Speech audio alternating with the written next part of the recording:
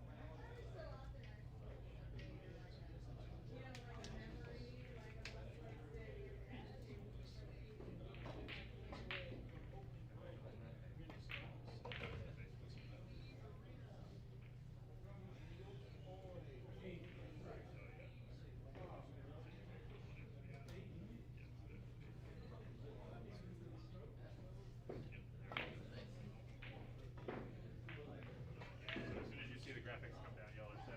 Okay. Y'all got your new balls. Yeah, we'll see y'all at the break. Okay.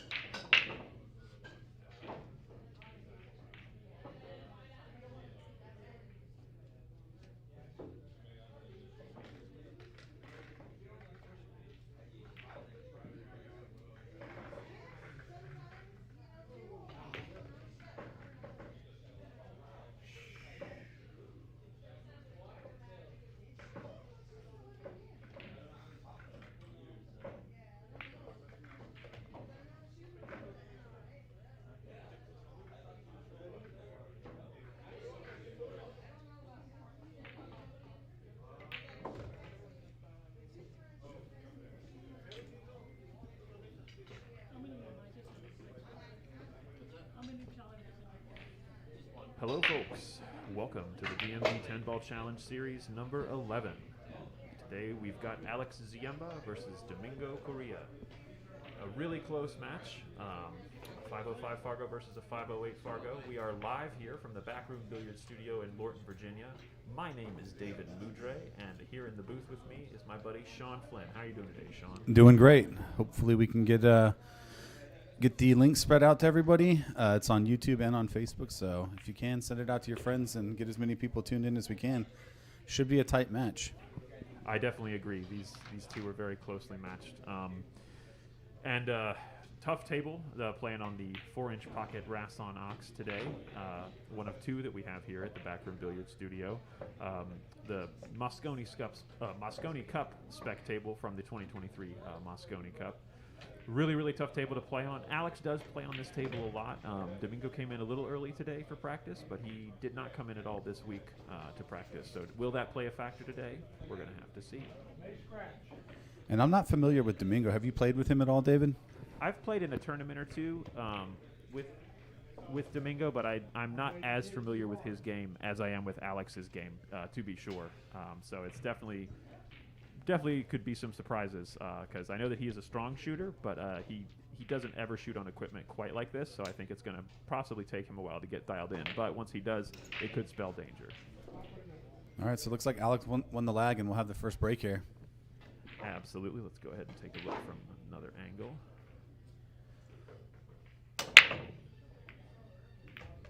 Wow, took a little speed off from what I saw him practicing earlier, and he was able to really control that cue ball nicely and make both balls in the side pockets there. Yeah, it's a good opening break for Alex. Definitely give him some confidence in this first break for sure.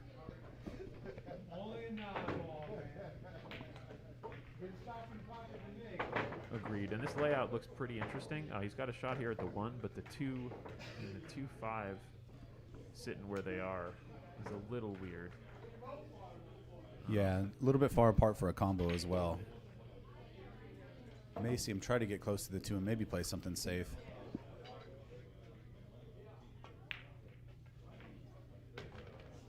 Whew, that ball wiped its feet before it went in, but the cue ball. He may have, can't tell if he'll need to swerve a little bit off the 3, but he might have a small lane to the 2 ball. Yeah, that's true. He might be able to see it. I don't know. He got down on the ball a little faster than I could switch it there, but we'll see. Yeah, he did have the edge you were talking about. And just a reminder for everybody, this is a race to 21, $1,000 in the middle, so 500 each player. Well, pretty standard 10-ball rules, only thing being the 10-ball will be the last ball to be pocketed. So if a 10-ball is made early and called, a player can call it, pocket it.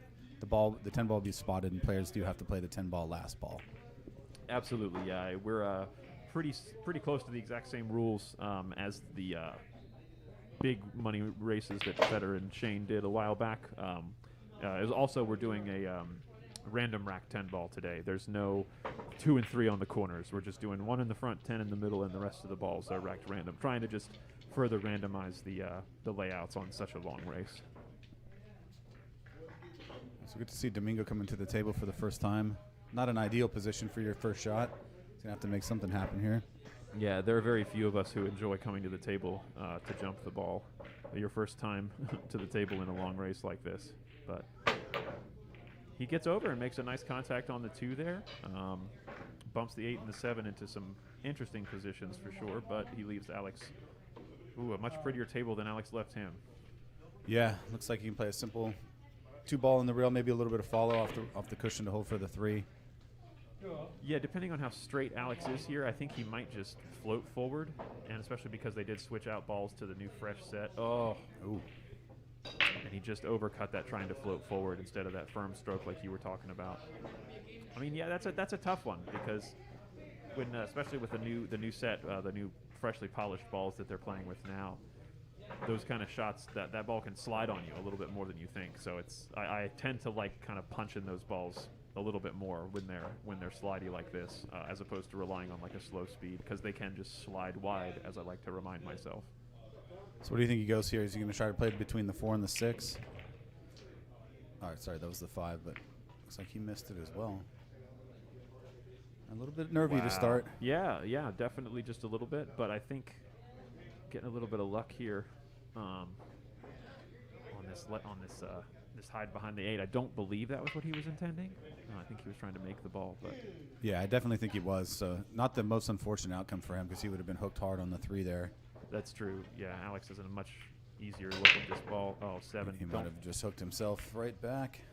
A little bit of nerves in this first rack. I think you're right. I think we're seeing it. If you've never played in one of these challenge matches, the warm-up and the practice tends to go pretty okay. But as soon as you lag and that first break starts, your body kind of reacts a little bit because things are rolling now, and things kind of tend to feel a little different as soon as the scoreboard starts counting. I got a couple people in the comments already. So got Virginia rooting for Alex. Got JL tuning in from wherever JL is at today. What's up, Jay? Hey, Jay, good to see you, sir. Hope to have you back soon. What a nice jump by Alex there. Got over the 7 very, very nicely. He's been putting in a lot of work with that jump cue lately, folks, and so we're definitely going to see some quality. Imagine a highlight reel jump or two today from Alex for sure. Yeah, he's been getting a lot more confident getting hit, at least getting hits with the jump. I've been seeing him go to the jump a lot more. Alex does like to kick a lot, but he has been, like you're saying, deferring to the jump cue more and more. Agreed. Yeah, he's kind of figured out that jump cue of his, as he was telling me the other day. He's feeling a lot more confident in the shorter, like dart stroke, when he has to come around. Domingo definitely taking a look at this one. There's a lot to look at here. Can't tell if it's frozen. Looks like there might be a little bit of space. Yeah, let's take a look from overhead and see what that looks like. Oh, yeah, he's got some space. A little bit easier to get away from this. Sometimes you can double kiss if it's frozen. So he's not going to get the cover, though. No, I think he was trying to float that to the rail and trying to use that 5-6. Don't think he was trying to make it quite at that speed. But we'll see what Alex wants to do here with this one.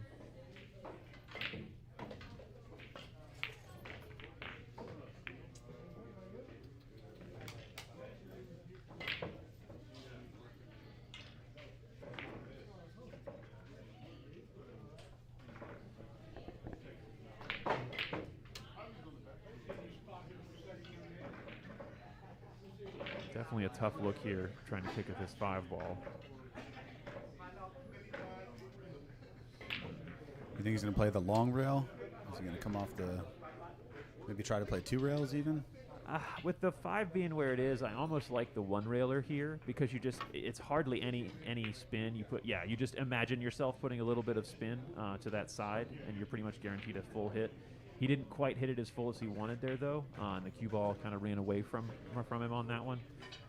Very, very possible for Domingo to get out from here. This layout is pretty accessible for sure. The 7 is a little big, but I think it's going to be more helpful than hindrance. Yeah, he might just play right into the 7 with a little bit of follow if he thinks he's going to go into it.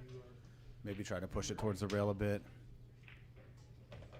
Just another reminder, folks, wherever you're tuning in from, let us know where you're watching in the chat. We'd love to know. And kind of let us know what your predictions are for the final score on the outcome of this match. And we'll see how that compares when we get there. Domingo was able to make that 5 and get through over to the side rail. These shots are a lot trickier on this table than they might look because they're a little bit blind and the pockets are so tight. You have to hit these really well, actually. So it might look a little bit straightforward, but these are tricky. Yeah, specifically when you're back cutting like this towards that pocket, the window, because you can't hit the long rail when the 6 ball is on the way into the pocket. You can't hit that side rail or else the pocket will reject it. So it's almost like you have to change your aiming point a little bit when you're shooting a shot like this. And he was right to try to be aiming to that side of the pocket. You know, you kind of want to aim for the pocket face a little bit, but he hit it a little wider than he wanted. Yeah, he missed that by about a full ball.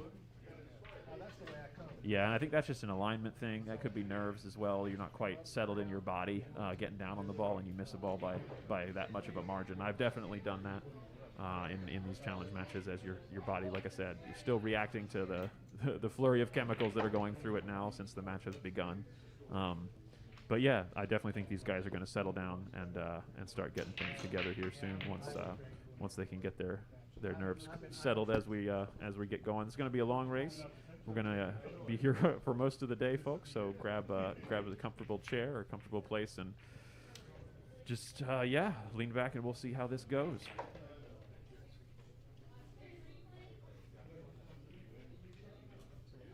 Can't tell if the 8 ball's blocking his path there. It actually almost helped him there, but yeah, nearly had to carry him off the 8 into the pocket. And how's he going to get? looks like he got almost a full ball hook there. Yeah, I believe there's no seeing either edge of that.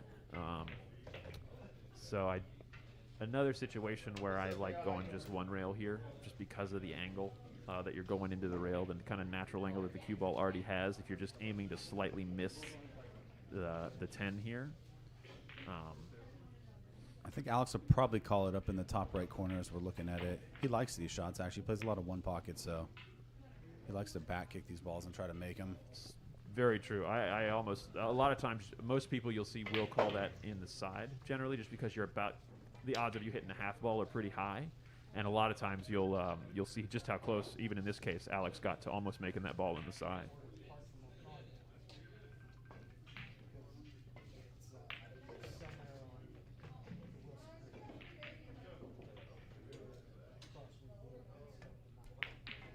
Real test of cueing there, shooting into that side pocket. Nice delivery from Domingo. Smooth control. Looks like he's just the wrong side of the 5 there to pull back for the 8. So he might have to move the cue ball a little bit, or do you think he just maybe takes his medicine and does a little bit of a follow, take the longer shot on the 8? I'd be worried about trying to just float this with the balls being as slick as they are. Yeah, I think he played the smart shot, or the smart speed there, to try to come down use that bottom rail to come into the line for the 8. And I think he definitely got a nice bump from the 10 there. He can absolutely make this ball.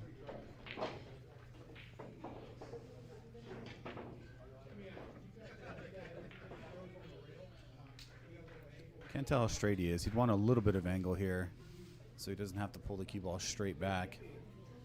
Looks like he's playing follow, so he must have some angle here. Yeah, I think he's trying to maybe go 2 rails into the corner and come out again.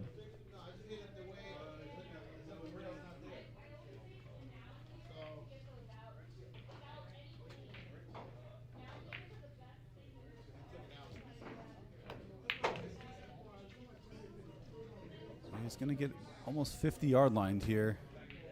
Yeah, I think he was not imagining the ball was going to slide out as much. That's going back to that freshly polished set here that they're using.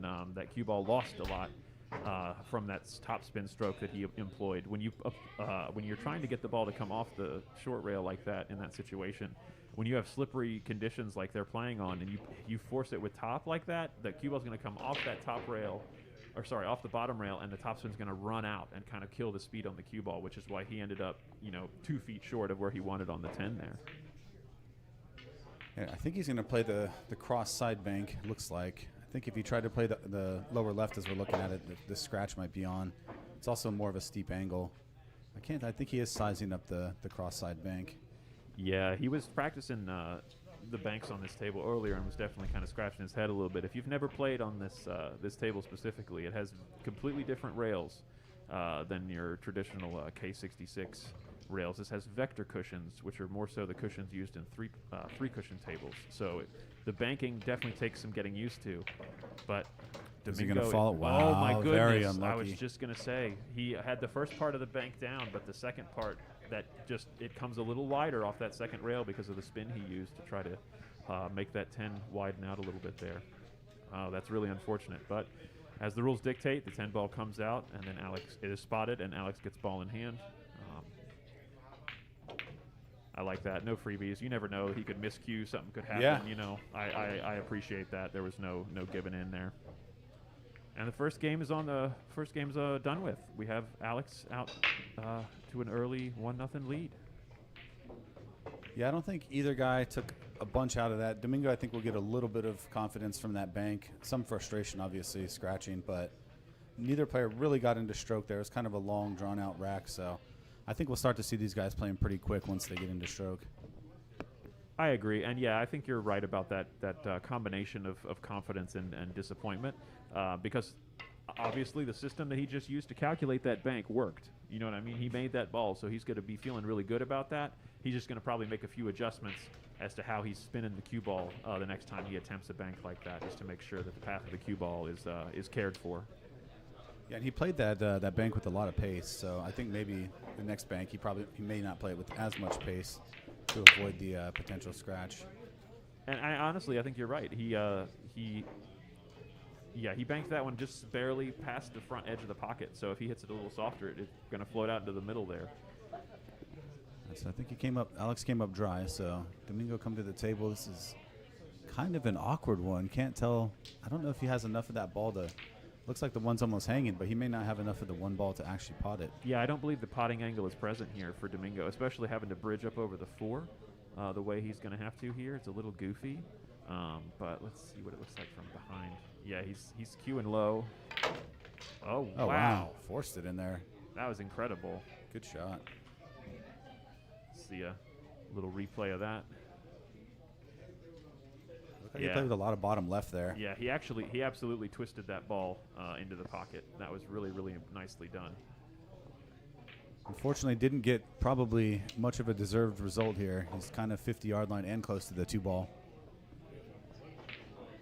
Yeah, this is a tough position to be in. But luckily, the 6-3-4 being on the rail there, I mean, you got a lot of options to play safe here. As far as even if you don't get perfectly safe. Cue ball, yeah, that's unfortunate too. Your opponent's going to have a tough rack to run out on. But, you know, as I'm talking, there he goes. The cue ball just finds its way into that pocket. Still getting used to these rails, I think, Shawn. He's having a little bit of a tough time with the cue ball path off the rail, which, as I was saying, like these rails play much wider than most people are used to. So that's he's coming up a little wider on his routes than he's expecting. I also think, too, this table gets a lot of play, so it's probably the most broken in and maybe the slowest here, but it's still a lot faster than your standard pool hall table. So I think he might have to take a little bit of pace off. Yeah, I agree. This table, it has a certain speed. It's like almost like a speed limit. Like if you're hitting a ball up to a certain level, the pockets are a lot more accepting. But if you go you're trying to start firing the ball in, the pockets shrink by about half size.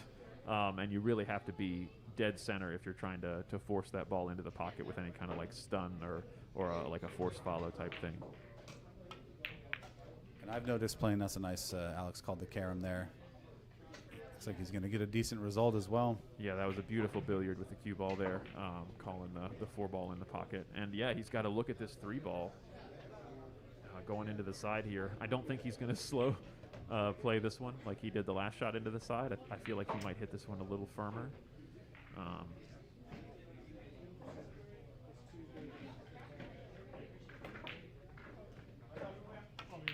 Yeah, gave it a much firmer stroke that time. Let's see if you can stay away from behind that 6-ball. That's about the worst spot he could possibly finish. Good heavens. He made a wise choice there to hit that with a firmer stroke, but he just got a little unlucky and hit it about 12% too powerful and ended up behind that 6. Anywhere a foot before that, you know what I mean? And he's got a good angle on the 5 to then come back for the 6, but now he's just kind of in this trouble spot here.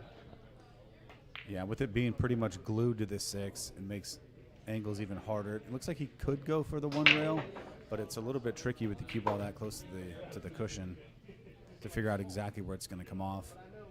Agreed. It might even clip the 6 on the way out. Yeah, that's what I was worried about, that it was a little too close to the rail, that the 6 and the cue ball were too close to the rail for the cue to be able to actually get there and pass the 6.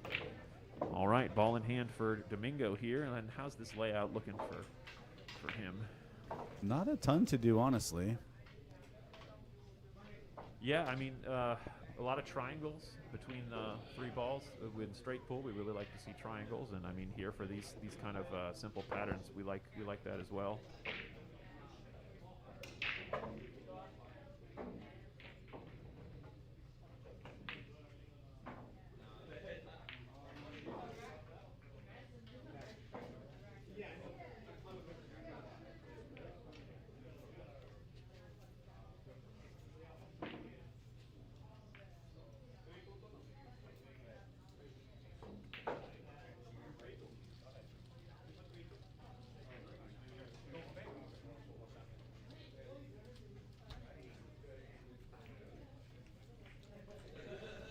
So he's taking a long time to think here with ball in hand, so he must be kind of calculating the route he wants to go for the full run out. Absolutely, yeah. It's like I was saying, with those triangles, you can kind of get balls in line to where you don't need to move the cue ball much. Kind of like just a stop shot here or a little bit of float, kind of a stun punch, you know, an inch or 2 over to this side just to make sure you end up on the right side of the ball to get to the next triangle. But I feel like it's, using that side rail there makes that position for the 7 so much bigger. And he's now on the correct side of the 7 here to kind of punch forward and come off that side rail. Makes the position 7 to the 8 a lot easier than if you were on the other side having to just kind of float or hold and hit it perfectly. He can let it swing out here a little bit and let that cue ball just go 1 rail. Really nice, beautiful position. Good shot there. Doesn't want to be dead straight here, though. he might actually be just slightly the wrong side of the potting angle here to get the cue ball up table. The thing about it is, if a lot of these people are going to be playing a chip tournament, there's going to be less people practicing. Well, yeah. It's going to count. It's going to offset it. It's true. He's a little to one side, though. I think he might be able to cheat this pocket with topspin and just get out to the middle of the table and trying to just kind of take your medicine on the little bit longer 9 instead of trying to force it down. Yeah, I think that was probably the best option for him right there. Keep the cue ball away from the rail. Give yourself a little bit of a harder shot, but very makeable, and should be pretty natural position to come down for the 10. Really easy to overrun this, though, especially with these table conditions, and he took that into account. He hit that ball pretty soft, but I still think he's going to end up a little further than he wanted here. Hey, it's everyone's favorite final ball shot. 50-yard line. Absolutely. This shot comes up all the time, folks. If you play rotation, you've seen it, I'm sure. You just go about a foot, 8 inches to a foot past where you want, and now you got to play this interesting sort of back cut towards the pocket here. So are you more confident playing these into the corner on these tables, or do you like going into the side? I know the sides can be really tight if you don't have much angle on them. I mean, that's true. With this angle, the corner pocket I think is a little bigger, so I kind of gotta go for the corner pocket here. But I'm gonna hit it at a speed to where if I miss, I'm not gonna leave it in front of the pocket. Wow! Took it onto the side. Like I was saying. Rattled. Yep. Yeah, that front edge, any part of that front edge of the side pocket, and that ball will not fall. Man, what a brutal outcome for Domingo there. Yeah, if Alex is the pot, this Domingo probably be kicking himself a bit, feeling like he gave away both of the first racks. Agreed, yeah. But, it's a long race. It's going to 21. Yeah, and Alex is able to put that 10 ball down solidly. Really well done there. But there's still time, you know what I mean? It's just the main thing about these races to 21, like as you're thinking about it while you're playing them, is trying to minimize the number of mistakes. Really, and giving your opponent as little as possible, and truly trying to make them beat you instead of giving them games. I think is the biggest mental challenge in these races.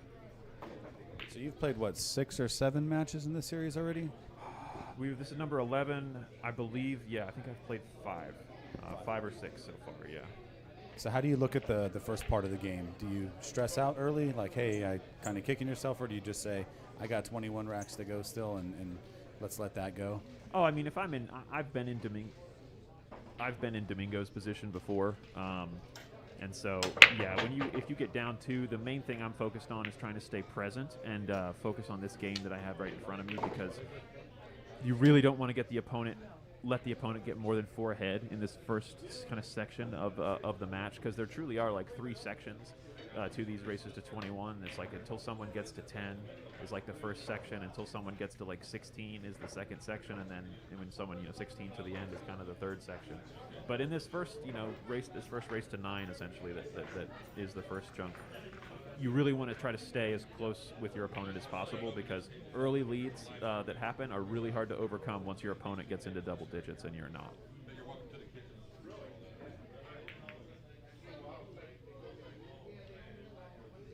I couldn't tell exactly what he was trying there. I'm not sure if he was trying to go into that 5 ball. Or sorry, is that the 7 ball? But it looks like he got a pretty nice result regardless. Yeah, I think that might have been an intentional safety, just playing that secondary ball off the other ball in order to be able to have a thick hit with the cue ball, so he could hold the cue ball like he did. And yeah, he got it at a good speed there to where there's no chance of kicking at this ball really with anything good happening. The jump shot here is definitely higher odds of something positive happening, I think. Oh. So I don't think he called that 9 ball, so it'd be option, but I don't think Domingo's going to be giving this back.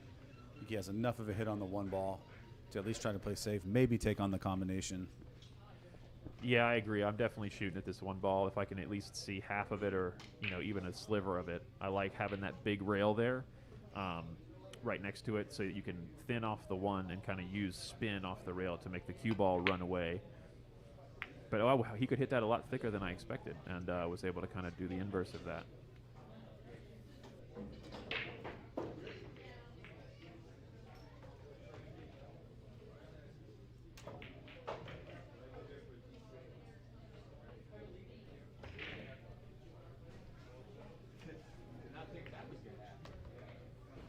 So Alex with a pretty easy opener there.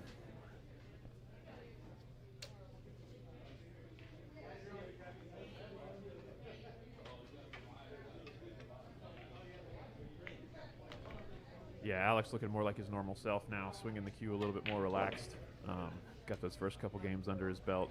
Definitely sigh of relief after that last 10 ball came around for him. Just going to draw it back a little bit here, I think. Not trying to do too much, but just stay towards the middle of the table. He lost a little bit of focus there, and his tip came up at the end, and he didn't get the spin he wanted.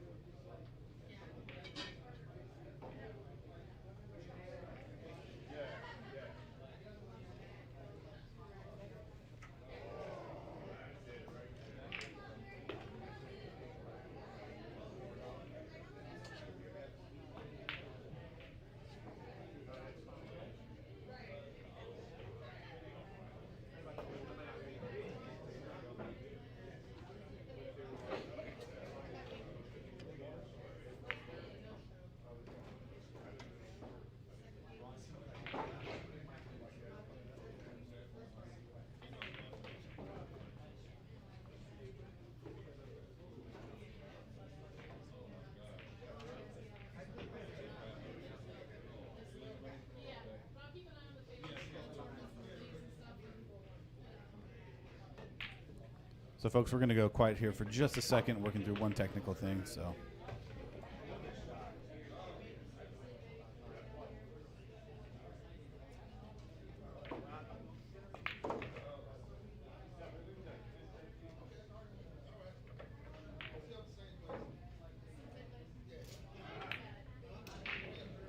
But then when I open these tables up, it's going to be 100% control.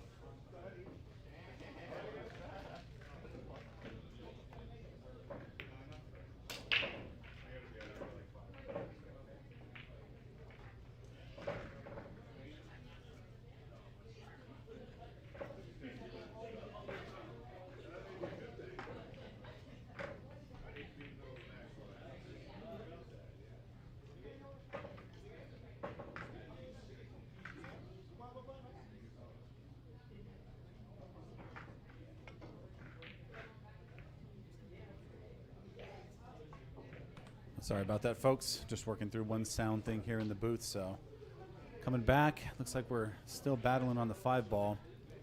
Looks like Domingo might be able to play this rail first and try to get position on the 6.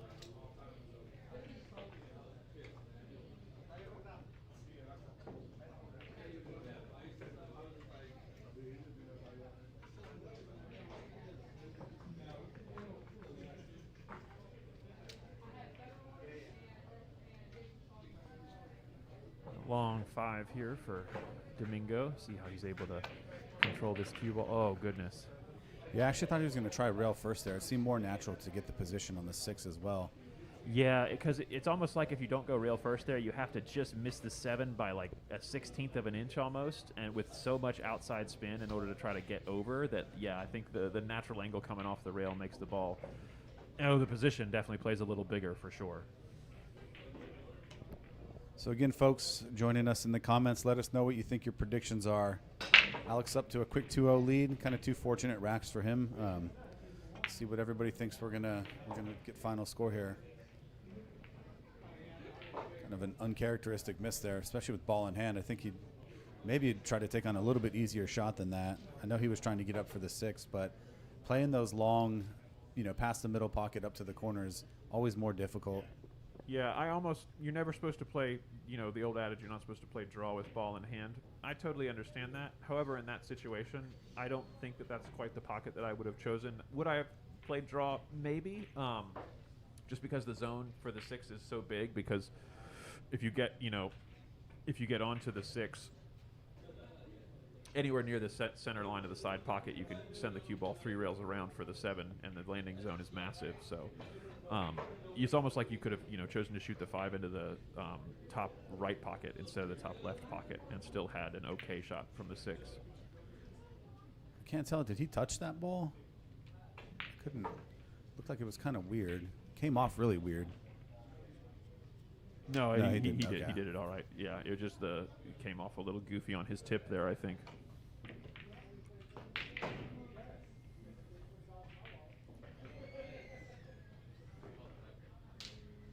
So for two players that I know like to play with, I know Alex said that Domingo likes to play at a pretty good pace. I know Alex gets down and shoots pretty quickly. There's actually been pretty long racks. Yeah, I agree. They're definitely taking a little bit. Ooh, a little one pocket shot there from Alex because the pocket was blocked for the 7. I don't know if I agree with that in this situation, just because there's no. If you miss it, it kind of sells out the whole rack, unless you miss it perfectly and land the 5 ball in the middle of the short rail. But even then, it's such a tough one. But it's still swinging for that stuff early is good. Get your arm loose and kind of see how the table's playing. But yeah, it's just hopefully he won't have to pay for it too much here.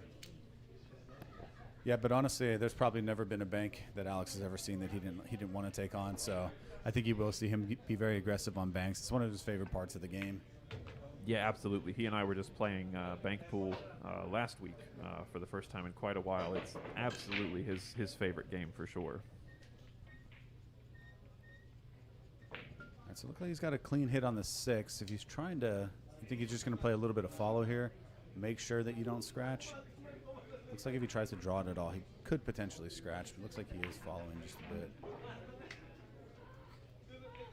Yeah, I think he tried to drag that ball just a little bit and ended up overcutting it, which is common. It's you're usually hitting it thick when you drag it. He overcompensated a little bit, I think, there. So we got our first prediction in the chat. Virginia is predicting Alex 21-18. Definitely let us know what you guys think in the chat. Predictions. Are we going to see a break and run too? That's another prediction we like to make in here. Oh yeah, 21-18 would be a pretty close match. But I mean, the way things are going now, I think 21-18 is a good call. Yes. Also, let us know in the chat, please, if you think how many break and runs there are going to be in this match. Like I said, this is one of the toughest tables in the area, if not one of the toughest tables on the East Coast. So it's. Break and runs are truly an effort on this table. So really, really nice speed there from Alex. Yeah, that was perfect. Doesn't really have to do much to get to the 10 now. No, and he's got a myriad of options too, depending on the spin he wants to put on the cue ball. He can either play the 10 up in the corner, or he can kind of let his stroke out and play the 10 in the side, which is I think what he opted for there. Perfect speed again. So might be seeing Alex getting a bit more dialed in on the speed because those were. He moved those cue balls perfectly.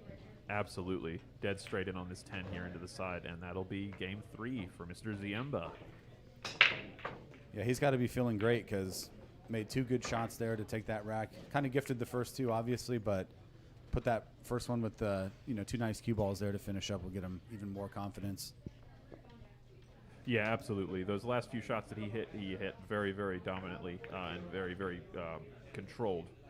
So I think he's definitely feeling a lot more comfortable out there than he was even just 10, 15 minutes ago. So we got Ken's prediction. He's saying 21, 15, or 16 in favor of Alex. That's what Ken's predicting. Another viable prediction. I definitely think that could be the factor too. Like I said, it all kind of depends on how big this lead that Alex is slowly building here gets. I think is going to be the determining factor.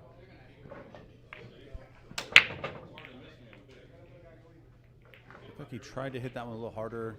Didn't quite get the follow through he wanted, so kicked the cue ball around.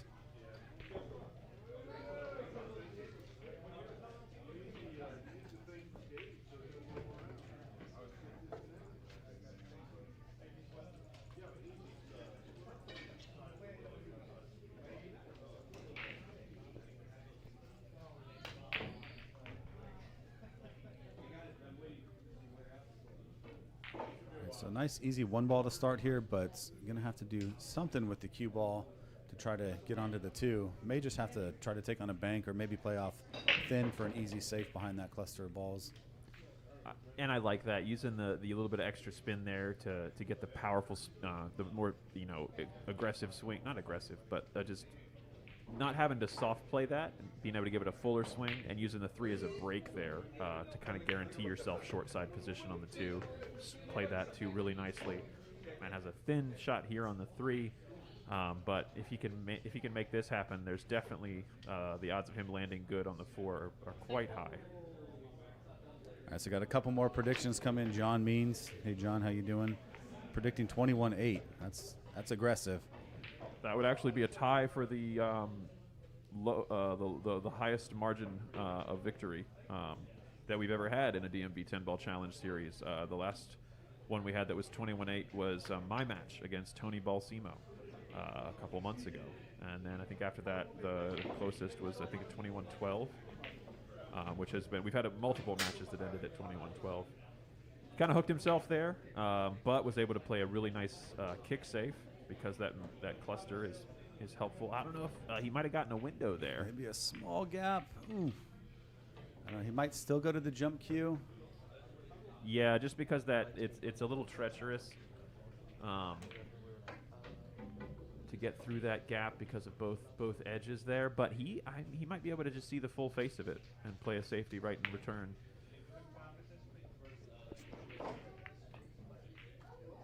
Good speed with the cue ball, but ended up hanging the 4 there. Still not super easy, though, because there's a lot of traffic right around that to get over to the 5 ball. And I don't think the 5 ball passes the 9 into the corner pocket, so that's definitely going to be some interesting positional thoughts you're going to have to try to navigate here. It's got Mick Nardelli chiming in. Hey, Mick, how are you? 21-11, no break and run. I tend to agree on the break and run. I don't think we're going to see one today.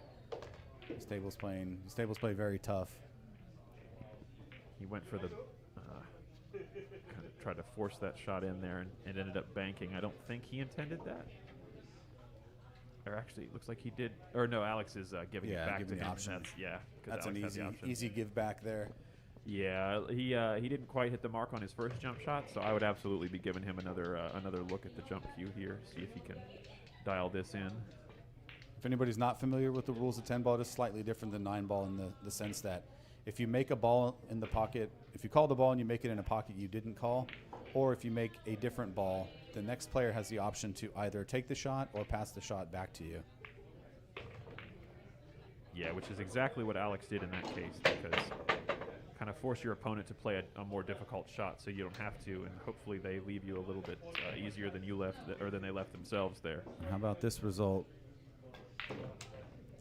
He Wow. is glued to Yeah. that 8-ball. No easy kick here either. I don't know if you could have gotten a much better outcome than that, honestly. Making the ball is good, but the 6-7, I mean, the run out from after making the ball would have been tough. So, honestly, this is really, really good for Domingo here. Alex is no stranger to a one-rail kick. However, broke open the 8 a little bit there and made the cluster not quite as clustery anymore. I got to think for Domingo down 3-0 already, this is the type of run out you want to make to get one on the board, make a statement, and get some confidence. It is runnable, but not with super easy shots. He's gonna have to be mindful of the cue ball here.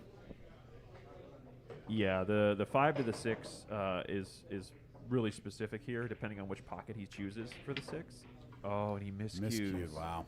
Oh no, and it's a foul. Wow. Really unfortunate turn of events there for Domingo. Well, now Alex basically just gets to try the same run that Domingo was trying. I'm not sure 100%. if he's going to go to that same pocket or not. After kind of what we saw last time, he may opt to just he may play the 6 in the side, play the cue ball off the side rail and come into the side. Oh my goodness, is that the second one? That is. Wow, we're keeping a running total of that too. What's the highest number of ball in hand misses that we've had? Adrian had 3. I think that was against you, or maybe it was Z actually. Oh, it was in the match versus Z. That's true. So we're almost before we even enter the second phase of the match, we're almost to the tying the record for number of missed ball in hands here. Adrian in the comments, let's go Alexito. Oh my goodness. Oh, we knew we got some former DMV 10 Ball Challenge Series participants in the chat. Love to see it. Really appreciate y'all tuning in. Once again, if you have not already, please like and share the stream. We're trying to grow this audience as much as possible here and get some more wonderful stuff going for you all in 2026. Hopefully adding a one pocket element to these challenge series. So definitely spread the word about that. But in the meantime, please like and share. Yeah, Adrian all over the comments. You better watch out for your record, Adrian. We're only in rack 4, and Alex has already got 2 ball in hand misses, so he may shatter your record here quick. That's very true. Speaking of Adrian, he is a former challenger and also a future challenger. I think he's got a couple of challenges lined up here in the near future. 100%. He definitely has one coming up before the one in March. He and I are going to do our rematch of the challenge match we played this year. Next year, as close to a year from the original date as possible, but that'll be coming to you in March. But if I'm checking my calendar here, I believe that Adrian does have one more match that he's going to play. Wow, what a shot by Alex there. Unfortunate he didn't call that combo. Yeah, it's going right back to him too. So just that option we were just talking about with the rules of 10 balls. So made a ball that he did not call. So Domingo had the option to either take the shot or put Alex back in, and he's put him back in. I honestly favor Alex to make this ball right now. I think the way that he's playing, the way he's been hitting that jump cue lately, I think this 6 ball is going in the pocket, folks.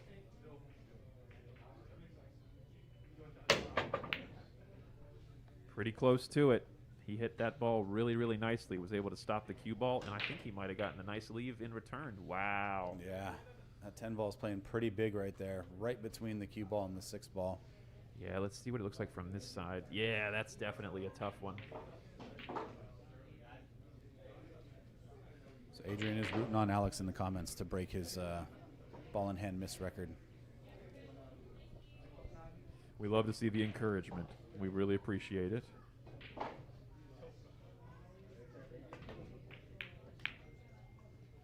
So got a nice hit on it, actually a double kiss, and maybe back-to-back-to-back results on these hits. Alex may be hooked here. Should be a pretty simple kick if he is hooked. Yeah, let's see what it looks like from this other side. Can't really tell. Let's go overhead. Yeah, he's definitely going to go one rail here, I think. Maybe even call the corner pocket on this one, the bottom left in this view. I definitely would, just because of the way the 6 is probably going to go. You want to hit this full, yeah, and hold the cue ball, and you're going to end up getting safe, hopefully. Oh, my goodness, I spoke too soon. I'm sorry. I think he still might have him, though. I think he has just enough angle, but he's going to have to do a lot with the cue ball here. Yeah, he does. Going to have to come back around. Certainly not an easy pot, and then having to do a lot with the cue ball makes it even more complicated. Yeah, and the 8-10 being where they are, they're really big. Yeah, just look at how big they ended up playing there for him. Yeah. I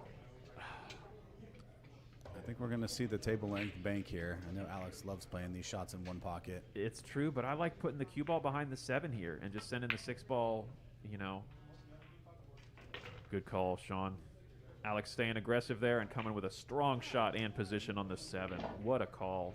Yeah, I liked your option better, at least personally playing that, because those full table length banks are difficult, but I just know Alex really enjoys playing those and tries to take them on every chance he gets. Absolutely. He and I both are big fans of that full table bank in one pocket. I do know that. And he's been hitting that shot quite clean these last couple weeks, especially. Playing a lot more one pocket, actually, than anything else. All right, so he put himself in a little bit of an awkward position here. He's probably going to have to play to the lower right as we're looking at it, and it's almost a blind shot. Yeah, this is a tough cut. Oh, what a shot. Absolutely perfect. Stayed down, got through the ball really nicely there. No deceleration. Really, really nice stuff, Alex. But in this series, these are the shots you have to make. 10 balls, makeable, medium difficulty, difficult table. It's easy to rattle these. And on these 4-inch pockets, I think the balls tend to rattle and stay in the pocket a lot more than they do with the bigger pockets. Yeah, it's so tough. It looks like he's going to the side pocket here, which great choice. Like you were saying, that corner pocket from that just slightly off angle kind of straight in shot on these 4-inch pockets, if you don't hit the heart of the pocket, like you said, the odds of it bobbling and staying where it is are really, really high there. So I think that was smart of Alex to let that ball kind of go for the side there. Yeah, so he's got to be thrilled jumping out to a 4-0 lead. And honestly, haven't seen much of Domingo's potential yet. I think he's probably missed some shots he might not normally miss. Like you said, you get on this with the live stream, money on the line, it's a lot more tricky to play and a lot more pressure playing in these matches than it might look like. Absolutely. And on top of all that, you're playing on some of the toughest table conditions around. So, I mean, you're definitely going through all those experiences, and at the same time, you're having to fade, aiming to a part of the pocket that maybe you're not used to aiming at sometimes, just because of the way that these 4-inch Rassons tend to play. So it's going to be interesting to see if he can make the adjustment kind of as we're moving forward here. And now that Alex is out to this 4-0 lead in this race to 21.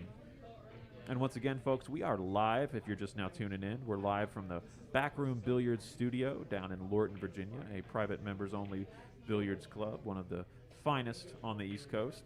We have a myriad of Rasson Ox tables, and two of the tables here are these 4-inch pockets with the Shark Gray Simonis 860, and that's what our gentlemen are playing their challenge match on today. Seems to be having a scoring issue. I might have to hop out and take a look at that, but let me see what I can do here.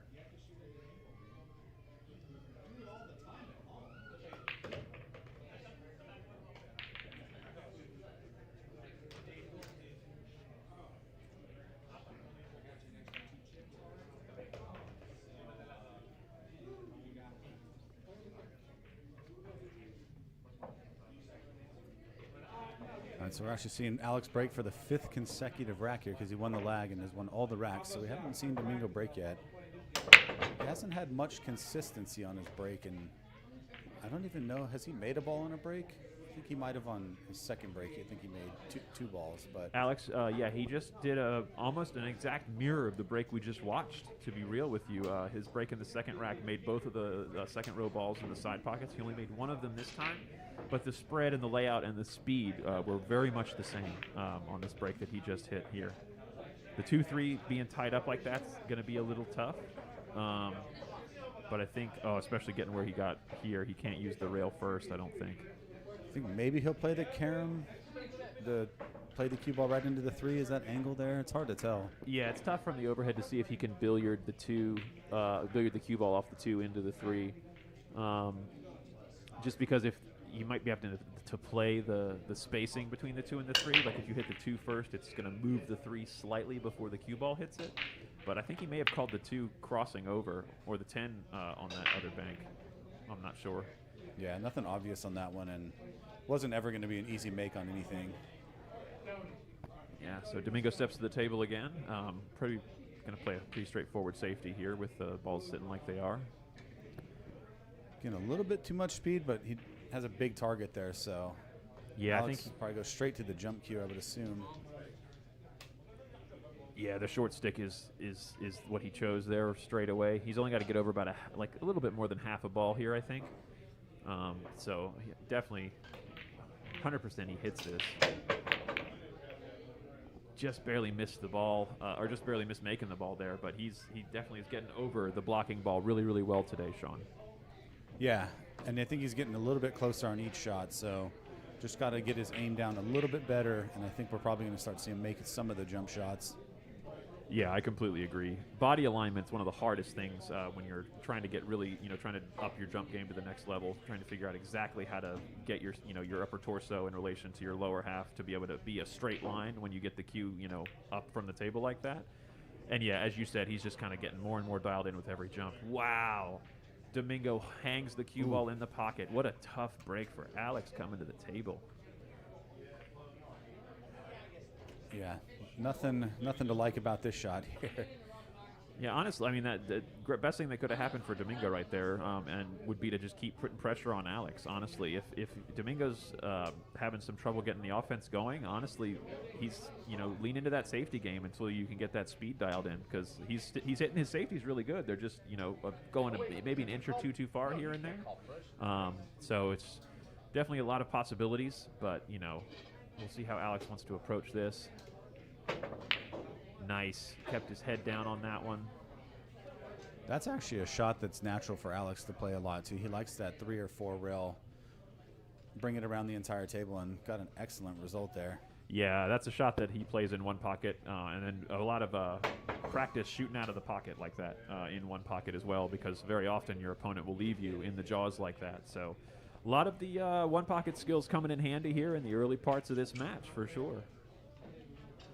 I didn't see if can't tell if he's going to the jump stick. It's pretty tricky because you got to basically hit the 2 ball in the air with the 3 being that close to the object ball.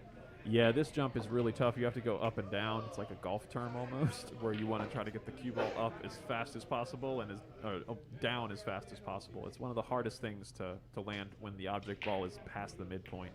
And he tries the one rail kick. Yeah, that was tricky no matter what. Yeah, trying to gauge the amount of English when you're doing a one rail kick like that is really, really tough, especially when you're playing on a table that you don't play on very often.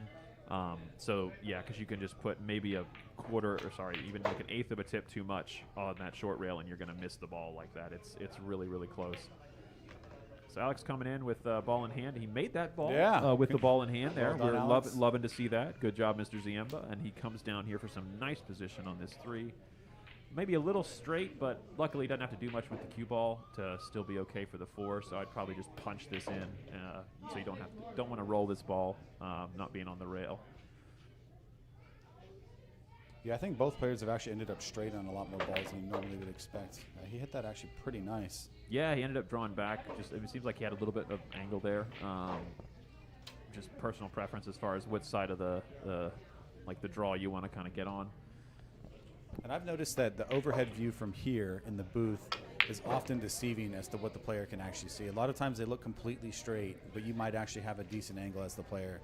Absolutely, and specifically that, Shawn, when the balls are further away from the center of the table is where that's really compounded for that center overhead camera, because it's located dead center on the table. And Alex just unfortunate with that slight overcut on the 5. He was looking really nice with that rack so far.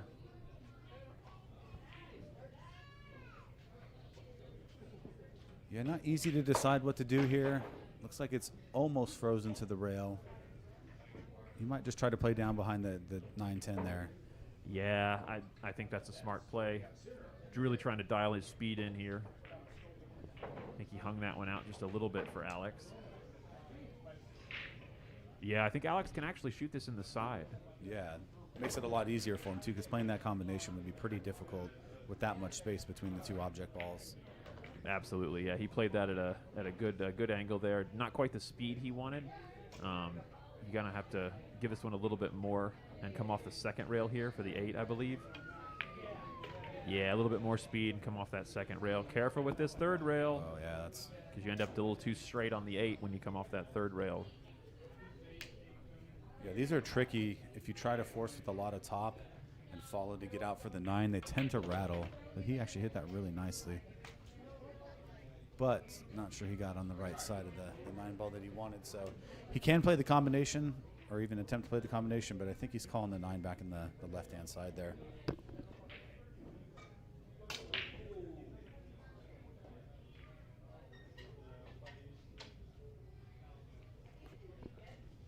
If he does play on the side, these are very difficult. One, because the side pockets are really tight, and two, you're not even looking at the side pocket, really looking almost completely away from it. So you're hitting just the spot on the ball. He called the bank. Oh, he did? Wow. All To the right. bottom left from our view here, bottom left pocket. He just barely underhit it. If he hits that a little bit harder, with a little bit more pace, that ball shortens up a little more and goes in that pocket. That's one thing about these specifically these gray Rassons. It's remarkable how hard you have to hit some of these balls to shorten the banks. Yeah, I feel like they bank differently than almost any table, and I play here as a member and still have a hard time figuring out these tables. No, absolutely. Those vector cushions play just downright different to any other kind of cushion that's out there. Really tough full table kind of 48 degree cut there for Domingo. Doesn't quite make it, and he leaves Alex a much easier shot here on the 9 than he had. See if Alex can draw back over to the other side. Oh, wow, and he overcuts it. And is it going to get a love bump again? Wow. That's a really fortunate flick for Alex. My goodness, yeah, that's a happy accident right there. Now we'll see if Domingo wants to bank. Maybe he'll try for shortening this natural angle that he's got here on the 9 into the cross side bank. Yeah, there's no such thing as a dead set bank, but this one actually looks about as straightforward as you can ask for on this table. So I think he's going to go aggressive at it. Yeah, it's looking like it's sitting on like a 41 to 28 line. So yeah, you don't have to hit this too hard, but you want to hit it just a little bit harder than the weight of your arm swing. Yeah, just like that to get that ball to go right on the other side. Very nice. Yeah, but these are those 10 balls that you really got to make in these matches. They're difficult, and there's a lot of pressure on them, especially being down 4-0. You don't want to, rattle this one out of the pocket and give Alex another easy rack. Yeah, and one of the biggest things that I think I've learned from playing in these matches is just how much respect you have to give the last 4 balls. Because if you get wrong on the 6, that screws up your 9. And if you're wrong on the 9, then, if you're on the wrong side of the 9 to get to the 10, then you're shooting a really, really tough shot on the 10. And then, it's you feel like you did a bunch of work, and now your opponent is reaping the benefit. Yeah, I saw a little swing of the arm in frustration. I don't blame Domingo for that. Definitely, after hitting that nice bank, not getting a little bit nicer on the 10. Yeah, I think Alex just feared the scratch there. If you noticed how close that cue ball came. Yeah, I think that this is kind of a must-have 10 at this point. It's a very makeable 10. Gets you on the board. Yeah, Domingo really, really wants this one. And there it is. Yeah, 5-0 and 4-1. It's what I like to call a hinge game. One of just those mental things where, you look at the scoreboard and, man, 5-0, that's a big deal. 4-1, that's a glimmer of hope. You know what I mean? That's you're starting to turn the tides. Another hinge game example would be like the difference if they're up, 3-1. If you lose, they're up 4-1. But if you win, you're only down by 1. It's 3-2. So like that's that kind of where if it hinges one way, they have a massive advantage. It feels like, and then if it you win, it hinges the other way, and you're still close. And I think the other key in these long races is just you got to win the hinge games to kind of keep yourself mentally there, and to just stay close so that you can have a run at it towards the end. All right, so yeah, we're going into rack 6 here. Alex 4-1 lead. This will be the first break we see from Domingo. Not familiar with his breaking game or his breaking style, so this will be interesting to see how he attacks these.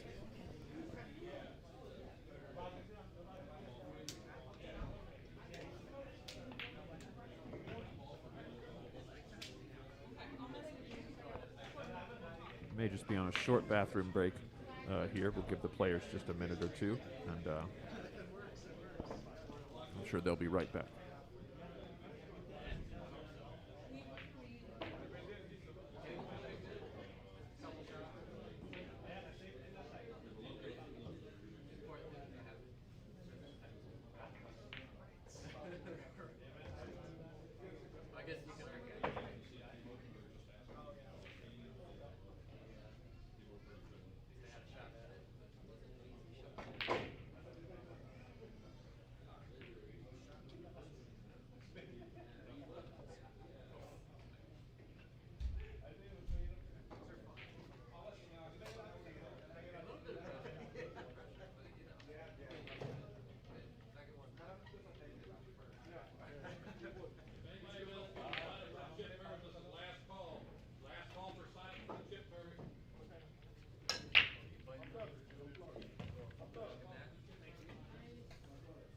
All right, Domingo stepping up to break for the first time. We'll get a look at how his break is looking.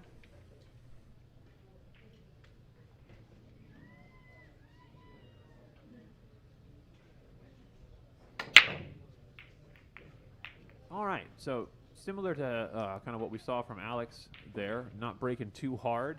Similar break position with a just off center cue ball.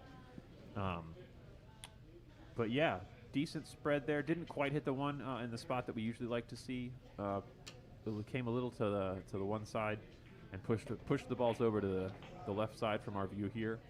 But I think Alex is looking okay for this bank. If he misses it, the odds of safe are pretty high, just because of how much cluster and clutter is down there. Oh, and just like I said, there's that 7 ball being helpful. Man, I think that took away the edge for Domingo to be able to try to nip that as he goes by. So I think he might have to go down to the bottom rail and back.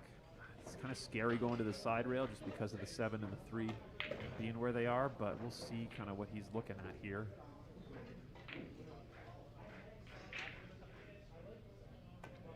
Yeah, going down to the bottom rail and just trying to clip it on the way back. I think that's the smart choice. Yeah, left Alex a shot here, but it's not an easy one. And this layout, he opened it up just a little bit when he came by with the cue ball there, but by no means is this easy for Alex from here. But this shot on the 1 is definitely makeable. I know it's in his wheelhouse, but also, you know, you got to kind of look at the balls on the other side of the table and see, like, there's a lot of blockers there. So the value of the safety here can't be really, you know. Oh, and he just tries to bank it. Oh, I like that route, though, because it let him get, you know, kind of come around and be possible for getting that 2 ball next if he hadn't gone quite so far there. Really interesting shot choice. Yeah, I think that was the right shot choice. Again, he hit it a little bit too hard to hold for the 2 if he would have made it, but definitely thinking. Yeah, he didn't want to try to cut that ball all the way down. That's trying to get the back and forth of the cue ball to hold for the 2 is definitely unlikely. So Domingo cut that ball really pure. That looked really good. Looked like he might have been a little frustrated. I think that's actually a pretty good result on that shot. Yeah, we'll see where he ended up on this 2. It's a little shallow. A little steep on this 2 here. But luckily with where the 3 is, you don't have to do much with the cue ball.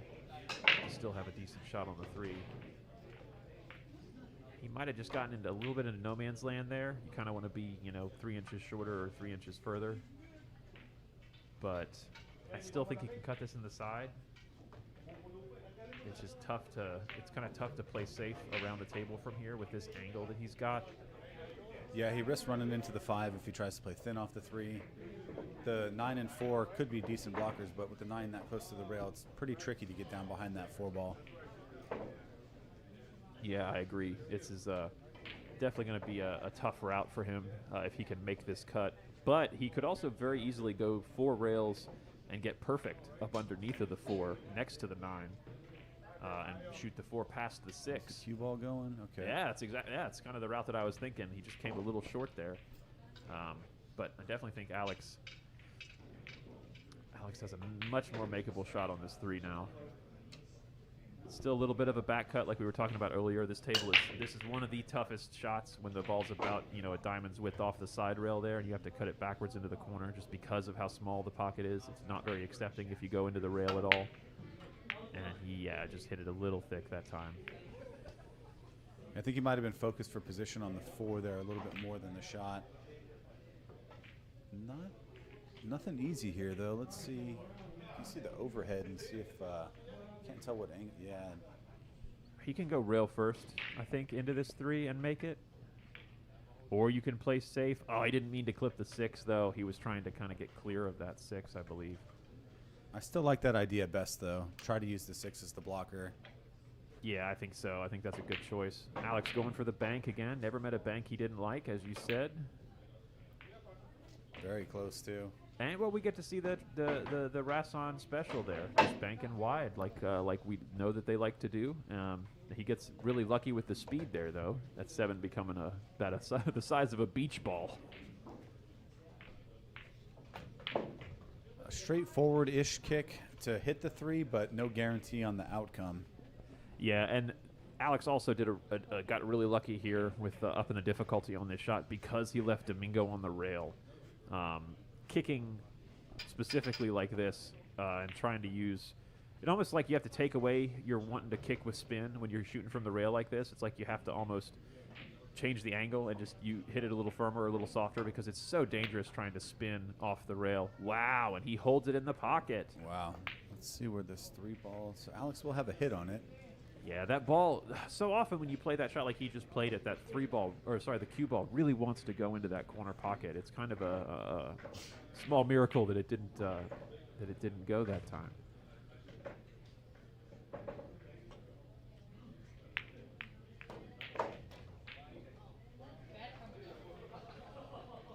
I think he was trying to play the carom off the 9 there with the 3, but didn't quite get the angle he wanted.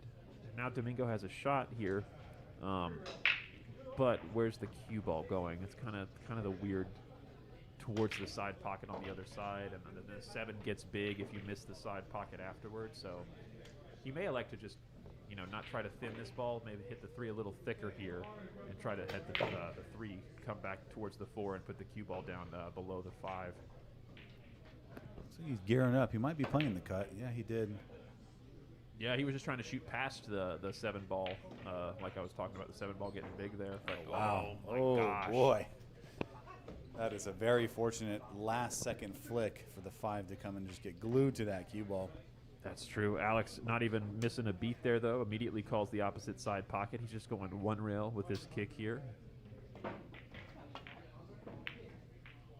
Really, really nice contact there from Alex. And we've got the 3 near the 10 ball now. We'll go to the overhead and take a look. So, yeah, he might opt to play this combination here. Just a reminder to everyone, we are playing 10 ball last ball today. So if he makes the 10 on this combo, it will spot immediately, and he'll get to shoot again.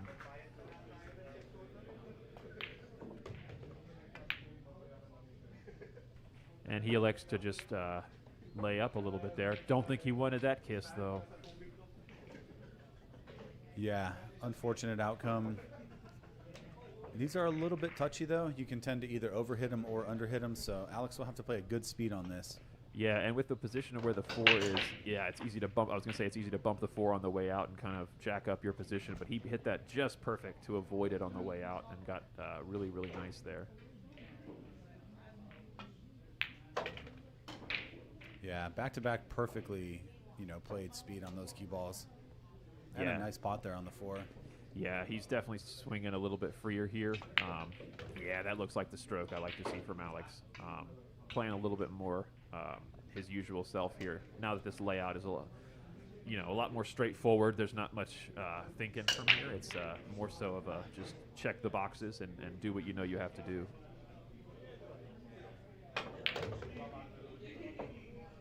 Yeah, I think Alex tends to play best when he's feeling good and probably in that maybe like 12-second per shot when he's on a nice run.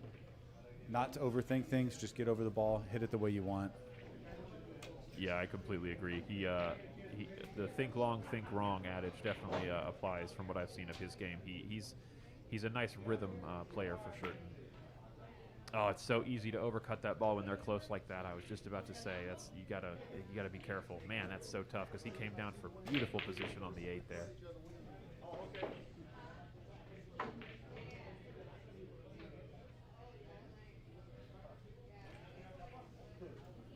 So you think he's going to opt for that bank again? Again, it's nothing's easy, but it's straightforward. Straightforward of a bank as you're going to get on this table. Yeah, and I mean, when it comes to that, the 8-9 is sitting a little decent for trying to tuck the cue ball under it for a safety. But honestly, when you have the option of a safety and a shot, and one's harder than the if the safety is slightly less hard than the shot, go for the safety. I mean, especially but in this case, because I think with how the 8 and 10 or the 8 and 9 are sitting, the safety is harder than the shot here. So you really kind of have to go for the shot, just because the 7 to the 8 is so natural if you make the shot also, and then you've got the 10 ball helping you if you go a little wide and the 7 bounces across. Hey, he just went a little wide. Wow, and he built in. I don't know about that. What another lucky roll there. Yeah, I can't tell if Alex can just go straight into the 7 here. I think he has to go to the side rail. He has to go to the left side. Well, he might be able to half masse around the edge of the 8.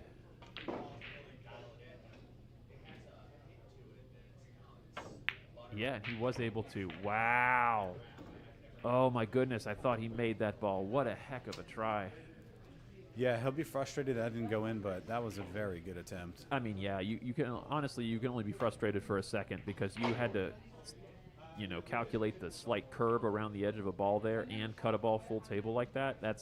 He's right on the edge, and with the score being the way it is, I gotta feel really confident walking away from the table, even after that outcome, just knowing that you're getting there, everything's settling in a little bit more simply. Yeah, and also hanging him that deep in the pocket always makes it a little bit trickier for the next position because that cue ball hits so thin. He got a little bit more straight in line with this 8 ball than he wanted. Yeah, this is a tough shot for Domingo here. He's going to have to really control the kiss off that 9, and he did a really good job there controlling the 2 balls after the 8 ball contact. Yeah, definitely seeing some more confidence in his shots. I think he's figuring out the table a little bit more. Yeah, he's seeming to me to be a little bit more settled, 100%. He's not quite so questioning when he's getting down on the shot. His stroke definitely, his stroke and follow through are looking a little bit more confident than what we saw in the first 3 games for certain. Oh, he overcut that by a wide margin and hit it way too thin and got the scratch as a result. Yeah, I think he rushed his transition to his swing there. If you notice, he kind of rushed the backswing to the foreswing. It was kind of very much a whap whap. He didn't have that like smooth backswing and then deliver the cue forward, which is kind of the golden standard that everyone kind of hopes for. When he rushed it, and I think rushing it, the hand accelerates faster than usual, and that pushes the tip to the inside, and I think that's why he overcut that ball. And this whole time I'm just talking, Alex is making these last 2 balls and getting to 5. Here we go, 5-1 in favor of Alex. Yeah, and you're picking up the same thing I've seen in Domingo's stroke. It looks like his last backswing into his follow through is actually pretty rushed on some of the shots. Yeah, and that's only going to cause him, I think, trouble, honestly, on this tight pocket table as the match goes on and as the balls get a little dirty. Before we switch out the set during the halfway point, that kind of swing where you're rushing that transition is going to be really, really tough to make long straight pots, especially on this table.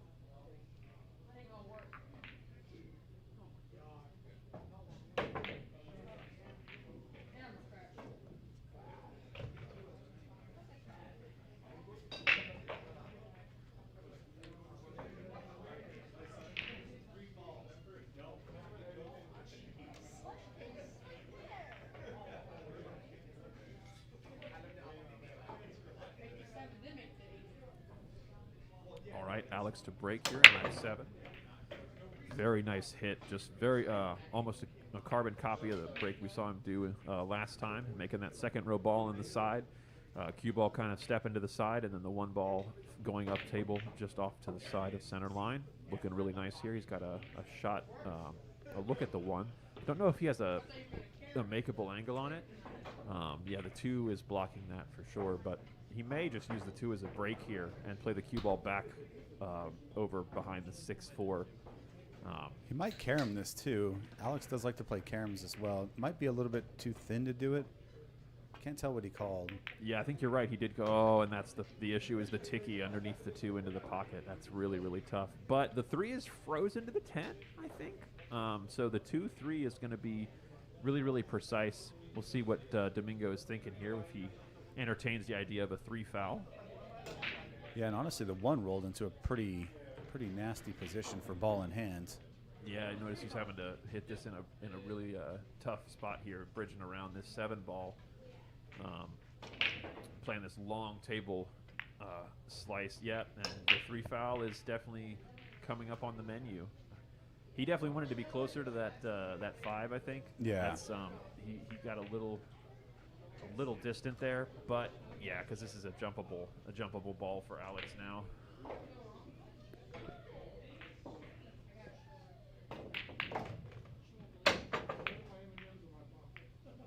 Makes good contact on that one ball.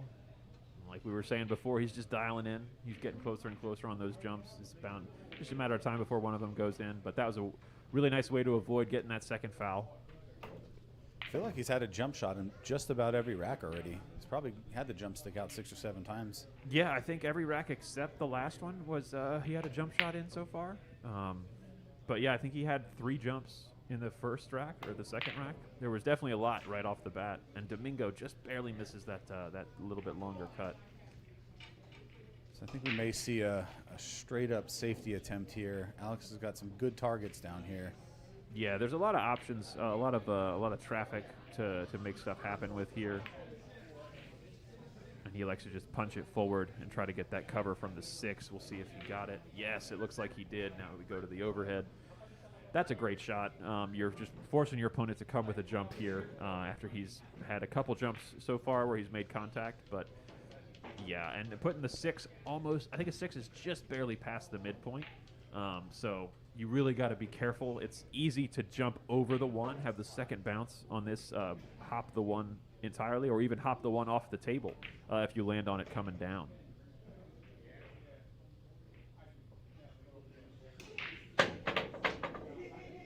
Really beautiful contact. He hit that. That's the best looking jump I've seen him hit all day.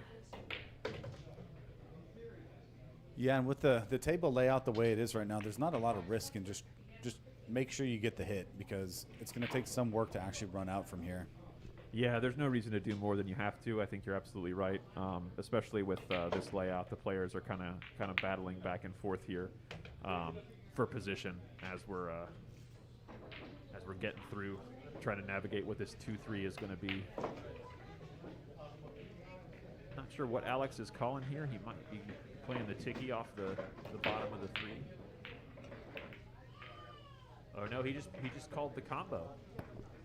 Really didn't intend to leave himself this goofy on the 2 here, but I think he's just gonna punch it over and try to keep the cue ball behind the 10. What a beautiful shot from Alex there. Speed. Absolutely, yeah, perfect speed, locking that cue ball up near the 10.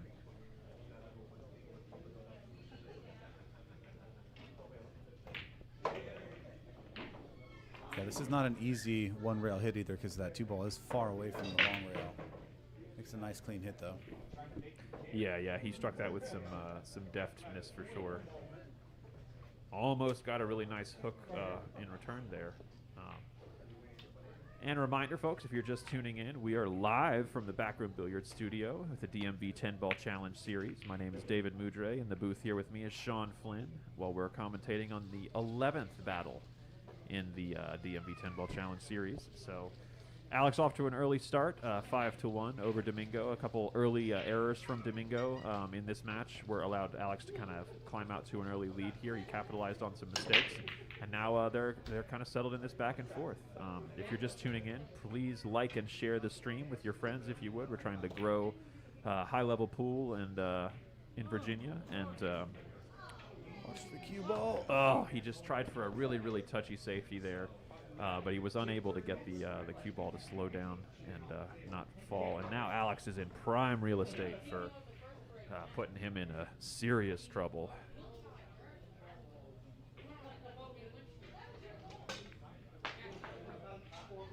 Yeah, it's a good shot. On those, you just have to make sure you get the hit. You try to hit him super thin. I think he may have left an easy hit here. Yeah, Alex was trying to get underneath of that 9, to be honest with you, because it's such an easy hit going to the top rail here that the 2 is really big. He does have to bridge over the 9. Domingo's bridging over the 9 here, which is tough. But and that's Oh, he's going to come up well short. Yeah, that made all the difference. Alex getting frozen to that 9 was good. It was just as good as getting behind it. Really, really well done in that case. Well, now we see the rack is broken apart a little bit more. We don't have quite as many treachery positions as we had before, even just like 4 or 5 innings, or 2 or 3 innings ago. We've got a much easier layout, but I think Alex is opting for the 3 foul here. He's really pushing it. The 3rd foul always seems to be the hardest to get, too. Yeah, that's true. He's got the hook, but Domingo does have some way he can either jump it. Looks like he's going to do the 1 rail kick to it. Yeah, it's a pretty straightforward 1 rail kick here. I was going to say, it looks like he's aiming up really wide. They missed that by a good Oh, margin. wow. Yeah, so he was on 2 there. That was 2, yeah, and that was first 3 foul of the day. Man, that should have been another thing we asked the audience about. We'll go ahead and do that now. If you're watching and you just saw what happened, what we just saw, do you think that's going to be the only 3 foul of the day, or do you think there's going to be another 3 foul that happens before the end of this match? Let us know in the comments what you think, because, man, that was really, really smart play from Alex there. And honestly, Alex is doing a really good job playing the mental side of this match so far. You know what I mean, as far as shot choice is concerned, and with kind of the way that he's approaching Domingo's mental state. It's you know, it's tough because Alex has been in that position before. Playing in his first match, he had a really similar slow start. So I mean, it's tough. Yeah, and I like kind of the old saying, like, twist the screw a little bit if you can. If your opponent's frustrated, getting 3 fouled is one of the most frustrating things in the game. So I think it's a good way to, you know, just add to the frustration and, you know, try to throw them off their game even more. But I don't know. Maybe we'll see a 3 foul here in a second with Alex's cue ball going off the table in the break. Yeah, starting with a foul there, and honestly, probably the worst thing for that momentum that we were just talking about. All of that kind of negativity from being 3 fouled kind of washes away when you watch your opponent break the cue ball off the table, because now you're coming to the table in control of the table, and there's a really nice layout here, to be honest. We'll just see how he kind of works his way through it. Yeah, this is probably, it looks like he's just the wrong side of the potting angle here. So he's not going to be able to move the cue ball down towards the 3. But he could potentially just try to hold the cue ball in the general neighborhood it's in now. Maybe think of a safety shot on the 3. Yeah, there's a lot of options there because of the 4-7 being where they are. I think he's just going to punch this in the side and draw back a little bit, and then maybe play the 3 2 rails, you know, kind of around the corner pocket, and send the cue ball to the opposite corner and use those blocker balls to kind of help separate. Or he may even have an angle here to pot this ball. It could be. I would probably tend to opt for the safe here, just because it's a difficult pot and you are opening up the one area that's clustered. Yeah, if I'm down 6-1, yeah, the safety is the play here all the way. Really, really good shot there. Force Alex to come with a jump shot, and then most likely he's probably, you know, there's not much to tie up. You know what I'm saying? Leaving a longer jump shot like that as opposed to a short jump shot. So, like, if Alex makes contact, Domingo's probably going to have a decent look afterward. That's a really smart shot put in the distance like that.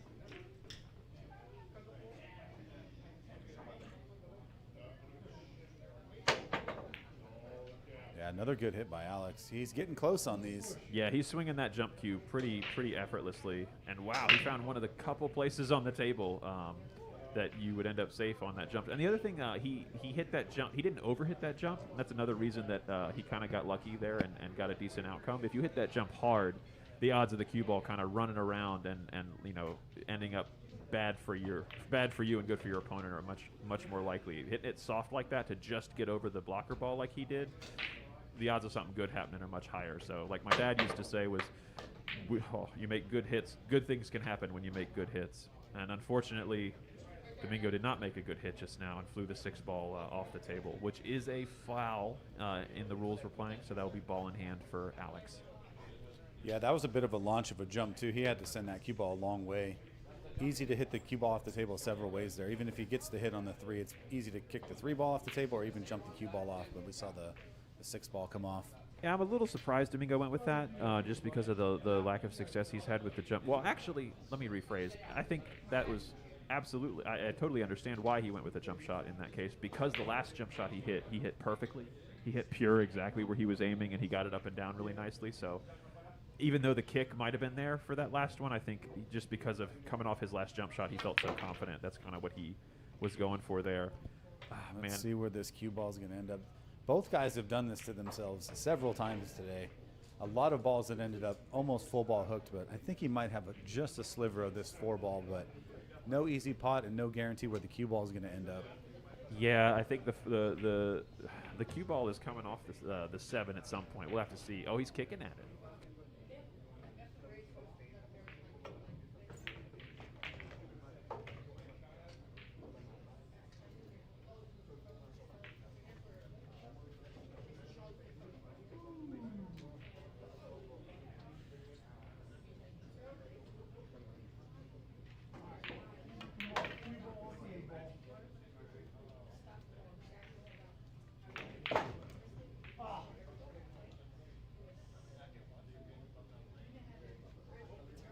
So yeah, sorry folks, went quiet for just a second there, but wonderful kick shot by Alex on that 4-ball into the backside, and prime position to make an excellent run out here. Yeah, you really can't ask for anything more than that. He got beautiful position for that 7 afterward, and then from here it's really straightforward. 1, 2, 3, come off that side rail into this line for the 9. Oh, he just overhit that a touch. Or underhit, one or the other. I think in this case he overhit it a little bit. I think he wanted to yeah, I hold think it straight for the 9, 1 rail. Yeah, I think he was only going for 1 rail.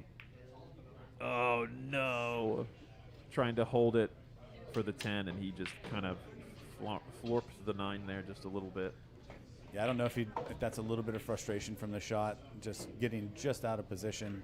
Because he didn't end up nice on the 10 either, so but this is actually a prime opportunity for Domingo right here. Yeah, this is a great spot for him to pick up a point and kind of swing some momentum in his direction. If he can cut this 9, oh, yeah. Yeah, almost no way to not get perfect position there. All you got to do is just make the pot, and the cue ball's going to do exactly what you need it to do. Yeah, the main thing there is just don't hit it too hard, and avoid that because it could have crossed into the other side pocket there. But he was under nice control and just enough energy to make the ball in the pocket. I think he's going to go to his extension here. Yeah, or just the bridge. Might grab the bridge. This is as forward of a 10 as you're going to get, but you still have to give these all the care. No miscues, no mess ups. Get back within 4 racks. Let's take a look at his bridge technique here.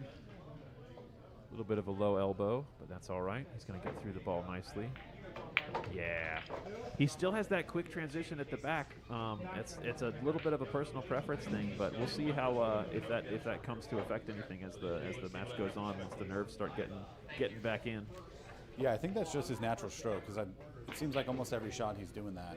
So I think that maybe that's just the way he cues. Yeah, I saw him warming up, and I was curious because he was kind of hitting everything really hard, kind of loosening his arm up earlier, and I wasn't sure if that was more of his like break hard mechanic or / hard hitting mechanic, or if that was kind of the way that he does it all the time.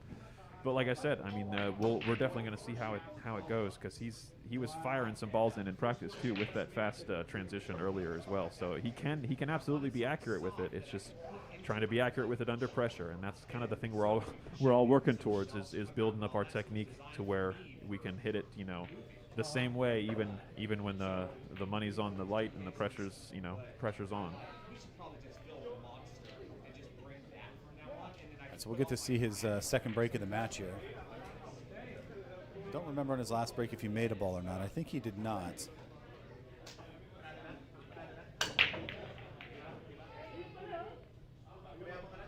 Yeah, I believe he broke dry last time.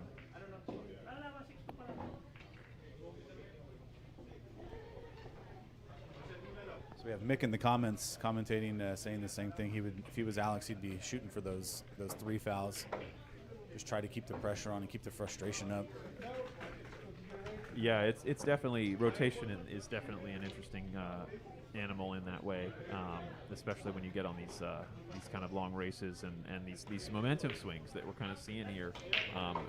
When to turn the screw, like you were talking about. When to apply that little bit of extra pressure versus when to go for extending the lead. I feel like if anybody watches basketball, it's kind of they call it a game of runs. I feel like rotation is very similar, where the momentum never just stays one way. Every once in a while a match you'll see that, but you got to try to just make bigger runs than your opponent does. So if you're Domingo here, you probably want to try to run 3 or 4 racks. Not necessarily run the 3 or 4 racks, but win 3 or 4 in a row just to get back in the match.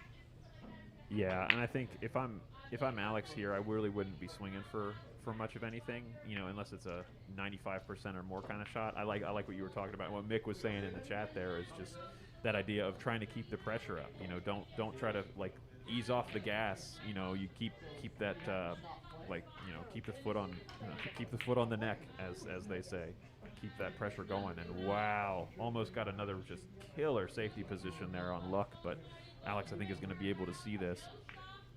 Yeah, it's not a miss you want, though. That was a pretty makeable 1 ball on the side and a pretty decent starter. Yeah, that's true. There's going to have to be some shot-making improvement from both players, I think, if we're going to see any kind of break-and runs possibly happening, or any kind of, big packages put together where one player is not really getting their chances at the table.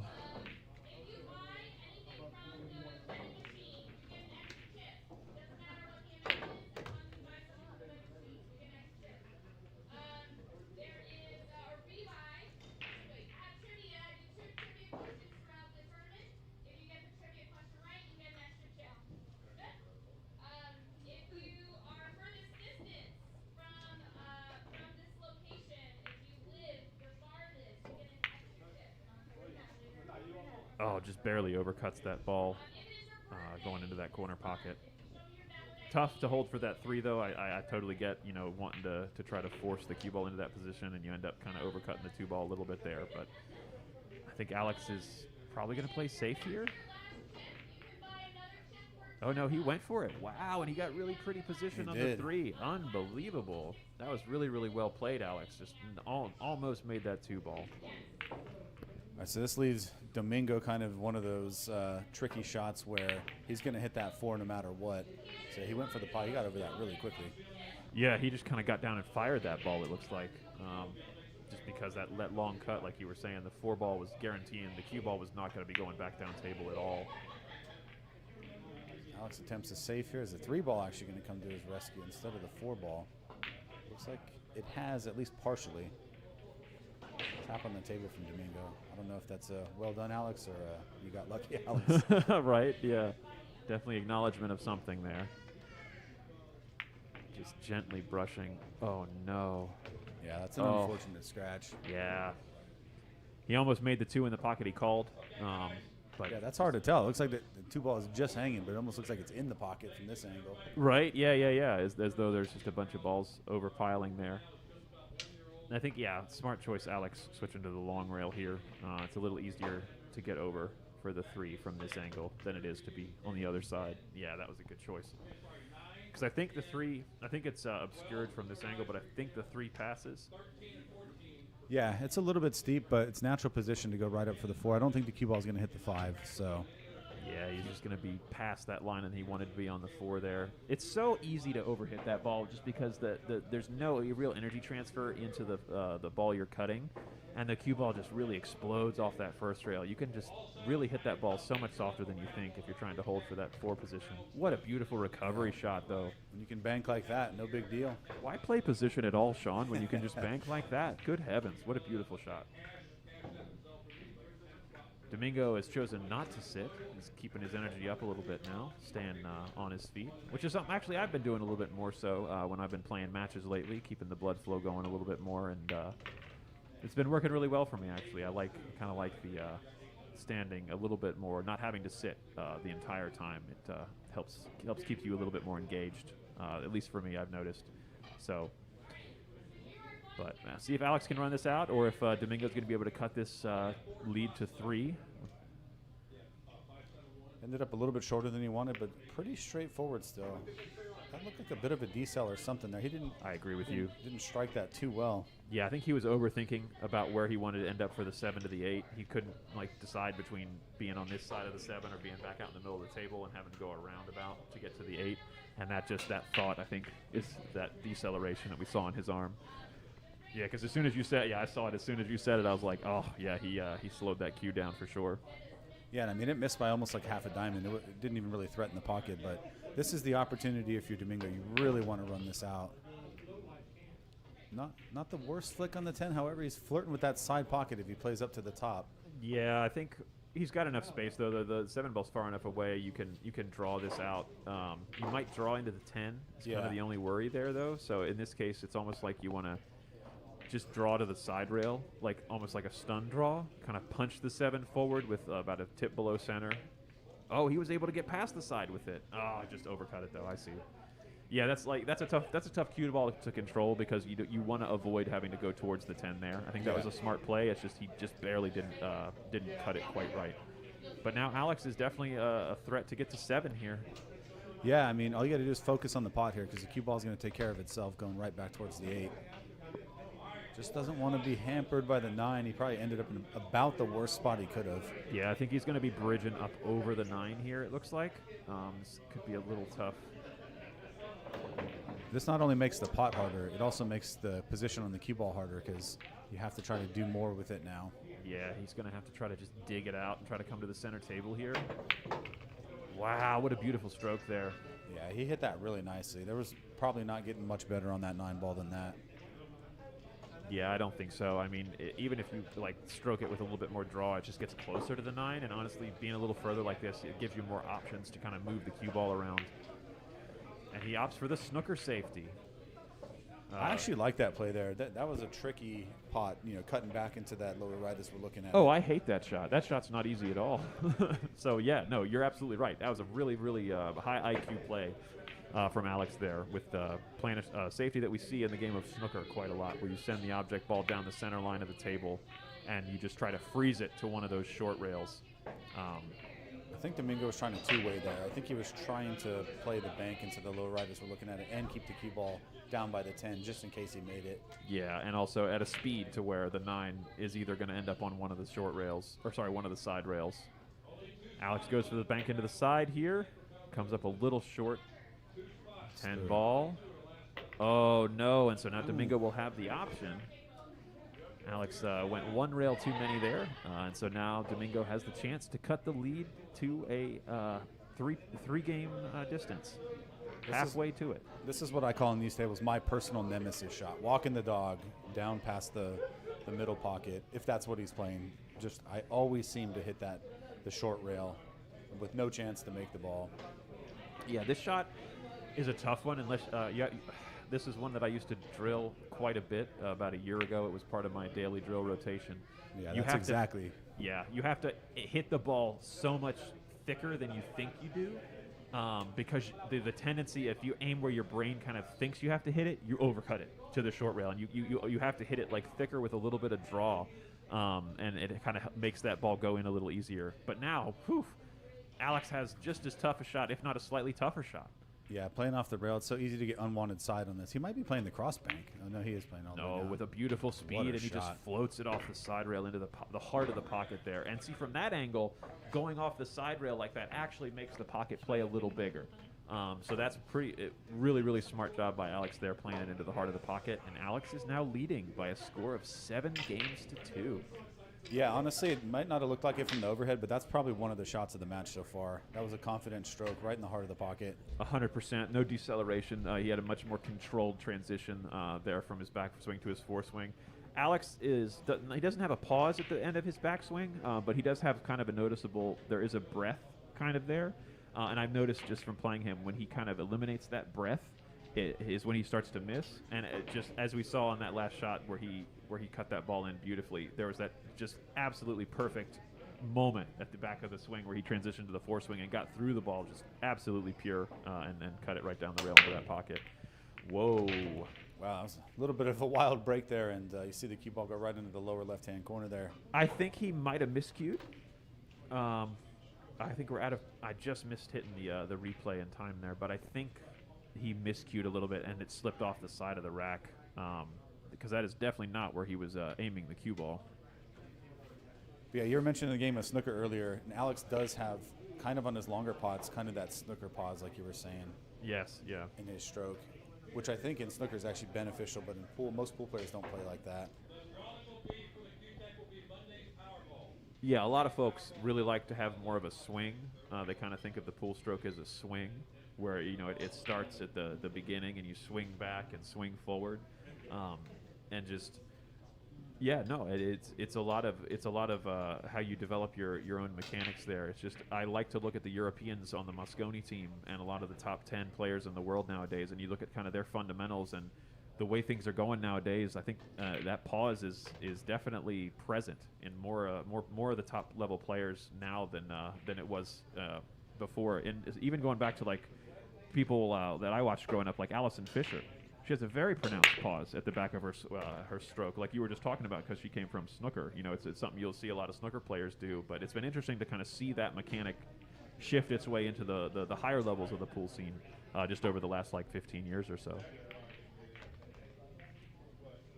Yeah, I think on the one ball, Domingo was holding his breath there for a second because it almost went into the cue ball, almost went into the side pocket. But now he's going to be jacked up for this 3 ball, making it just, probably about 30% harder to make. Yeah, I just don't think he wanted to be quite so close to the 4 there. He's just chronically overhitting the ball on the table from what I've seen so far. It's tough. I mean, this table just did get cleaned a couple weeks ago, so it's playing, relatively fast again. Beautiful stroke from Domingo on that. Absolutely stunning. Yeah, one of his best we've seen so far for sure. Yeah, you have to stroke the ball pure in order to be elevated like that and have it go in the heart of the pocket like he just fired it in. So that was definitely, hopefully, a sign of some self-confidence coming in there from Domingo. He's just playing the fall in, and it looked like he rushed it a little bit again, though. Yeah, I think he got down in a hurry that time just a little bit. He didn't take quite as much time on that shot, and he hit it just a little wide. He overcut it just slightly, and even on this table, or on this table, if you hit the ball like 10 or 12% too hard below center, it can be enough to turn the object ball out into the pocket face and miss, kind of very similarly to what he did. So it's a dance between the speed and kind of tip position there that he's trying to figure out. But man, Alex goes for another safety here. Yeah, really good speed. Looks like he's got the full hook. Shouldn't be too difficult of a kick, but never know what's going to happen with the cue ball after contact. Yeah, went one rail behind it and gets a very, very nice return kick safe there. Alex making note of that with the taps on the table. A little bit of recognition of a quality shot that he just played. Yeah, and I don't see any straightforward kick here. Maybe the 2 rail, possible 3 rail if he catches just below the 4. I think that's what he's sizing up. Yeah, I think he's going to go 2 rails. Really, really nice hit. Yeah, that's really well hit. And a side Cue pocket. ball, Oh, all my right. goodness. Wow, okay. Really, really well struck there. So if I'm Domingo here, I'm probably playing the same shot Alex just played 2 shots ago. Try to get that 4 ball back behind that cluster. Leave the cue ball down there. He's calling it. Maybe this might be a 2-way. Yeah, I think he's playing the 2-way here. Just you call that just in case it goes in the side, but Yeah, he overhit it a little bit. Let's see what the 10 ball is going to do for Alex here. It's at least going to block the potting angle, but he might have a full ball there. yeah, I think Domingo actually got the full 10 coverage there. So Alex is going to have to get creative here. Maybe have to go between the 9-6 with a little bit of inside spin to try to get to that 4. And it looks like exactly what he's queuing up. Oh, Yeah, that was a tricky hit. He had a really narrow path he had to hit it in with spin on the ball. yeah, the path to get to the 4, you had to just miss the 6 with about 2.5 tips of inside, which is really hard to measure and to judge for on this table, especially when the balls are playing a little slippery. They're settling down a little bit. We're 9 games in.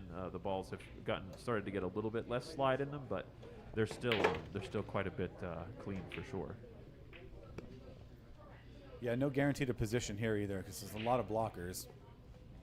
I'm a little surprised he's playing from below the object ball. Thought it might be a little bit easier to play from above just to try to push the cue ball up table.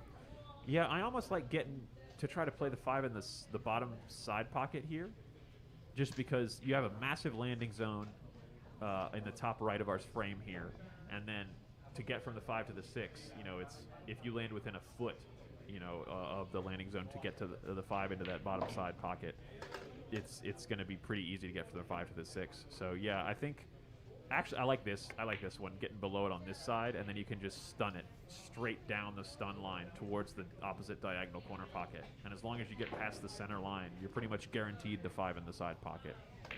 Just got to make the ball though. Makes it a little bit trickier playing the long way. Yeah, really easy to bobble this ball if you catch the rail in. Oh, nice. See, I love that. He used the rail there to be able to not have to force that ball into the pocket and be able to cue it with a much smoother cue action. A really, really beautiful choice there from Domingo. I like seeing Domingo take his time there. I think he thought about 3 or 4 different routes he could have gone. Yeah, I'll agree with you. Like seeing him take his time like that and really make a smart shot selection there, I think that might be the difference in seeing him come back from this deficit or seeing this deficit increase. He's playing a much more controlled shot when he takes a little bit more time beforehand. Yeah, again, just makes the good shot and then kind of rushes the follow-on, and I feel like he got well on the 6 there too. So, but a lot of body language. You see that from Domingo, that physical reaction, that it completely just lose your muscle tension and kind of fold a little bit into the table. If you're watching this at home, that's something you really want to try to avoid if you're playing against someone for money a lot of times, because you're really just giving them ammunition, man. You're kind of demonstrating to them just how your mental state is, and the more you can keep your mental state a secret, the less likely your opponent can use other little tools against you. You know what I mean, in these situations. wow, really good hit there too. It looks like he's going to get a result too. Nice. I'm going to be honest with you, that's a fantastic shot to come with after shaking off that last one. Really, really well done there from Domingo to be able to like experience that last miss physically the way he did, and then come back and hit it with just a beautiful touch like that.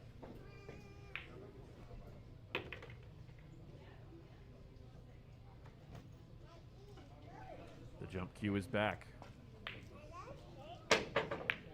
And there's the first There it make of the is. day. Very well done from Alex. Let's see a replay of that. That's an exceptional jump. That's a pretty steep cut for a jump shot. Yeah, that was absolutely tough to do, and he just cuts it and gets a beautiful position coming off the rail there again for the 6. All right, step 1 is over. Step 1, the hard part, making the jump shot. Now if he can do the rest, step 2, run the rest of the rack. Always feels good if you can get out after making that jump shot. It's kind of like an exclamation point. Yeah, really well struck again from Alex. Yeah, that was one of the prettiest strokes I've seen of his all day. That was absolutely beautiful. Got through the ball, really, really loose grip on the cue there. Wasn't trying to muscle it at all, just let the swing happen. That was really, really nice. I think he might be out from here. I feel like you can always tell when someone strokes the ball really nicely because the way the cue ball moves, it looks like it's natural, like it has feet. It just takes off on its own. Looks almost effortless. Absolutely. Yeah, the cue ball tends to take on a life of its own, and I commentator's curse came into effect there. Just spoke a little too soon. I don't know about playing the 8 for the corner there. I almost like playing the 8 for the side, just because it's a little bit easier to go from the 8 to the 9, but still, here's an opportunity for Domingo to start to crawl back in this match before Alex gets to double digits. See from the overhead, looks to be fine. Yeah, make it in the side and just stun over for the 10 into the top left from this view. Only thing you want to avoid here if you can is just don't leave the cue ball on the rail because it makes that pot on the 10 ball just tricky enough. Yeah, absolutely. That's the one thing that I've been trying to avoid lately in little bits of improvement is percentages tend to go up a lot more on that final ball when you're not shooting it not shooting the cue ball off the rail. Yeah, he played that shot perfectly. Left himself a nice little simple cut here on the 10 into this corner pocket to give himself 3. Let's see if he's taking his time again. Didn't get right down on this one. These are the ones you got to have. If you're clawing your way back into the match early, you definitely got to take your time and make these 10s. Yeah, just a little bit more frustration from Domingo there. He's definitely not feeling his best in that moment. Let's see if Alex capitalizes. This will be about the 3rd or 4th gift Alex will have if he finishes this up. Wow. Oh my goodness! Wow. Looked like he rushed that stroke a little bit too. I think so. Yeah, he kind of might have taken that one a little for granted. Certainly easier 10 balls when you're frustrated than this one, but still think you got to fancy him to make this. And I do fancy him to make this, but at the same time, if he misses it, it's going to be really brutal because this will be one of those ones where if you miss this, it bobbles and doesn't leave the pocket. It just kind of hangs there. No, he put the perfect slice to it. Okay, Domingo avoids some tragedy there and is able to get the 3rd game on the board. That's huge mentally. Keeping Alex at 7 there.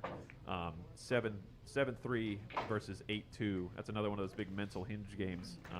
Having him only be 2 away from double digits is really, really challenging when you've only got 2 on the board. But now it's just like you're doing a race to 9 and you're keeping your opponent off the hill. yeah, and I saw Alex is taking a little walk, stretching it out a little bit. That's probably more of a gut punch for him, because even with the big lead, he could have gone up 8-2 with a very straightforward 8 ball or a 10 ball. Excuse me. Yeah, I agree. I'd be taking a walk around the nearby table as well, just to kind of shake that one off, because we've all missed straight in shots. It happens to everybody. It's tough when it happens in that position. But yeah, let's see how it goes. Really good speed on that break there. I think he kind of stole some of that speed. He was watching Alex's successful breaks because he did a really good job emulating both the position and the speed, and came up with a similar result. Actually, a little bit unusual. He plays the break with an open bridge. It's not too common in pool, especially in 10 ball. You got to hit the break pretty hard. Yeah, you tend not to see many folks playing the 10 ball break with a closed bridge or with an open bridge, but he was able to maintain some pretty solid control there. And we've got a push from Domingo here. We'll see where where it lay. Looks like he's got about a half ball, three-quarter ball hit here. Yeah, I'm just trying to clip the edge of the 1 here and send the cue ball with a lot of left-hand spin back out to the middle of the table. That 8-9 is going to be really helpful. So I'm just wanting to just barely touch this 1. Oh, he went the other way and used the 3. Clever. I love that. Very clever. Yeah, that's a little bit easier if you can float up a little closer to the 3 with the cue ball. It's a little bit less speed sensitive of a safety than the one I was thinking of. So I like that. I like that he played that. And now Domingo's going to be in an interesting choice here. I feel like it's a bit of a freebie just shooting it at the yeah. I thought you should try to play it straight off the 2, just to see if you can use that 2 to make the pocket a little bit bigger. Yeah, I think so. I think that might have been the offensive choice. But also, you can't really be mad at this outcome either here for him, leaving Alex behind a couple more balls and farther away now.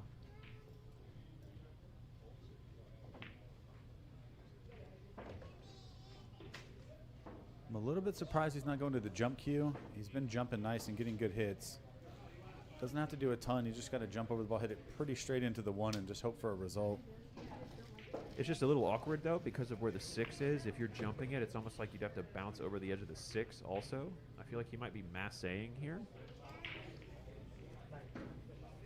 Yeah, these are tricky with this much distance.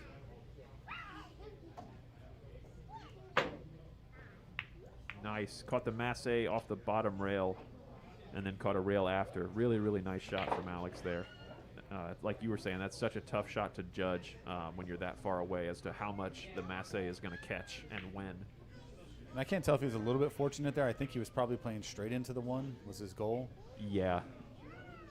Yeah, I think you're right. He absolutely was. But that's kind of the beauty of the massé is if you hit it with enough spin and you don't quite catch soon enough, and when your goal is when the object ball is that close to the rail, you have that secondary chance with all that spin coming off the rail, which is kind of what happened to Alex there. But now he's in a real tough spot. He is going back to the jump cue as well. Let's see. Again, a little bit deceiving. Can't tell how close that 6 is to. If the 6 isn't bothering him, it's not too difficult of a jump. Just got to get over the 8. Wow, what a shot. 2 jump shots in a row, folks, that he's pocketed the object ball. Now that's a really, really well struck ball. Let's see a replay. Yeah, just using enough of the backswing there to get the power that he needs and not trying to do too much with the cue ball. Like really staying relaxed on those jump strokes. Really, really nice. Oh, he went for the bank on the 2 ball there and just barely overdid it. Came a little short. Yeah, 2 ball ended up pretty awkward though, so have to see. Domingo might just opt for a safe here, play off the 2 rails behind, maybe even 3 rails behind that whole cluster of balls. Yeah, I think that's a pretty natural safe the way it's laying. You may even call the 2, call the bank. Yeah, the 2-way. Yeah, play it as a 2-way because then you've got the 9-6 to block the 2, and then if you end up next to them, you've still got a shot on the 3. Well, he went completely the opposite way of what we were thinking, but good speed. He just wants to see Alex jump another ball, I think. That was really interesting. A much smaller zone of safety there to play it that way, but you leveraging the fact that distance is defense, the old aphorism, is also possible. So let's see what Alex can do with the jump cue this time. Oh, misses the ball completely. It's a smart play there from Domingo, making him have to go for it again on that thin slice. Alex just got a little bit too much right-hand spin on that jump shot, and it just pulled it a little bit to the right of the 2 there. So now Domingo with ball in hand and a pretty clustery layout. The 6, 8, 9 sitting a little goofy. You may want to go into those off of this 3 ball, but I imagine Domingo's going to go for the 3 foul here and try to build some momentum. Yeah, I can't really tell if he hung out the edge there. He might have. But either way, I think Alex is going to go to the bottom rail here, if not 1 rail, 2 to go into that 2 ball. Because it's a big hit off that 2nd rail if you go with a lot of left-hand spin here. Oh, he could just see it straight away. Okay. He could see the outside edge there, so he went for the cross bank. Not a bad shot, not a bad leave. You still have to make your opponent deal with that 4 to 6 problem, even if he gets the 2 and the 3 here. pulling it really tight into that corner there, Domingo. Yeah. But he created the angle that he wanted, I think, though, because I believe he's trying to play the 4 in the same pocket as the 3. Yeah, he will have to come with a shot here. It's not super easy to get to the 4, at least not to get easily on the 4. He's going to leave the cue ball down by the short rail. I guess it's gonna pull up. Yeah, I think that's about as good as he could have gotten, given the position of that ball. He struck it really, really well. Just the curiosity thing is, do you play this? Do you play the pot here, or do you just play the safe? I think he's going to play the pot. This is kind of one of those ones where the way the balls are positioned, really, you can only make the ball if you go for it. Interesting safety choice, I think, because I don't think he was trying to make the ball hitting it at that speed. Yeah, I agree with that.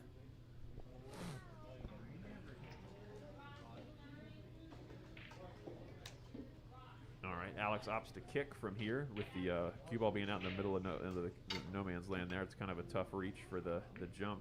He hits a little bit shorter than he wanted and got to the left side rail first, but he does make a legal hit as the 4 bounces off the top rail here. All right, a little bit more straightforward now for Domingo to possibly get out here, put another point on the board. He's got a nice natural safety sitting for this 6 here. Just punch this 6 and then float this cue ball forward to settle on this 9. I hit a rail, so I hit it just hard enough. He's got some excellent coverage there. Really, really nicely struck there, because you hopefully get the cue ball close enough to the 8 to take away the angle that he just put the 6 on to get to where it is. I don't think that Alex can play the same shot, but I think Alex might be able to play the jump over the 8 into the side rail. Just like jumping over half of the 8. See if he's got the jump cue out. Can't tell just yet. Let's see here. Yeah, this is tough. Yeah, he is going to the jump.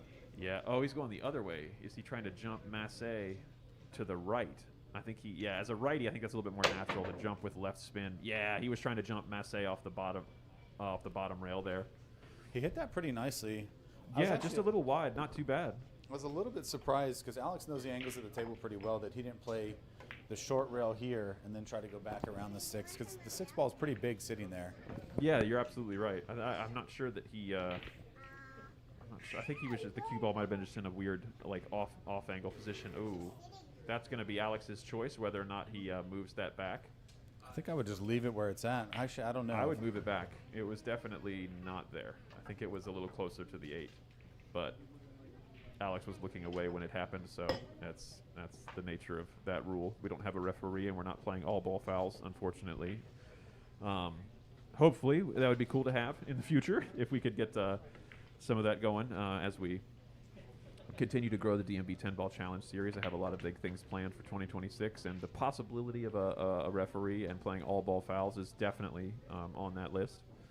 So, is it 2-ball foul though? So if he used to move both balls, if you touch the 8 and 9, would that be a foul? Yes, we discussed that ahead of time. If you move one ball that's not the cue ball, your opponent has the option to move it back. If you move 2 balls, that is a foul.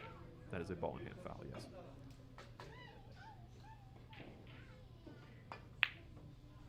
Oh, and just came a little thick on that 7, trying to get a nice little drawback for that 8. I've totally done that before. You just kind of, the cue runs out itself in your hand, and you end up hitting a little thick there because you decelerated just slightly. So I'm kind of going back and forth between the Facebook and the YouTube chat, and one of the YouTube comments was saying a wild amount of scratches for these pockets. I tend to agree with that. There have been quite a few scratches in the match. Yeah, it's really funny how as soon as the match starts, all of a sudden the pockets get really big for that one ball on the table. It just happens to be the cue ball. No, I will absolutely agree with that. Really uncharacteristic. This table is usually quite resistant to a lot of scratches. Going with that soft hit, I kind of disagree with that. I like letting the cue ball come back across one more time, because then you're coming into the line of the 9 as opposed to trying to hold it, rolling across the line of the 9 there. Yeah, that's kind of the Fedor Gorst approach to things. I think he always goes for the extra rail. He'll take the extra speed because you tend to get better if you hit the extra rail. Yeah, and also the odds of you decelerating are much lower if you're swinging at the ball to go that extra rail. You're able to get it with a little bit more intensity. But it doesn't matter because it's Alex Ziemba, and he's just going to bank that ball straight across into the pocket like it's nothing. One more little instant replay there. Yeah, how dare we? Yeah. Very, very nice. Got to make from this Alex. 10 though. He Yeah, missed an easier 10 last rack. He definitely has to make this 10 here. Oh, and he just misses it. Is that the fourth? I think it's the fourth missed 10, maybe? Fourth or fifth? There's Yeah. definitely been a few.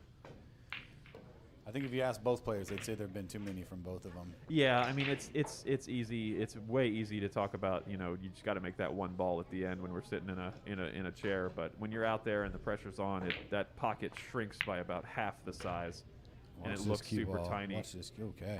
Whew, all right, and that's a big swing there. Could have been 9-3, and now it's going to be 7-4. Sorry, could have been 8-3 there, and now it's going to be 7-4. Domingo starting the claw back. But yeah, Alex with back-to-back miss pretty straightforward 10s. 10s that you would sign up before the match every single rack. Yeah, absolutely. That was second rack in a row where he definitely gave it away at the end with just a slightly, just slightly missed ball that is not one that he usually misses. And honestly, if I'm Domingo here, even with the unfortunate start going down 4, I'm actually not feeling too bad right now.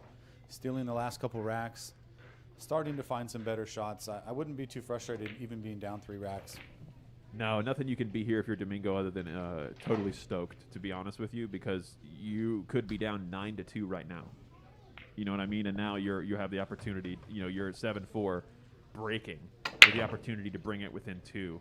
And he hit that break beautifully. Yeah, he controlled that cue ball perfectly. 100%. One of the better breaks, cue ball controlled breaks we've seen all day. Unfortunately, I don't think he made a ball. But yeah, if they're dialing in a little bit more like that, we're going to start to see both players breaking much better. Yeah, 10 ball's not easy to make a ball on the break, but you just want to control that cue ball, and he controlled that cue ball perfectly. It got an unfortunate kick at the end there, or maybe even fortunate if you think about it from Domingo's side, since Alex is coming to the table. That's going to be a foul. It's going to be a foul. Alex caught the rail first, and no rail after that one ball contact. I think Alex is just breathing a little fast here, thinking a little fast. Maybe needs to slow himself down just a little bit after those couple those misses and those back-to-back games. Recenter and just remember that energy he felt when he was up 7-1. Yeah, that's certainly a hit you expect Alex to get, and that wasn't too difficult of a pot. So I think he might be showing a little bit of nerves now, or maybe some frustration after the last 2 racks, kind of giving those back to Domingo. Yeah, I mean, I think that would be the personification of the frustration. Absolutely. Oof, just barely missed that slice, and comes up with a nice lucky leave again. Alex is going to be going to the hop stick here, I think. Yep, grabs his jump cue straight away.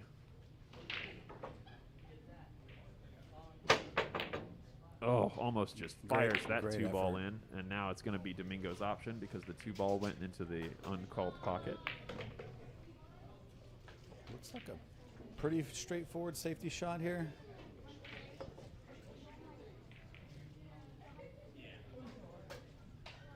There's a lot of traffic though, so let's see.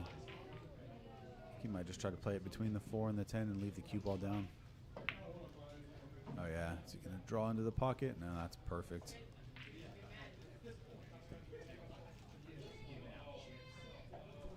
Yeah, that's definitely. There might be a window there, actually. I'm trying to see. I think Alex can just see the edge of it. Might be able to hit the edge of the 3 before contacting the 6. In that case, the 3 would probably go up and down the center line of the table, or near about the center line. Yeah, that's Oh, good, wow. good hit. Looks like he's gonna hang up the 3 ball though. Yeah, it's definitely going to not fall. Ooh, the 6 might be helping him a little bit though. Can't tell. I don't think he can make this without making some contact with that 6. Yeah, he might be able to get around it, but I'm not sure.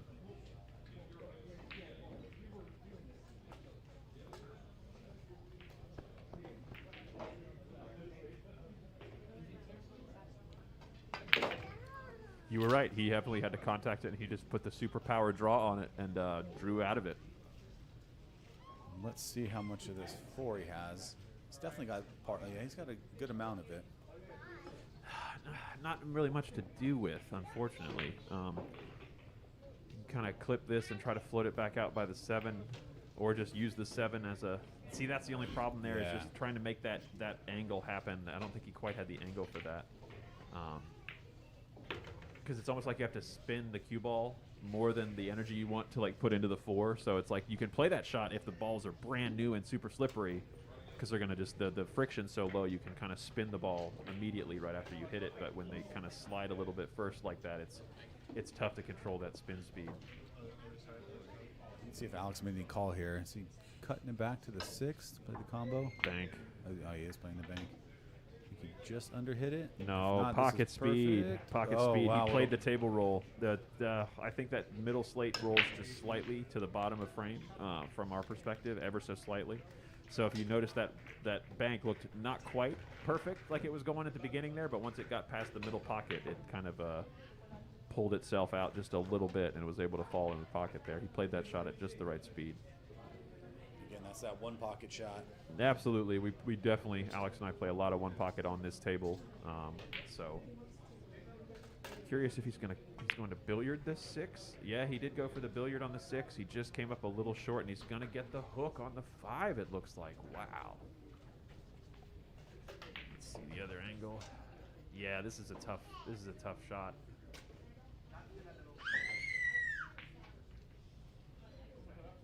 Domingo's going to go rail first here, I think. No, he was able to see enough of the 5 to hit the 5 first. Oh, but the 5 is going to hang out just a little bit there. And it looks like Alex is going to have the potting angle as well. Yeah, I think he's going to be able to make this for sure.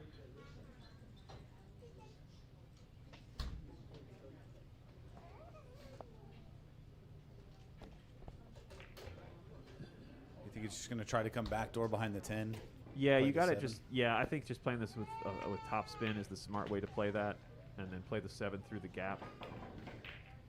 He hit it at just the wrong speed. You kind of want to hit it softer than that or harder than that. You know what I mean? It's like the not like that kind of speed, unfortunately, where you end up kind of in the wrong place, or a little further than you want to be.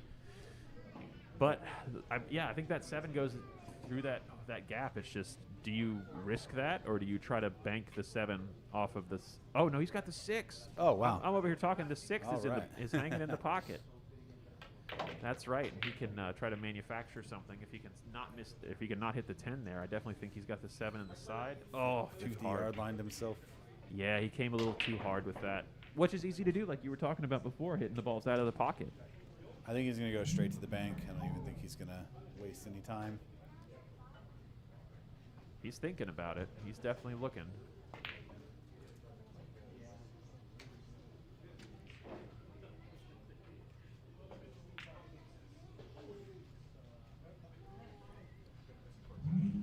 The only problem is the bank kind of takes you away from the 8, Yeah. and it kind of puts you on a line that's not. You have to get past the 10 ball on the bank, so you have to hit it at like a certain speed. He's very capable of accomplishing it. It's easy to over shorten this because you're trying to control the cue ball so much. Yeah, that 9 ball getting bumped like that's part of what I was saying, because you have to control the cue ball so much to navigate through there. The odds of missing the ball are high, but if you make it, So now he's just going to touch this 8 and float back with a really simple safety here. Yeah, the way he lined up, I thought he was getting down over the shot a little bit too quickly, but that was actually a simpler safety than it looked. Yeah, that's something straight out of one pocket as well. That's one that he plays quite a bit, where you're just brushing the opponent's ball further away from their pocket and leaving them off the angle. I think Domingo might have wow, he almost kicked that ball straight in. What a really nice try there from Domingo. He's going right back to the jump stick for about the 15th time today. Yep, Alex is definitely getting his plyometrics in, that's for sure.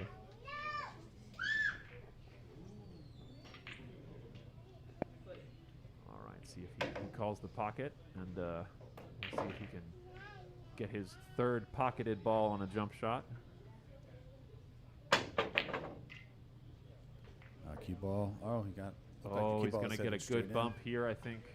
8 ball's going to lay up really weird. Oof, yeah, this is an uncomfortable shot because it's not quite on the spot, but it's close enough to it that the scratch and the cue ball being close to center line, it's close to a scratch shot, and the 10 ball kind of being there, you can't shoot it to the top left, or sorry, the bottom left. You kind of have to go to the top right or the bottom right pocket, because you don't want to kind of scratch off the 10 ball. Yeah, because if he cuts it more than that, then both balls go in each pocket. That's so tough. Yeah. Alex is going to have something Ooh. pretty tricky as well. Yeah, you're not wrong there, man. So some of the back and forths and some of the rolls in this match have just been wild. They'll miss a ball and they'll leave each other just absolutely brutal.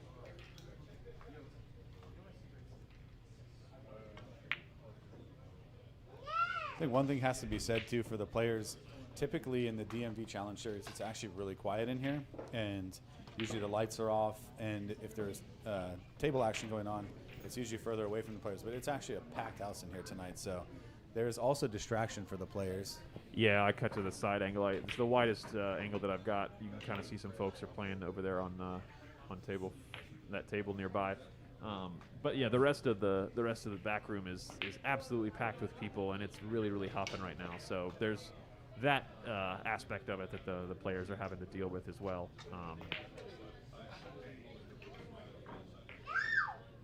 Really tough here for Alex. Stuck on the back of this 10 ball. Yeah, if you're going to hit it that way, you got to put some inside spin on it to open it up off that rail, because that natural angle just does not want to hit the 8.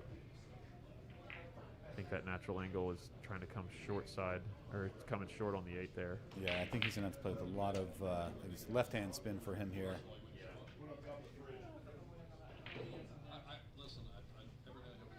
I think he's calling the side, though. Good hit. He did, and he hit that nearly perfectly. I think the 8 ball is going to end up in a position.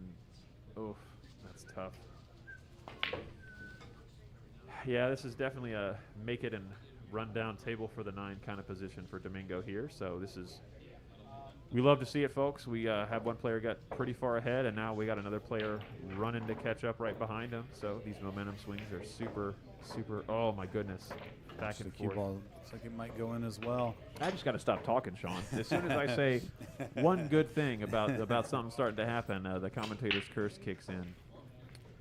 All right, I'm just going to close my mouth, and we'll see what Alex does here.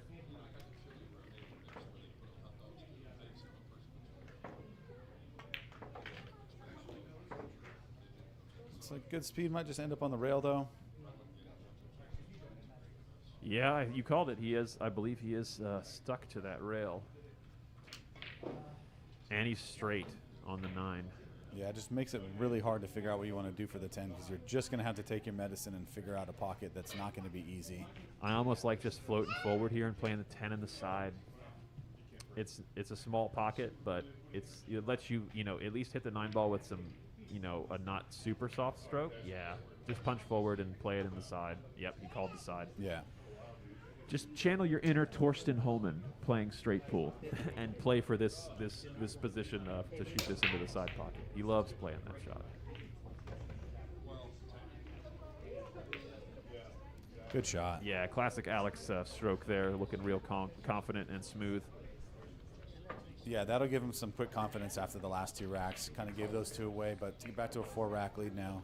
Yeah, keeping his lead, putting his lead back up to 4 there, 8-4. We are 12 games into this challenge series, and imagine we'll probably get to about an 11 or 12 on the score line before the players take a break. We usually break about the halfway point, but yeah, I'm not sure kind of what they're wanting to do here, but we'll see. We'll see as it goes. If you're just tuning in, once again, we really appreciate you doing so. We're live from the BAK Room Billiards Studio in Lorton, Virginia, the finest private billiards club in the land. And we are here with the 11th in the DMV 10-ball challenge series. The score is currently 8-4 in favor of Alex Ziemba over Domingo Correa. Please, if you wouldn't mind, like and share this stream, both on YouTube and on Facebook, and please comment in the chat who you think is going to win and what you think the final score is going to be. All right, Alex had a decent break that time, made that second row ball, but he is looking at the backside of the 5 here. Just eyeing up if he wants to go to the short stick, it looks like. I think he's just going to call the push. Leave something really tricky, though. He's pushing to a jump shot, which is one of my favorite strategies in rotation. Domingo gives it back. Yeah, not surprised, to be honest. Yeah, just the way that Domingo's been jumping. Plus, this layout being so early in the game, you're really not risking much here by giving it back to Alex. Yeah, your odds of getting back to the table are probably about 100% based off of everything, the way that it's been playing so far. Yeah, 3, 4, 5 are tricky, so very unlikely he'd even run out from here if he makes this one. Ooh. He made a really nice hit on it. Didn't quite make the pot there, but he did get coverage, it seems. Yeah, he's got full ball coverage from the 6. Just kind of an ugly layout. Yeah, this is it's almost one of those ones where you're like, can we break this again? Get a little bit more spread on these balls. They're a little bit close. Yeah, the 2, 4, 5 is definitely gonna be a trifle. So I mean, it's gonna be. I feel like you gotta just make contact with the 1 here and try not to break the stack apart. You know, it's almost better if everything does stay clustered, because then you still have the opportunity to try to play the safety battle. Oh, he doesn't even get over the 6. That's so tough. All right, and like I was saying, really good news for Alex there, because Domingo didn't break the cluster apart. So now Alex has some kind of cover and some threats to work with here as far as blocking if he's going to go for this 3 foul. I think he is going to go for the 3 foul. I don't even think he's going to mess around with making the 1. He's just going to go straight to the 3 foul. Yeah, I mean, there's no reason not to. Oh, unless you hit it like that. That's a pretty poor effort, truth be told. Yeah, that's unfortunate. He didn't quite commit a little bit harder there. He kind of just got down and swung. Because then your opponent's going to do that to you. What a wonderful counterpunch from Domingo there. Those are the shots that you hit, and then you say, well, that's a deserved outcome after pretty straightforward save that Alex should have been able to make in the shot before that. Yeah, and when you can punish your opponent just as hard as Domingo punished Alex just now with this return safety, you got to feel good about yourself walking back to your chair, knowing that you played the shot you're supposed to play. Yeah, and he's going to get rewarded for it. And Alex is about to be on 2 almost, I think. Or if Domingo plays the safety that I think he's about to play, this 1 being close to this 10 could spell bad news for Alex.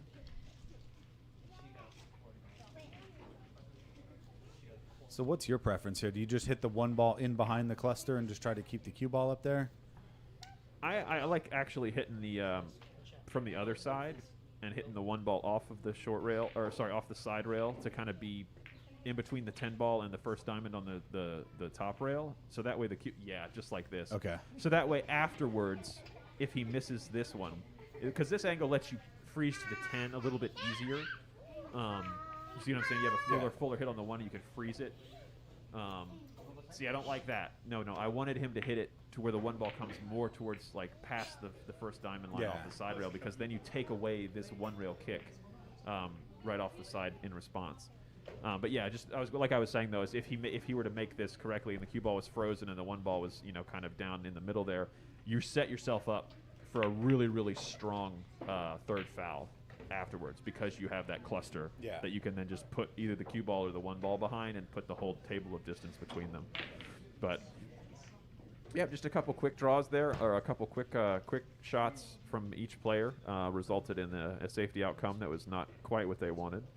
But we'll see if Domingo's able to capitalize here. Just slightly overcuts that 1. Oh my goodness, and it just leaks out there for Alex. I'm shooting for the run out from here. The 5 and the 4 opened up now, and the 7, they all go into that corner pocket. I think it might be time to go for it.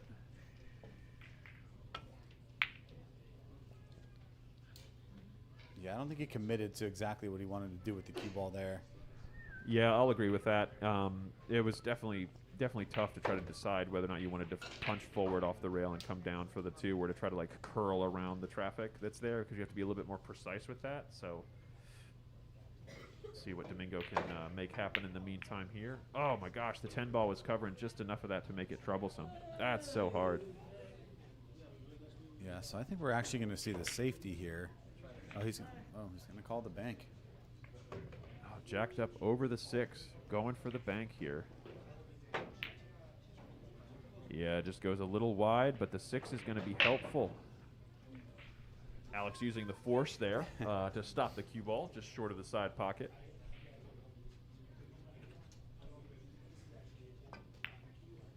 So he did have a hit on. Beautiful cut from Domingo there. What's Let's the 4 see ball a- going to do here, though? I want to see a replay of that cut. This was a stunningly difficult shot.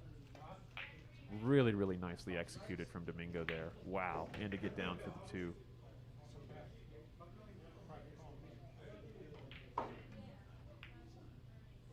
Is he going to get the cover? No, I think Alex can see the edge here. But Yeah, then what? Yeah, this is a little bit harder than it looks, because that 7 ball is actually a lot more of a blocker than it looks like from this angle. But yeah, he hit that really nice. Yeah. I think that the best you could do in that case is just to kind of clear it and make your opponent have to come with something here.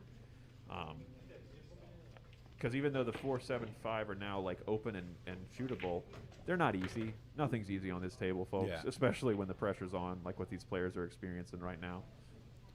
So I think we'll just see him walk the dog down. It's a pretty natural position, just come right across for the 3. Just got to put the focus on the pocket. He actually hit that really hard. Yeah, he powered that ball into the pocket. I'm not sure that he was trying to get on that side of the 3. I thought he was trying to hold to keep that 3 into that lower right as we're looking at it.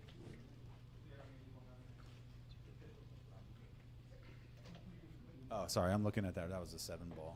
That's all good. The colors on that, Yeah. the bottom angle, I'm still adjusting as we go here. Really nice contact on that 4. Oh, unfortunate to sell out the side pocket there, because he made a really, really pretty hit on that ball.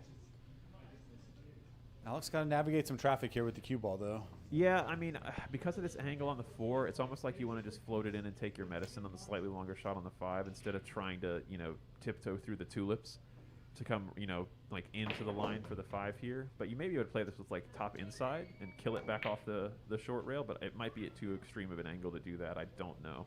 I think he's just going to, Just in like float you it. said. Yeah, take the medicine. I think you're right.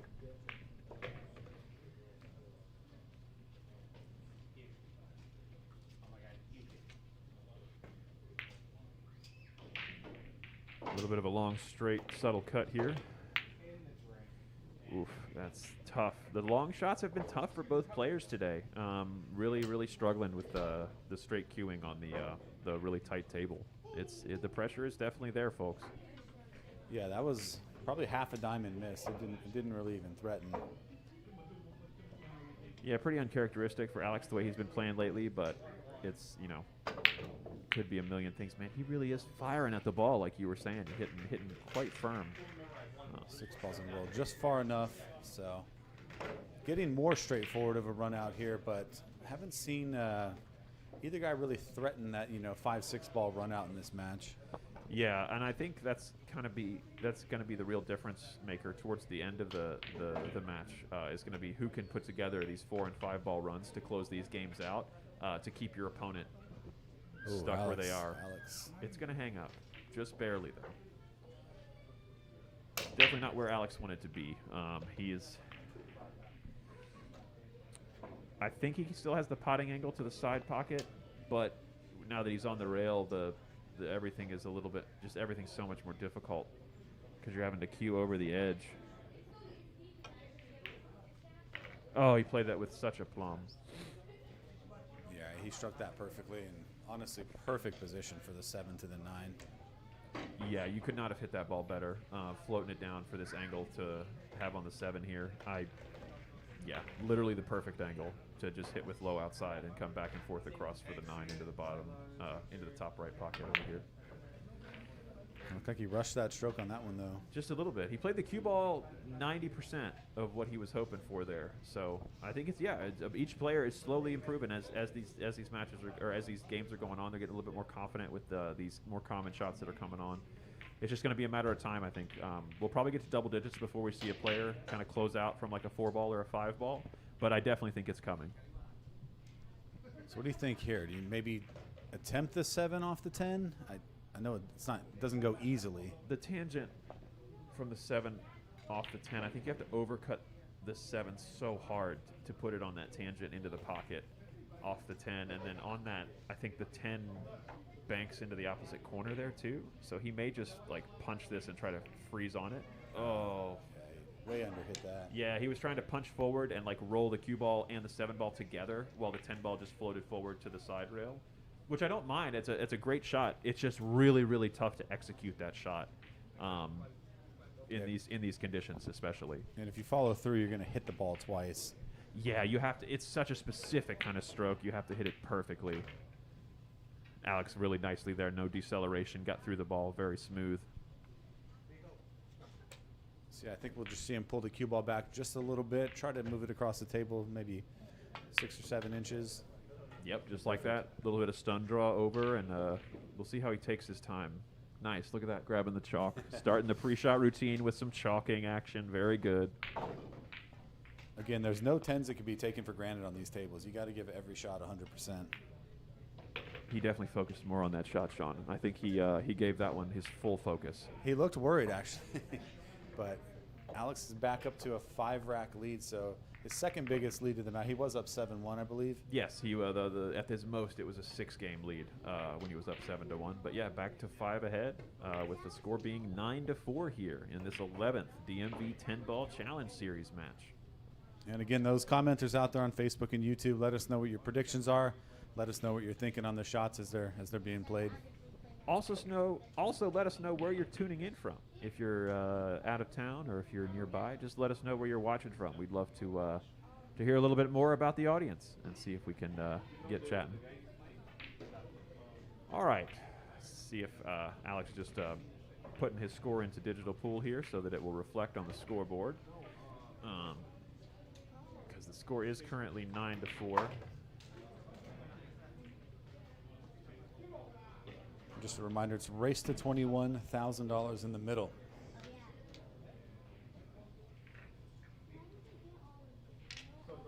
That's absolutely right. A little 2-man tournament, $500 a man. And one player walks away with all of it.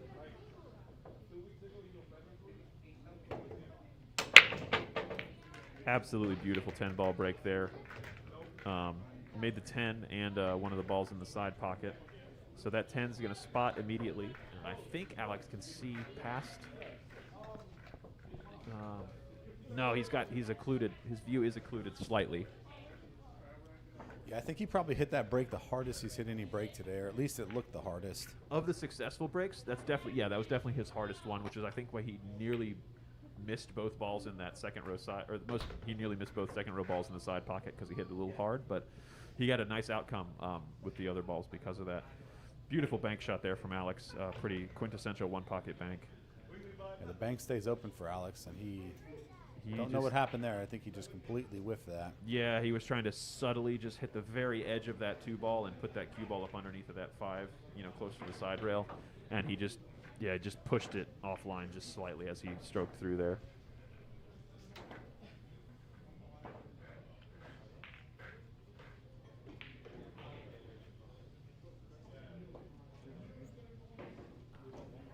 All right, folks, we're going to take a few minutes in the commentary booth here, but they're going to keep on playing, and we'll be back to you here in just a moment.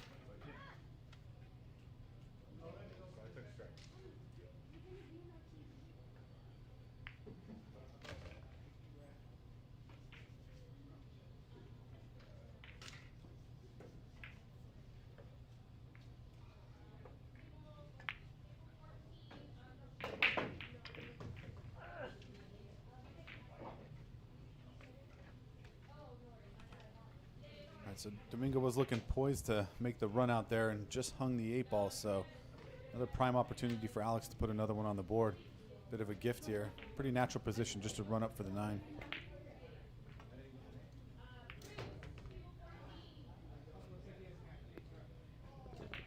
Yep, and he ended up in about the perfect spot.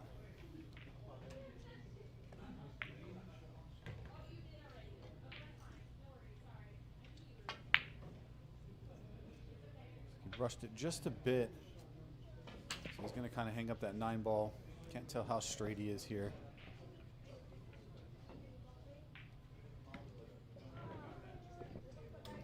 Looks like he has just enough angle.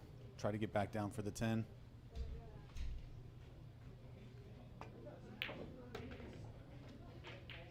Overhit it just a little bit, so he's going to kind of end up below the 10 ball. I don't think he intended to end up below the 10 ball.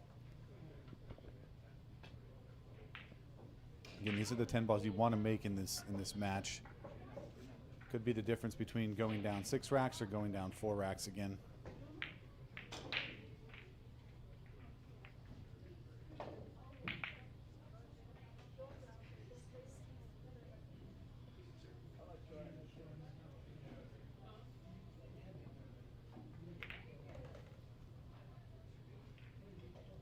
So called the side there, just overran it a bit.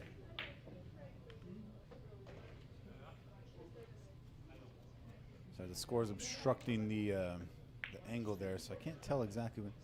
Looks like Alex can back cut this. Probably play this with some inside to check the cue ball so that avoid the scratch. Yeah, so Alex goes back up, matches his biggest lead of the match, up 10-4.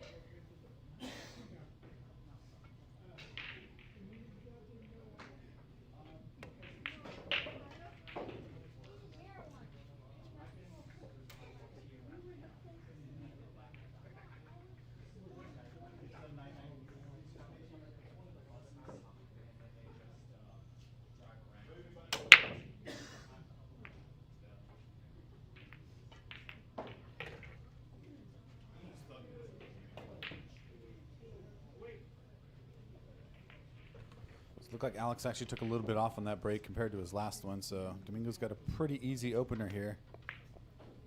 Got a few balls lined up on the left side of the table.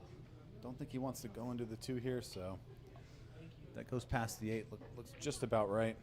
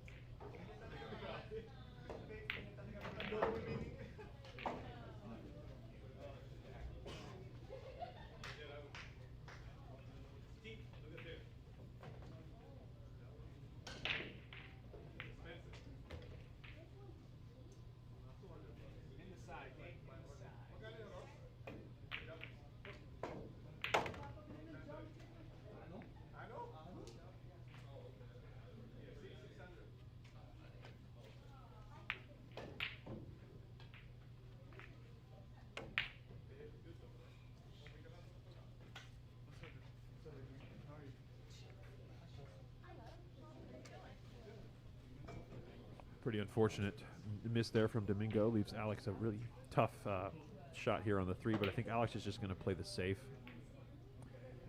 Yeah, I think he was playing the 2-way. I think he called the bank. It was pretty tricky with all the balls kind of blocking the line. Yeah, I think you're right. I think that was a smart choice, though. You call it just in case, but, you know, the odds of you getting a hook after if you miss are pretty high. So that was a pretty smart choice there.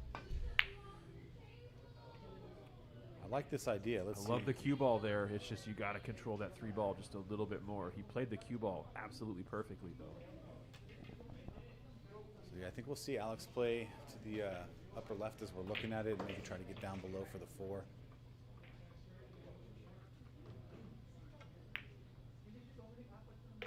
Yeah, Actually held it up top. It's really good speed. Yeah, looking more like the Alex I've been seeing the last couple days of practice there on that shot. He got through the ball really nicely. And this is a lot harder shot than it looks because it's a blind pocket. You're not looking at the pocket as you're shooting. Really Yeah. easy to miss those. Yeah, that's really tough.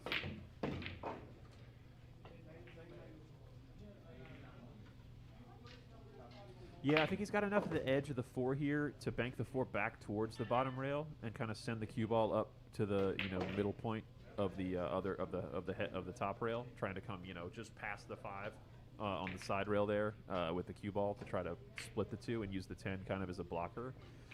But it's a tough shot either way. Oh, he was going for the offense there, trying to bank it into the side.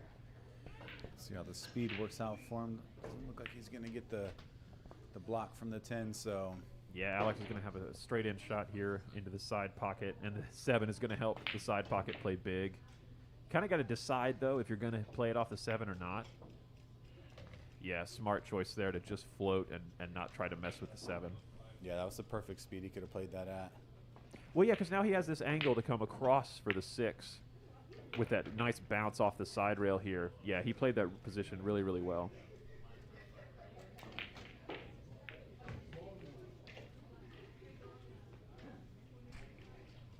Yeah, really the tough work here is going to be the 8 to the 9. You just want to make sure you get on top of that 8 ball, so it's easy position to play down for the 9 down there on the short rail.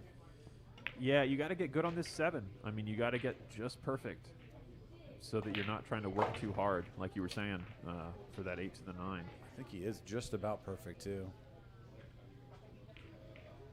That's a little bit of a cut, though.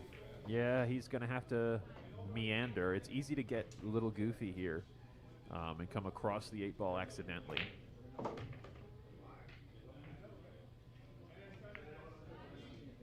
Oh, yeah, like you said, there was that tough angle. That pocket face played really big. Big opportunity here for Domingo to snatch a game back. Just want to see how much work he decides to do with the cue ball here. If he's going to try to play down off the short rail back above the 8. I mean, that's a good question. It all depends on kind of where the 8. Yeah, I think that's smart, honestly, to try to draw over to that side, because then you give yourself a little bit more natural cut on the 8 and the 3 railer around. Well, the 4 railer around for the 9, because you're going to kill the position off, or kill the spin off of that 4th rail here. So take some cueing, though. It's going to be a power shot. Yeah, he just caught it a little thick there. I think being elevated like that, it's tough to power through it.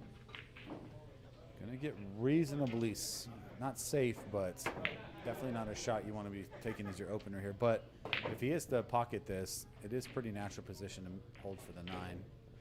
Yeah, it's a tough shot, but built in, like you said, position is pretty much built in. So if you just focus on potting it, oh, so easy to overcut that ball like that, though.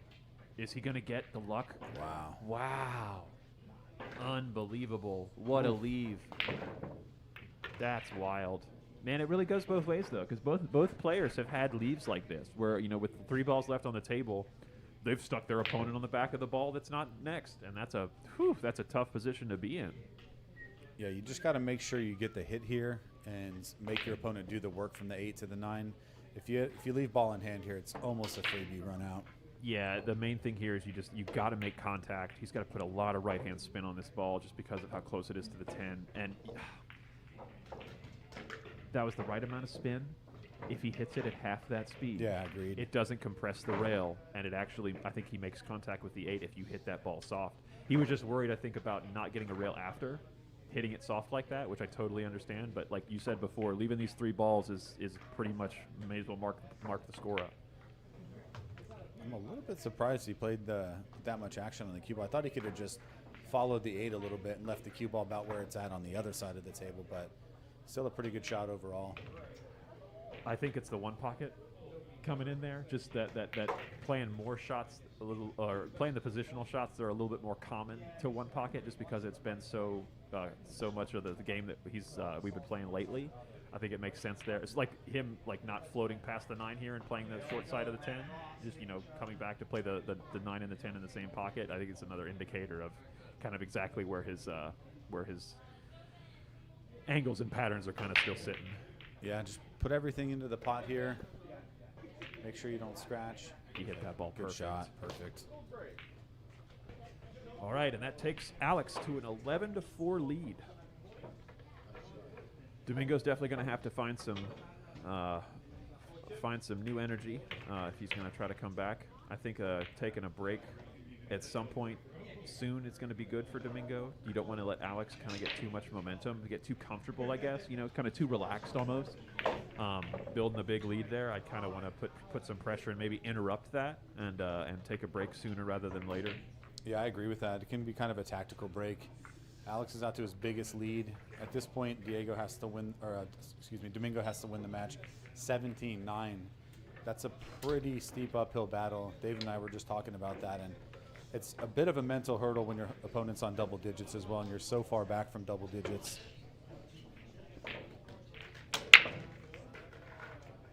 A little bit more control on the break there from Alex, but again, the ball's spread out, and then they come back together. Down here at this end of the table. Looks like he's got a good look at the 1 here. And the 2 passes the 6-10. Just a lot of traffic around that 2 ball that you're.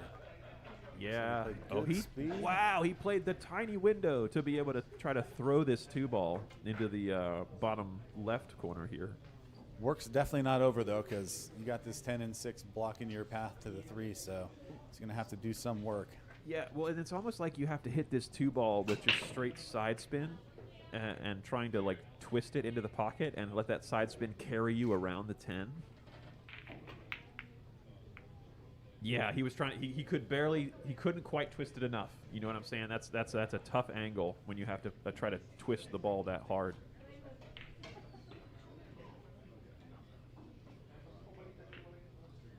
So Domingo's going to have to be a little bit careful with this cue ball as well, coming back across with those targets blocking him. Watch the side pocket. Watch the side pocket. Oh, he's fine. Yeah, perfect. Very, very nice. That was a really well-struck shot. And I like that. I mean, Domingo's in good spot here. I really, really like this position because you can just float forward and then have a really nice angle on the 4 to get down for nice angle on the 5 to get down for the 6 from here. Yeah, and he left it for himself there. That's looking really good.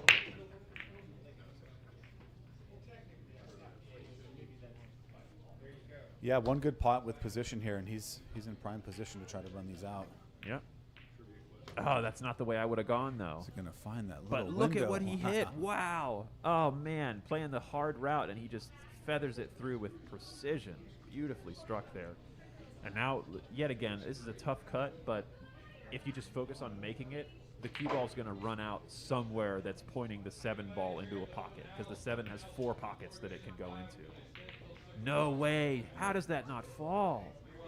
Oh, and like I was saying, he hit the cue ball around, and it was going to be pointed at one of those pockets. Wow. I actually stopped looking at that. I thought that 6 was in the heart. Right? Yeah, no, I agree. It's one of those ones where you look away, and it doesn't fall, and you turn back and kind of double take. I do not love jumping these personally. For me, it's hard to keep this cue ball on the table. So we'll see.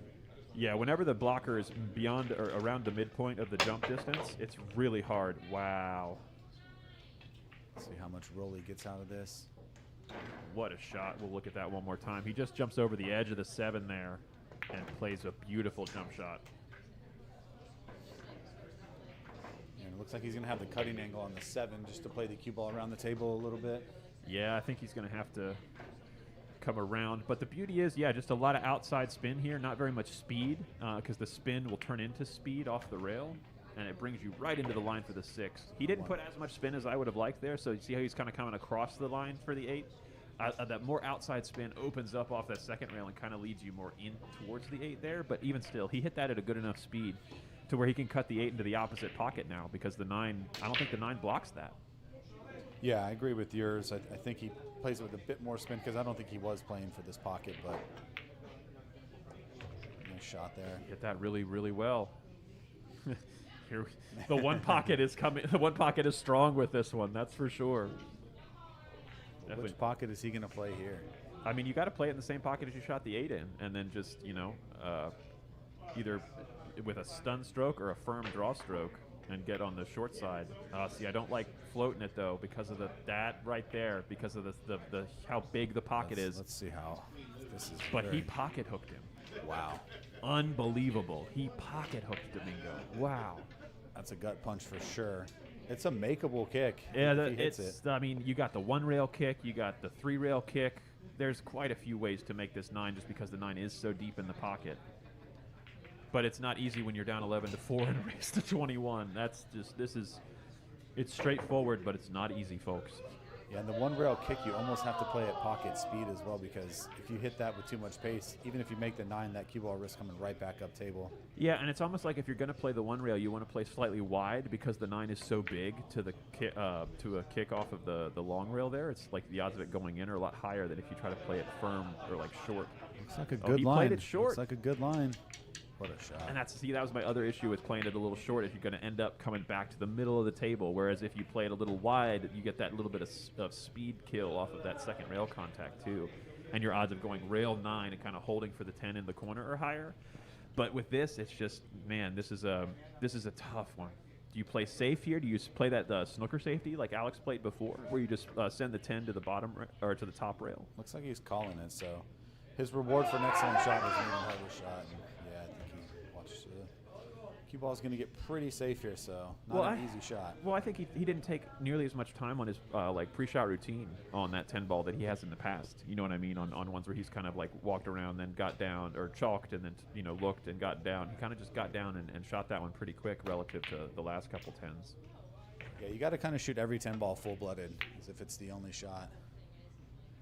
Alex overcutting that 10 ball. Look at this. What in the world? I think Oh, he's, my he's heavens. all right, but I don't believe that ball cuts in the side, Shawn. that is really close. I do not. Yeah, I don't think that's the case. I think it cuts to the front edge of the pocket, or the left edge. But I don't think it cuts all the way. You have to bank this. You kind of have to bank this 10. But you have to this is so hard because you have to get the cue ball out of the way, and it's such a thick hit. You're hitting across the ball, and you want to put outside to try to help twist it. But then that's going to give you a thicker hit, which is going to make it come short. There's a lot of calculations if you're trying to bank this ball. This is really tough. No way. Yeah, that's incredible. Watch the cue ball now. He's going to be all right here. So he did it. Oh, so this top, because it was so further away from the center of the table, this top camera lied. It could absolutely cut into that pocket. What a shot. All right, 11-5. Domingo is climbing back, trying to keep Alex off of away from the teens, as it were. Keeping him underneath the 12 here. Yeah, and honestly, if I'm Domingo, that's my goal here, is just one game at a time. You know what I mean? You really got to just not think about the score, and you got to just play the best shot in the moment, each moment, and try not to let it bother you. Because, I mean, that's the other thing, too, is if you start thinking about shots or letting shots get to you, it's just that kind of extra weight. It's only going to be tougher.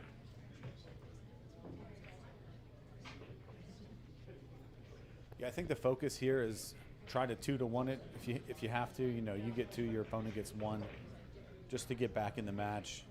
Try to keep your opponent maybe 15 or below by the time you get to 10, or probably even 14, 10. You're feeling a little bit better. Yeah, no, I agree absolutely. I'm gonna pop out and check on them and see kind of what they're thinking as far as when they want to do their player break. Looks like it's going to be now. I think they are. Alex's. Maybe not. All right, but we'll be right back, folks. Just stand by.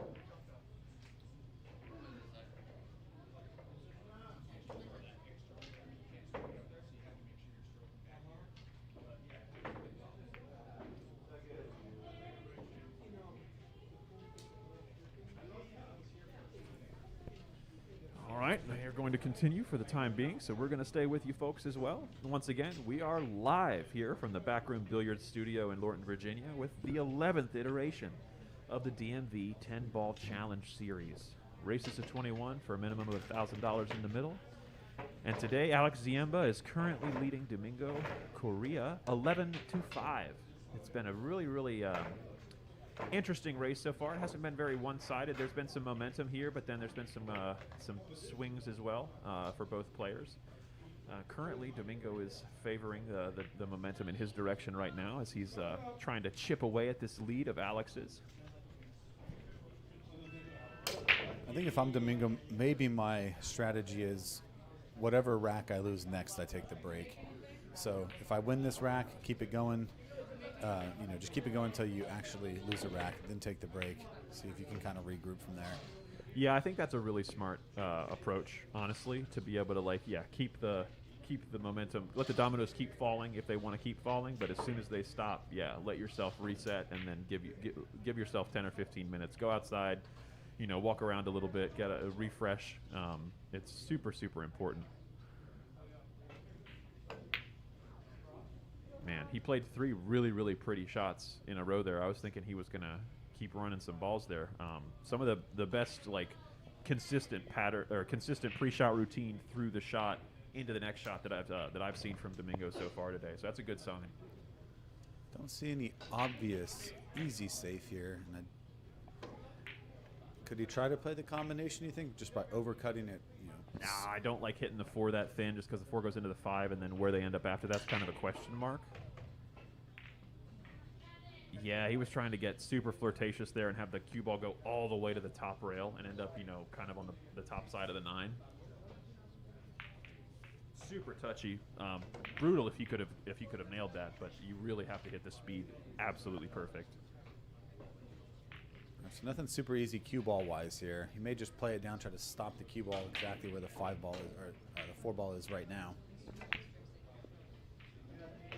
Really nice shot. Yeah. Staying short side for this 5, and then he can just kind of play this with a little bit of top and float out past that coverage zone of the 8 there, I think, and shoot the 6 back up into that top bottom left pocket. Yeah, that was the other option. I couldn't tell from this angle how, but looks like he hit that absolutely perfectly. He broke out the super glue, and he super glued that cue ball to that 9 ball for sure. You really such high pool IQ shot there. Really smart choice, knowing that you're hitting the ball well in this rack, and you're not trying to let your opponent have any kind of options. So yeah, lock him up every time he comes to the table. Really well played. Yeah, and this is about as hard of a hit as you're going to find on the entire table. So let's see what Alex's approach here is. Yeah, he's trying to 2-rail into this 5. It's going to widen. He tried to avoid the widening, but he just came a little too shallow with that angle. That's really close, much closer than it looked. But as you said, that's one of the hardest hits on the table when you're frozen to the backside of a ball like that, and you got to dig into the corner without even facing your the ball that you're trying to hit. So you can't call anything a freebie run out on these tables, but this is as easy of a run out as Domingo's probably going to get the entire match. And you got to make this 6-ball run out just to keep that confidence. Yeah, I think this will be a big indicator here. If he can get out from here and cut it to 11-6, yeah, I think that's going to be a big motivator for him, just to keep it going. I mean, no extension, no nothing. That's a long reach. Yeah, I was worried he was going to slide off the top of the ball there. I think he still has the angle here on this 7. Yeah, just focus on potting the ball. The 8 ball is basically hanging. The cue ball can't really end up in a position that's not going to be, pretty easy make on the 8.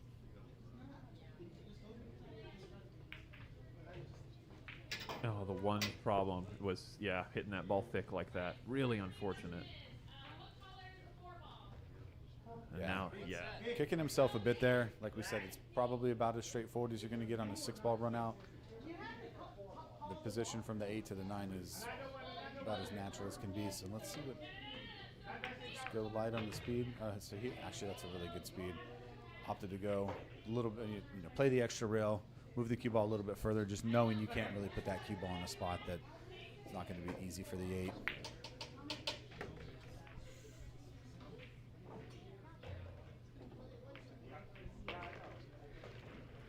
I agree. Using that extra rail, just more confident stroke, bigger landing zone, because the 8 to the 9 is so straightforward.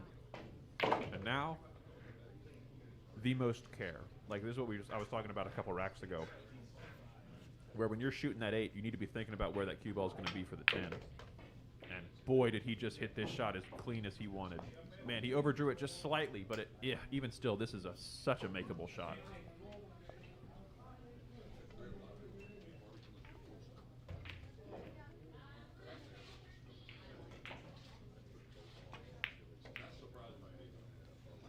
Wow. And he overcuts it, just See where this hitting a cue little ball bit too comes much. back to. Ooh. Still got to hit this nice. Definitely not as easy as it looks. Yeah, this is a little bit further away than what it seems, for sure. This is very easy to bobble this one. Also very easy to overcut this ball. Kind of the natural tendency on most folks with this shot, I think, is to hit too much of the face of the ball here and end up cutting it into the top rail.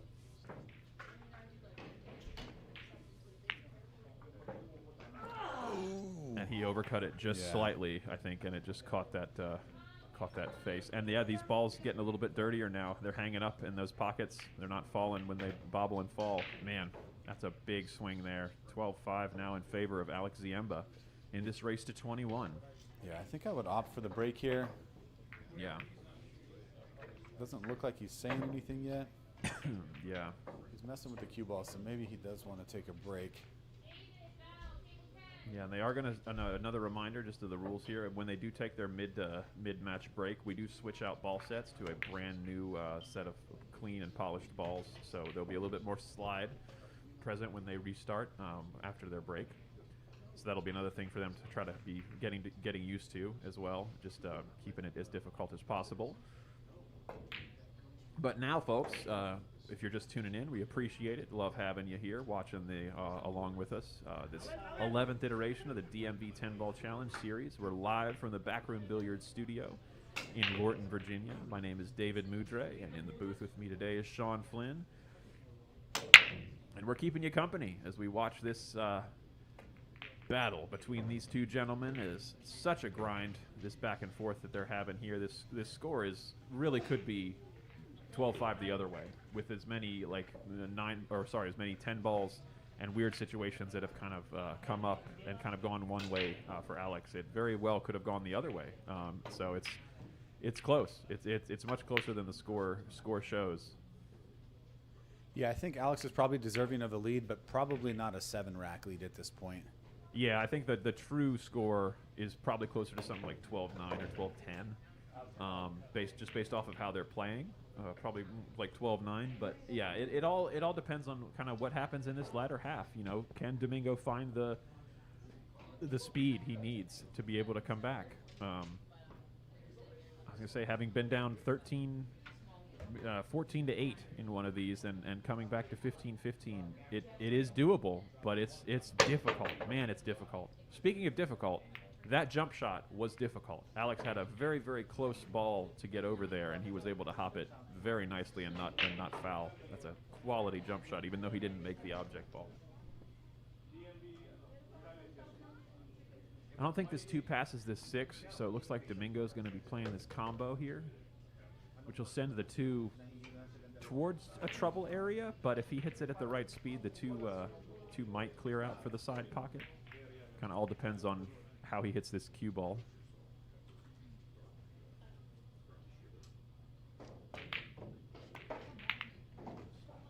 Oh, I think he tried to go past it. And just wasn't able to. I don't think that was on. At least from the overhead, it didn't look like it. Yeah, I agree. I think he should have given that one a little bit longer of a look there, because I think that combo was the way to play. He's just opting for a simple safe here and get behind the 7. Set the 7. Yeah, 7 ball. Yeah, he hit that really well. Just a little bit short. Yeah, he didn't quite get the full coverage that he was wanting there. Hey, if he was, yeah, he's still got enough of the edge of the 2 there.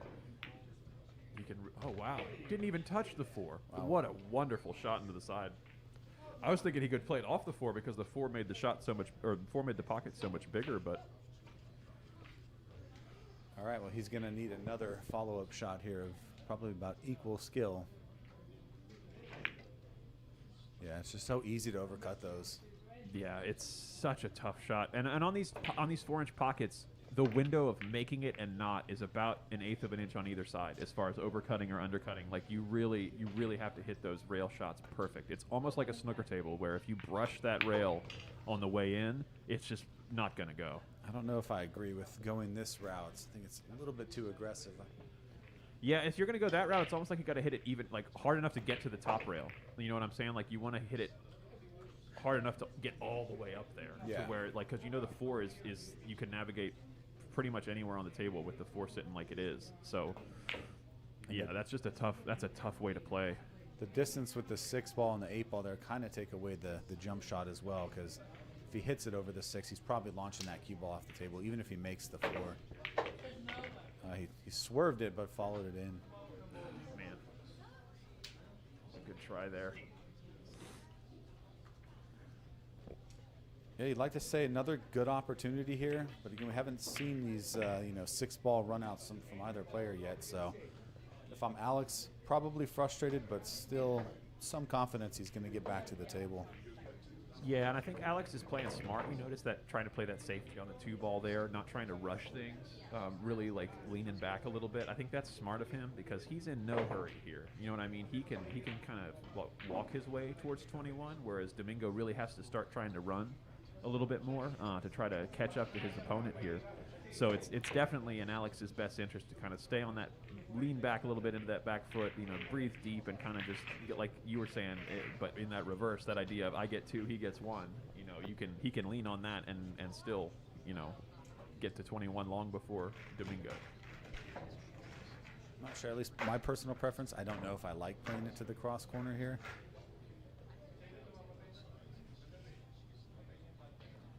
It's about the most difficult pot he could pick for this 5. Still has to do some work with the cue ball as well. Yeah, I mean, you could have played the same.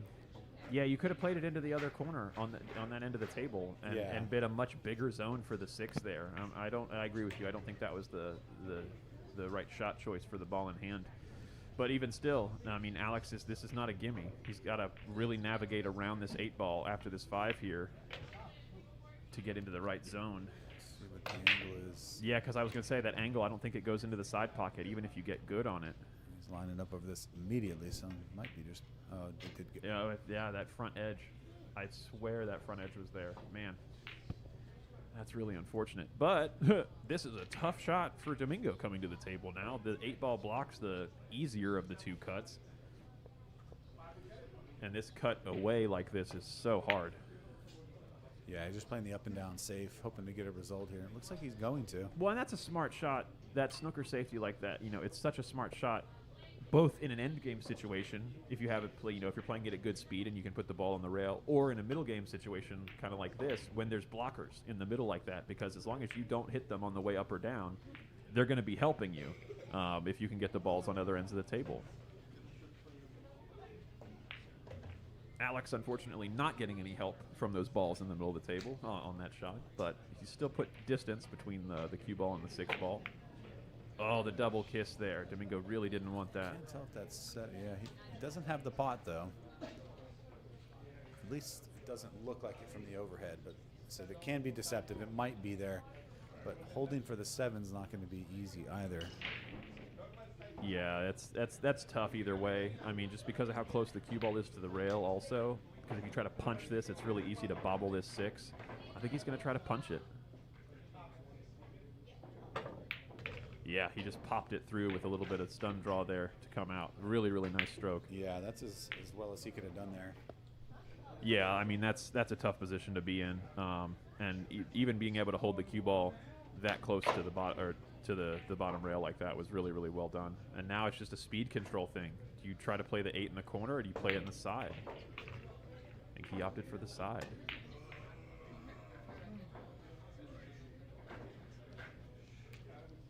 Need just a little bit of touch with this cue ball.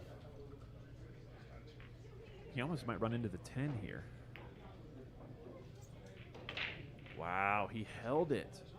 I thought he was going to float past the 9. He was able to hold it on this side of the 9. That's wild. think he's just going to play this with a lot of inside, try to check the cue ball. Yep, and overcut it in the process. That's so easy when you're when you're hitting it with that much inside, it's so easy to overcut that ball because of that little bit of push deflection. This is not the shot I think I want to see come into the table if I'm Domingo either. This is not a... It's a much more narrow cut than it looks like, and it's hard to get that cue ball back up without hitting it pretty hard. Yeah, a lot of folks like playing this, tend to like playing this shot with inside just because it makes the pot a little easier. But in this case, you almost have to play this with outside just to kind of ensure that you don't scratch and to leave yourself a possibility for the 10. But when you play it with outside, you might hit the ball slightly thick, just like he did there, and end up bobbling it, which is what was my whole point. That's just you choose the right English, but it makes the shot that much harder to pot. Not sure exactly what. Oh, he just got a bad case of the heavy arm for a second. He just got his arm weighed twice as much for just that one shot. He definitely rolled about 3 feet further than he wanted. Oh, he's still got kind of a 50-50 shot here to take his biggest lead of the match. That's true. Yeah, because we're currently at 7. This would be a new lead 8. And he came up again. Very just a few of those by pretty good distance. Hitting the ball pretty thick there. Pretty straight in shot for Domingo into the corner pocket, so he should be able to cut this lead to 6. Taking a little extra time here. He knows how important this is.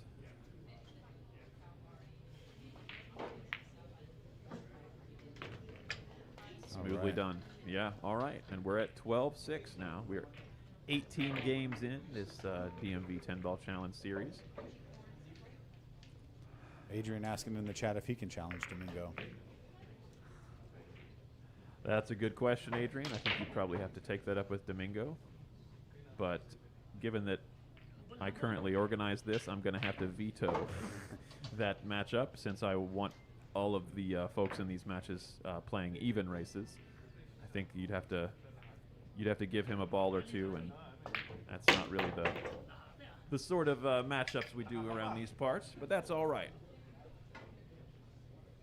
All right, Domingo racking up for another break on his part. Let's switch cameras here for the break angle and see what we got.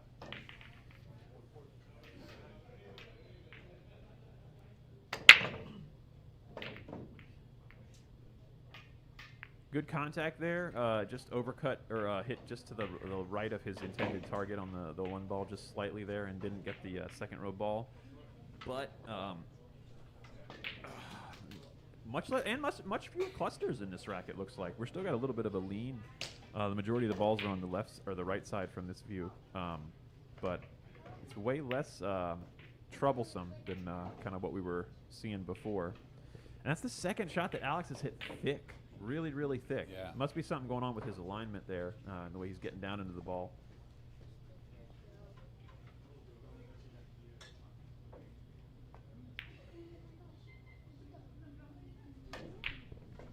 Could be a little fatigue coming in, too. We have now been playing for 3 hours and 15 minutes. So that's a long amount of time and with no breaks. So could be a little bit of that setting in. Good stroke there from Alex to not get caught up behind the 9 ball. Very easy to do. The 9's big to that draw shot. It looks like the 3 passes the 5 as well, so I think he doesn't have to do a ton with this cue ball. Maybe just a little bit of follow, a little bit of left. Yeah, just a little bit of top, and should come back and forth off again. Very, very well played. One of the prettiest shots from Alex in the last 5 games, for sure there. Could not have hit that ball much better. He's going to need another follow-up shot here, though. Yeah, this is another one you got to really come with it. He didn't hit those thick. Man, he's striking the ball pure now. Nice little flick off the 8, too. Really, really well struck there. Good shot, Alex. Not a gimme combo here, though. Yeah, I don't even know if I like playing this combo. There's so much distance between these 2 balls here. Like, yeah, there's more than a diamond between them and more than a diamond to the pocket. I don't like this combo at all. I'm just floating up underneath of the 6 probably.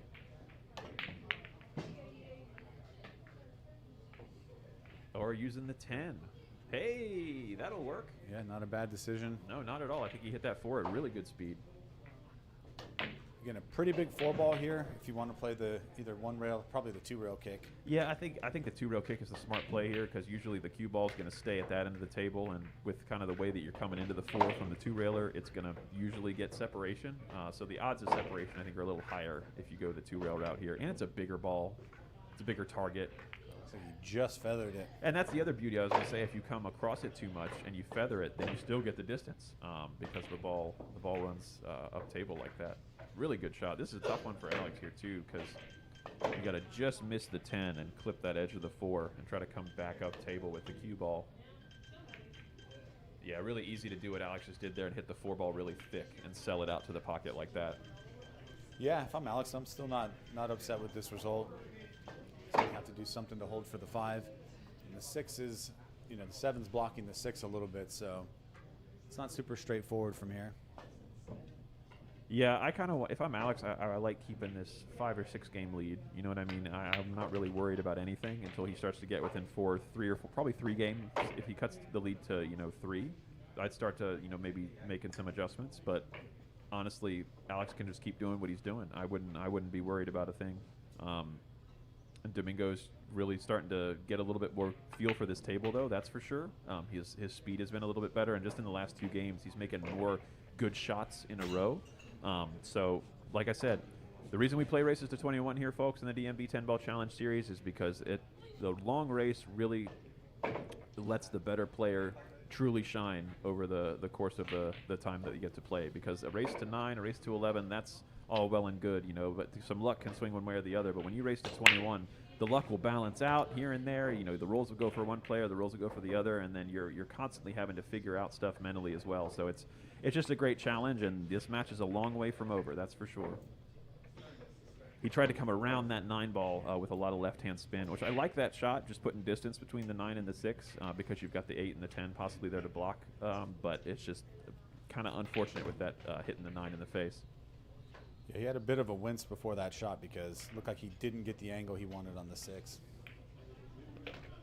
Yeah, I think he was trying to get a little bit more of a look at the 6 than what he had, absolutely. Alex made a good shot there and has a nice angle here on the 7. See, I personally dig in with this and come back and forth across to play the 8 in the side. I think Alex is going to go around the world here. Yeah, I don't know if he needed to give it that much power to try to play the cue ball with that much force. Yeah, I think just I think he could in general take about 25% off most of his potting shots, with the exception of the ones that he's using, an extra rail to come back and forth on. But yeah, a lot of those cuts, the cue ball's kind of running out a little bit more than he's expecting. Again, this is similar to the shot we were talking about in the last rack. I think it's a little bit more natural to play this with right English as he's hitting it. Yeah, you called it. A little bit of top right there, top forcing it down into that, and then the right spin, opening it up off of that 3rd rail to make sure he gets through that 9-8 gap there. He might have, or no, I think he can see the full potting angle here. He can, yeah. And just float forward for the 9 in the opposite side. Yeah, really well played. Oh, get past the line. See, this is where you really want to focus on getting past that line so you can be on the correct side of the 9. And then it's just an easy float forward shot off that side rail for the 10. But now he's going to have to just kind of punch forward and shoot from the side of, a little bit further away. Yeah, probably leave yourself as much angle as you can without being on the rail. Yeah, it's almost like you want to run into the rail just a little bit. Like let it bounce off the rail, maybe a ball's width, just so that you're not cueing off the rail. Yeah. Oh, he just underhit it a little bit. He doesn't want to be on the rail there. It makes this shot about 3 times harder than if it's, a ball's width away from the rail. Yeah, he probably wanted that cue ball to roll about another rotation, and he's in good shape. Yeah, absolutely. That's all he really needs. So let's see if he can dig here. This is the shots that have been challenging both players a lot of the match. These clutch cuts. Wow. Right in the heart. Okay. Yeah. Now, if I'm Alex, I'm thinking maybe opt in for a break.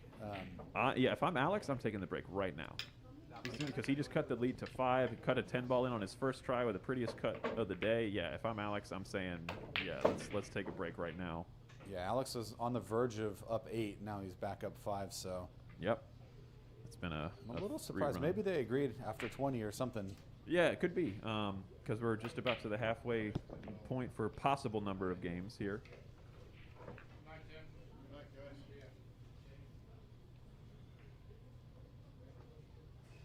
Still in? Yeah. 5 chips. Buy something from the vending machine to get another chip. Leave them board. Yeah. So Alex got up there, but looks like they're going to at least play through this rack. Domingo's lining up for the break. That's true. We'll go ahead and switch to the break angle here and see how it goes. Ball getting He hit kicked that around. beautifully. He hit much more on the one, exactly where he was aiming that time. Notice where the one is up in the top corner there, and then Yeah. he made a second row ball and controlled the cue ball pretty much to the center area of the table. Yeah, that's and he took the energy off of it. That's one of the better breaks. That's one of the better breaks of his of the day for sure. He hit that the most accurate I think so far. We got Elliot Kilday in the comments on YouTube saying, "What's up, Shawn and Mudre?" Oh, Elliot, it's good to see you, sir. Hopefully, would love to shoot some pool with you sometime soon, man. We'll have to link up. It's been a minute, brother. Glad to have you tuned in and watching with us. Remember to like and share. I feel like that's a unique nickname that only Elliot uses for you. I've never heard you called Mudre before, except for from Elliot. There's a few folks that call me that. Back in when I played basketball in high school, there was a few. Because even back then, I was just Mudre to everyone, and so Mudre becomes Mudre, just shortens a lot of times. But yeah, Elliot is a fantastic pool player and an even more fantastic human. We always enjoy when he's around to play some games with us. Oh my goodness! And Domingo just bobbles that 2 in the side, really really close.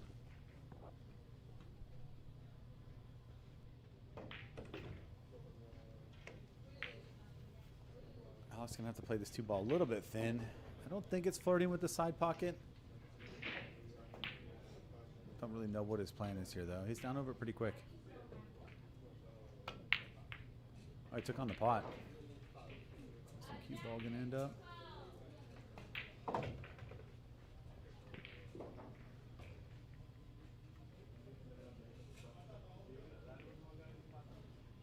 So we left Domingo a decent starter here. It's going to take a little bit of effort on the position. Hold for the 3. Wow. He just way overcut that. Ended up kicking behind the ball.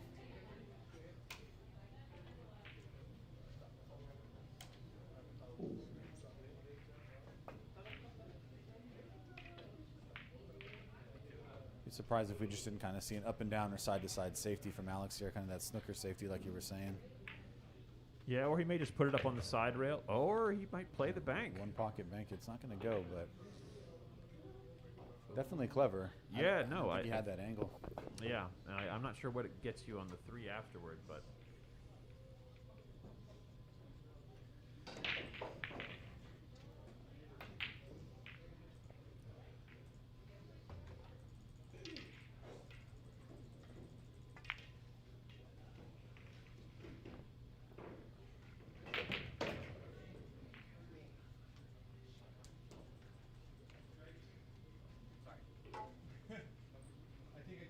oof, that's a toughie.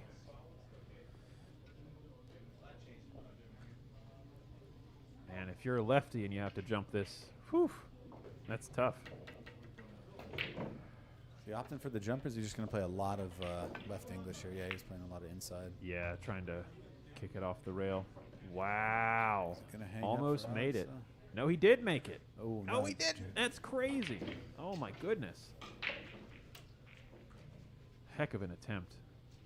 Is he going to just draw it out of there? Looks like it. Yeah, he's just hit pull a it few of straight those back. really nice today. Yeah, he's had a really nice, smooth follow through on those where he's that cued absolutely dead center on the center axis of the cue ball. It just goes straight forward and it came straight back with no movement to the side the last couple times. Yeah, he's hit that ball really nice.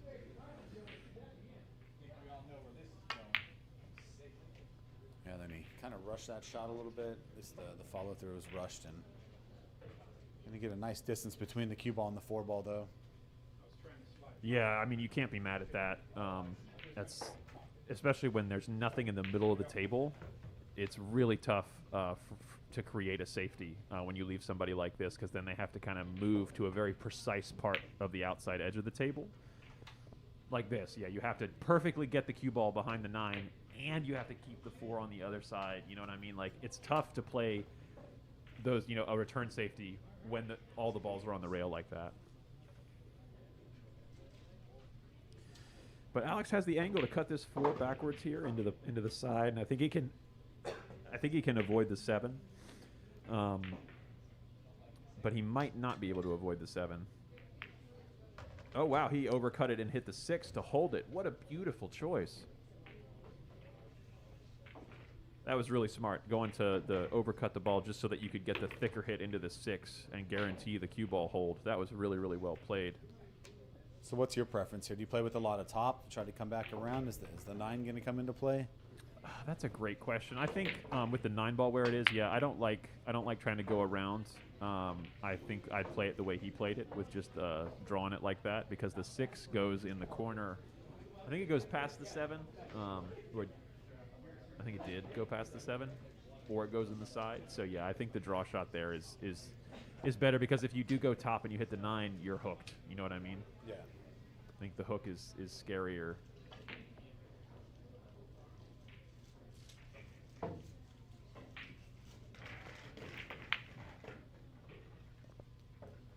That's the 4-inch pockets. Yeah. That's the brutality of hitting the rail on the long rail on the way in. It will spit it back out to the other side of the table like that.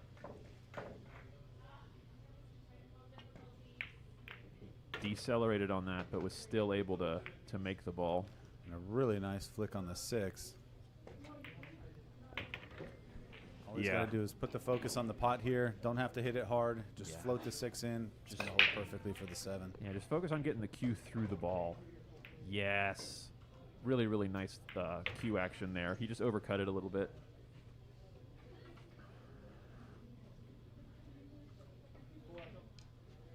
But now what? This is really, really tough. Yeah, I think the play is to just make sure you don't hit the 7. Actually, I don't even know if he could hit the 7 ball following. Just play with a little bit of outside, and wow. And Watch it's gonna scratch. Wow. What an unfortunate outcome. He hit that ball as good as you could have. That was so tough.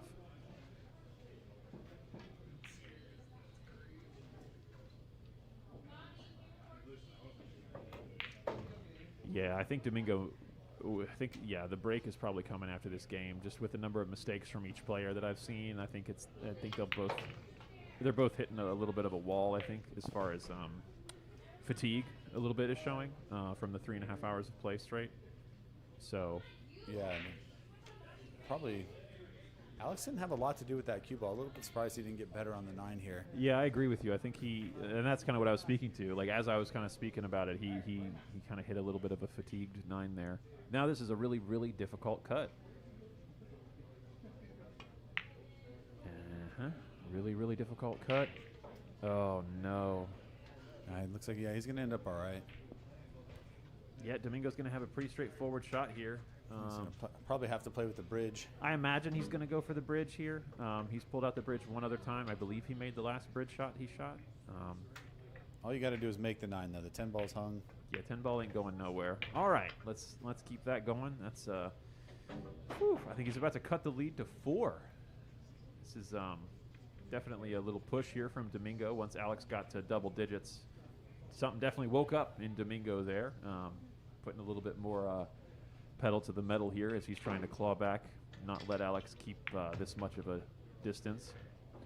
All right, and we're officially at 20 games in. The score is they're having a little conversation. 12-8. So might be opting for the break here. Yep. I think that's what's going to happen, since it is the true halfway point. Yep, he just called the timeout. So, folks, we're going to go ahead and take 15 minutes, and we will see you all back here right around 5:45-ish.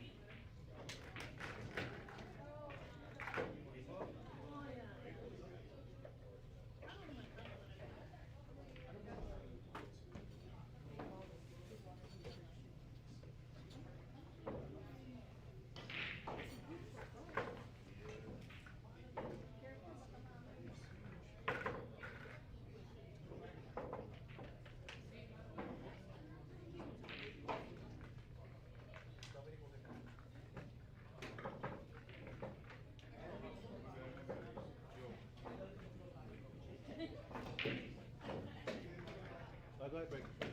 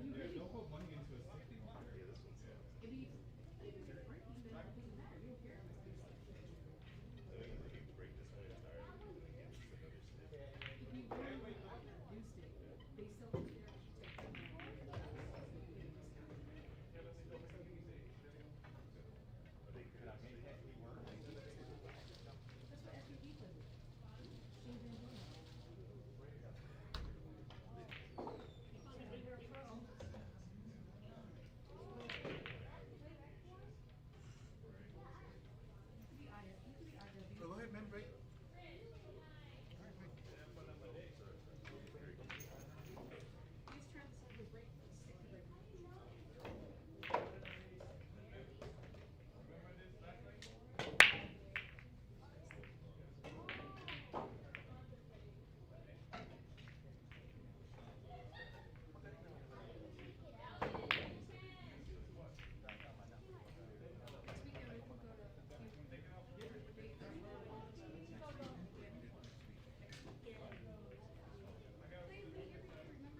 Every day? No. This is the break. This is the mid. Just look at the TV and see the score. This is 21. I've forgotten about. I know. You just let me know. I'll let you know, man. No rush, man. Ain't going anywhere. Oh my gosh. You want to get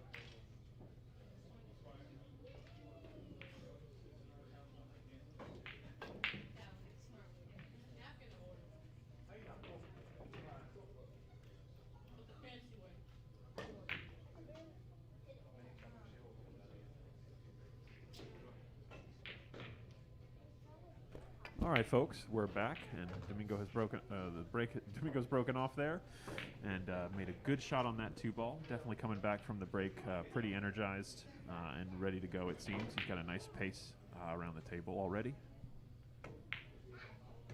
And Shawn had to leave the booth with me, but now joining me in the booth, I have a former DMV 10-ball Challenge Series champion, Adrian Vienna. Hello. Glad to have you, sir. What are your thoughts on the match so far? So far, seems like Alex being able to capitalize more on Domingo's mistake rather than Domingo capitalizing on the few mistakes that Alex had. Yeah, I definitely agree with that. Some of those missed 10 balls were crucial in the early game that allowed Alex to build an early lead that kind of he still is resting on now as we get into the middle part of the match. Correct, but hey man, if those are presented to you, take them. We always take free 10s. Yeah, absolutely. You can't be mad at a 10 ball. Looks like Alex going for another jump shot here. Yep. Or a masse shot maybe. I think he's going for the jump. It looks like the short cue. Yeah, his long cue's over laying down. He's elevating over the ball here. Nice. He cleared the 6 very nicely. Good contact with the 4 there. He got lucky too. Yep. A little hand wave there indicating he did not intend that outcome, but he is certainly not mad about it.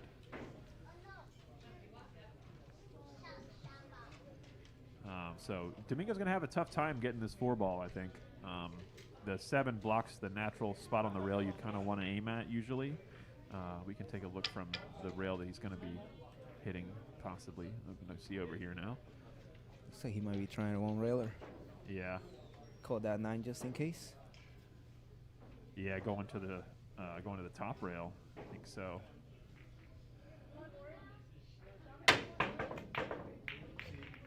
Yeah, I think this is the way to hit it, honestly, because you just have more likelihood of good things happening if you were to make contact from that angle, because the 5 would have been helpful. But unfortunately, he makes contact with the 5 first, and Alex gets ball in hand.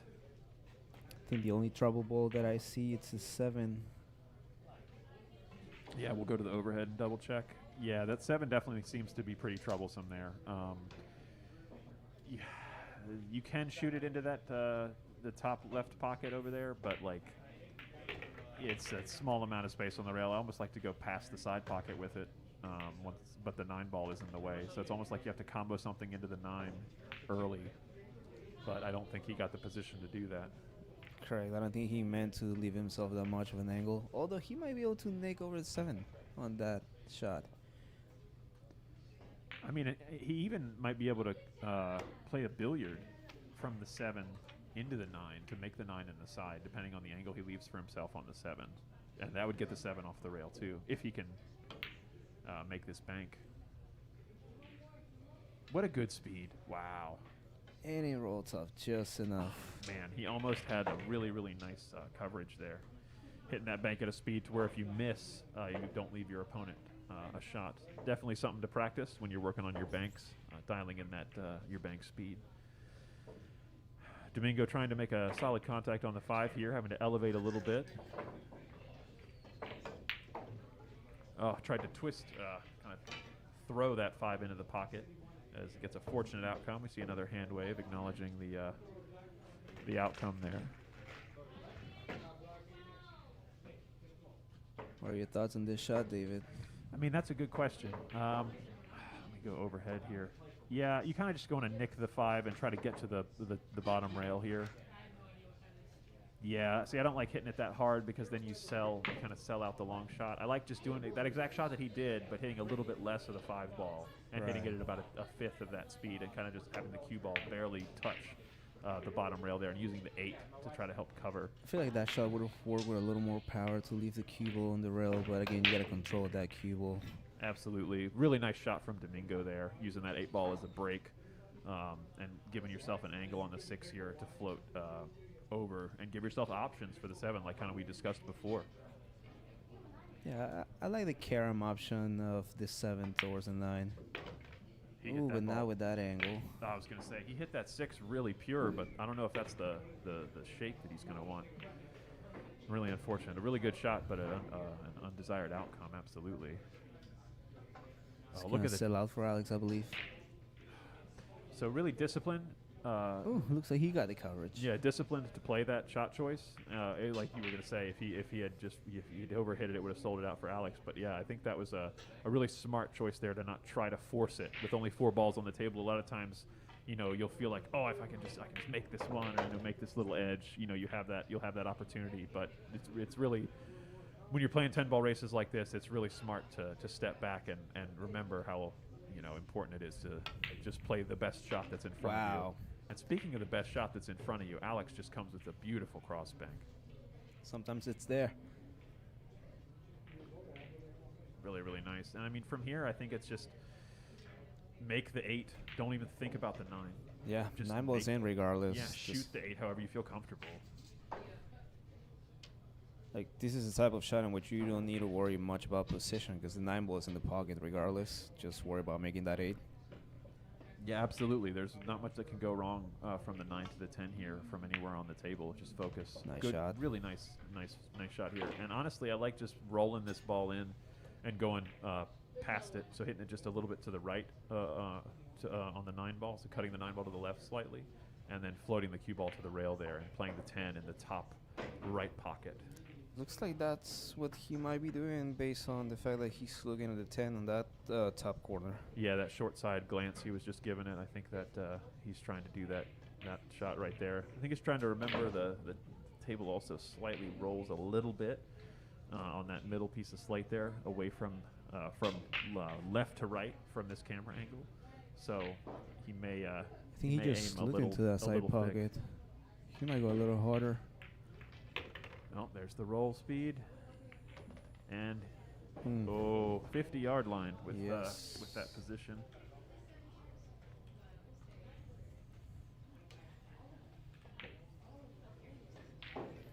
It's definitely cuttable. You're gonna lose the cue ball a little bit depending on how you hit this. I think he just called it in the side pocket. I believe he's cutting this ball in the side. This is a really tough cut, folks. And he drains it. Where's Middle cue of the ball pocket. Ooh, safe. Nice shot by Alex. Very, very well done. Alex kind of got stuck on 12 there for a while and comes with a really nice shot to climb his way into the teens. Alex, 13-8 the score now against Domingo Correa in this DMV 10-ball challenge series number 11, live from the BAK Room Billiards Studio in Lorton, Virginia. Let me open up the Facebook chat to see what the folks are saying. Absolutely, and if you're just tuning in, we really appreciate you watching. We'd love it if you would like and share this video, whether you're watching on YouTube or watching on Facebook. We really appreciate your viewership. We're just trying to grow this event into a little bit bigger series so we can add more. Like hopefully in 2026, we're going to be adding a 1-pocket challenge series as well. So stay tuned for that, folks. And like I said, please like and share this video as you see it. As Alex is all racked up here and about ready to break. See if he can pop this cue ball and make that second row ball in the side like he's been doing. Oh no, he came across the rack. How have the breaks have been so far, David? I mean, it's been pretty okay so far. Alex has had some good breaks and some not so good breaks, but when he does hit them good, they're really consistent. His layouts have been really similar. He's also hitting the 1 ball in the same spot, and he's not using a lot of power. One thing that's been consistent with Alex's breaks that have turned out well for him, making a second row ball and getting a look at the 1, that is, he's hit them a little bit softer than the break that we just watched. Yeah, for someone like myself that plays a lot with Alex, he's definitely not the hard breaker type of player. He aims more of a soft medium type of break, which tends to work for him most of the times. Yeah, absolutely. And the 10 ball from a template on this table specifically, I think definitely is conducive. And they just swapped ball sets after the break as well, so these balls are a little bit slipperier again. It's more conducive to like a medium speed 10 ball break to making that ball in the side. Right.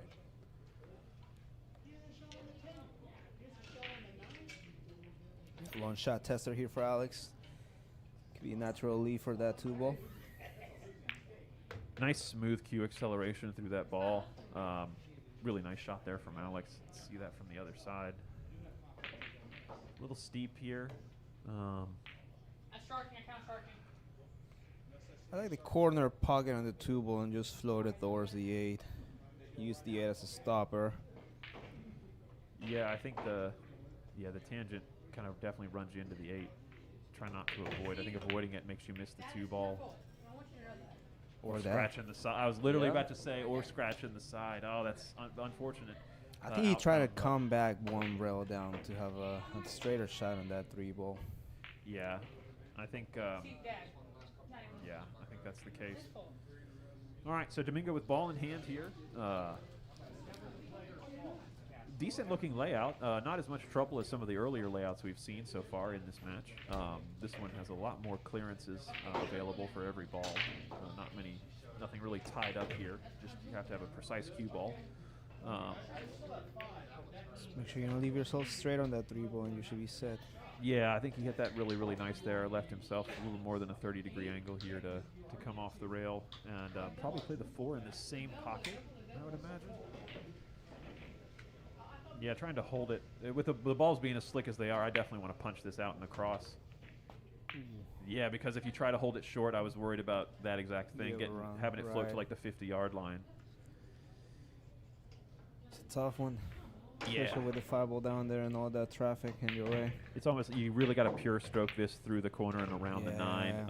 And that's the only problem is that you got to overcut it a little bit to that pocket, which is so hard to do on these small pockets. Or even hit it with some sort of like soft follow top, because I think he punched that 4 ball would cause the scratch on the 4. Yeah, I think that punch definitely widened the tangent just a little bit as it popped off the ball. Right. What's the discussion here? Oh, looks like Domingo might have nicked the 5 out of frustration. Yeah, I wasn't. Yeah, because that 5 just came back out of the pocket, and I do remember it being on that side. Yeah, that's exactly where it was. I think that's about as close to where it was before. I don't know what's the rule here, David. What happens when you nick a pocket and a ball in the pocket? Well, the rule that I discussed with him beforehand was if you only disturb 1 ball, it's your opponent's choice to put the ball back or leave it. But if you move 2 balls, then it would be a foul, a ball in hand foul. So in that case, because only 1 ball was, technically disturbed, I would say I think they handled it themselves correctly. I mean, I'm not going to go out there and interfere. I said if they, if they want anything to discuss or if they need me for an adjudication, let me let the camera know, and then we can make a decision. But yeah, for the most part, they're handling it themselves. And like I said, from where he put it back, I really think it was really relatively close to where it was before. Tough leave here. Not quite the. It's a good miss, as I would say, because you left your opponent a tough look. Looks like he's going straight for it. Yeah, I think he's trying to clip it thin. Wow. Oh, he hit it full in the face. That's wild. That double kiss was brutal with that topspin. I believe that puts Domingo on 2. I think you're correct. I believe that is 2. Yeah, we got a scratch off the 4. And then Alex, yeah. But I mean, from here, I think it's pretty straightforward run. It's a pretty straightforward run out from here for Alex.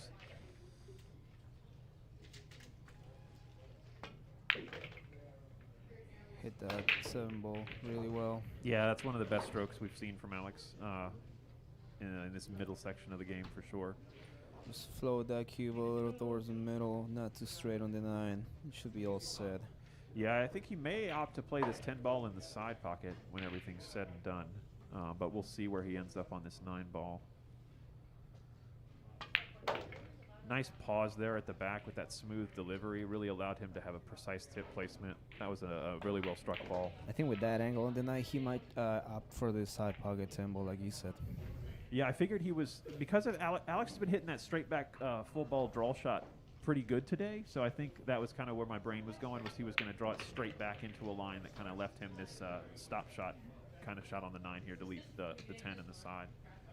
Really well played there from Alex. See if he can get to 14 with this 10 ball here. Routine 10 ball for Alex. Yeah, just floating it. Smooth into the side, really, really well struck. All right, and with that, that's puts Alex's lead to 14-8.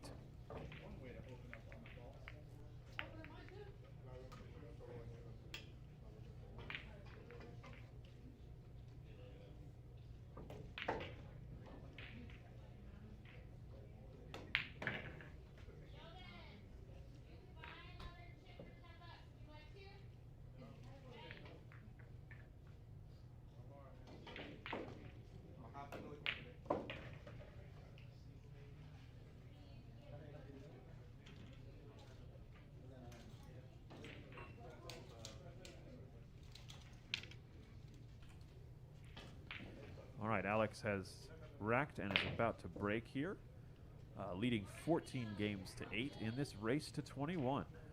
That is right, Justin. That break definitely did Alex good. Sometimes you gotta know when to take a break. It's part of the game too. Absolutely, and that's kind of what Shawn and I, nice break there from, unfortunately from the 10, but he was able to pocket a ball there. Yeah, Shawn and I were talking about that before the break.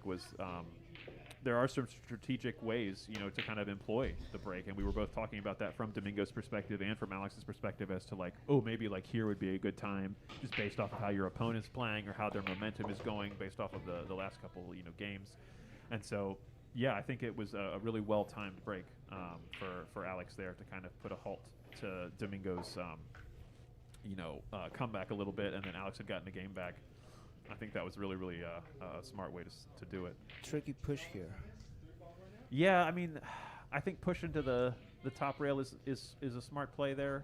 I would have maybe tried to leave it a little further away from the one, but even still, from here, Domingo has a lot of options.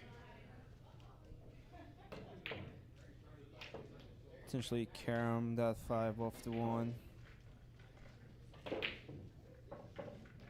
Yeah, I mean, You could also cut that 1 and then just float that cube behind it too.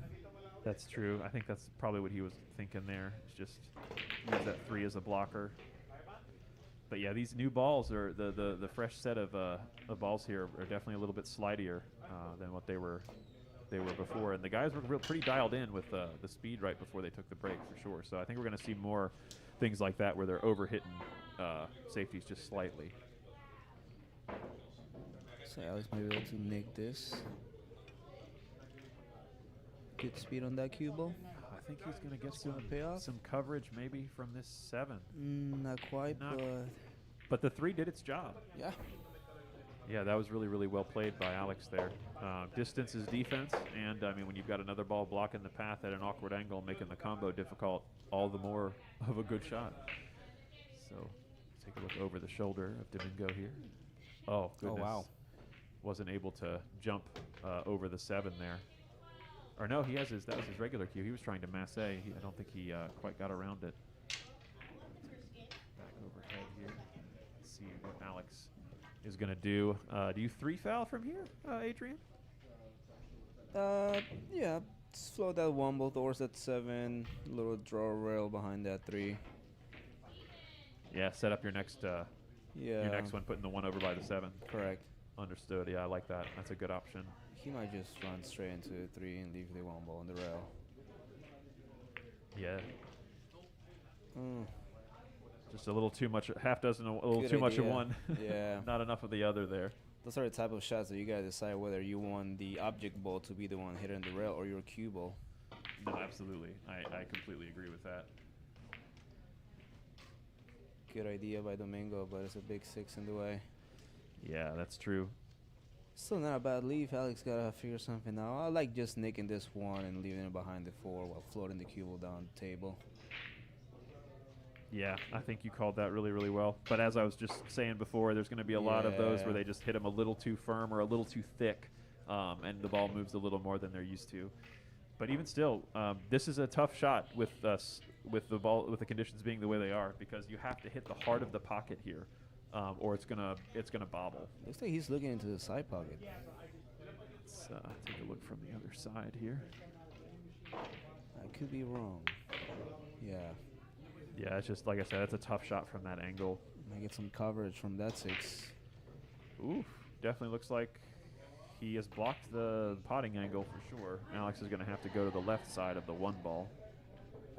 These are tricky. If you don't hit them how you're supposed to, the double kiss might send you straight into the pocket.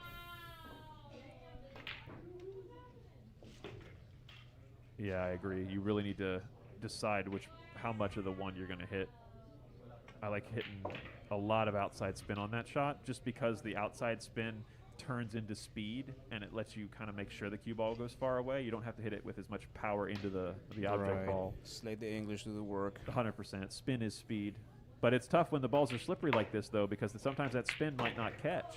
It might just slide off that rail. So, I mean, I think it's a good choice that he played there because he still got that distance. But now we have a classic safety battle, splitting them the long way and splitting them the short way. Little container safety after container safety here. I like putting this 1 ball behind the 5 and just floating the cue ball in the middle of the table. Yeah, just feather the edge here. Going for the double.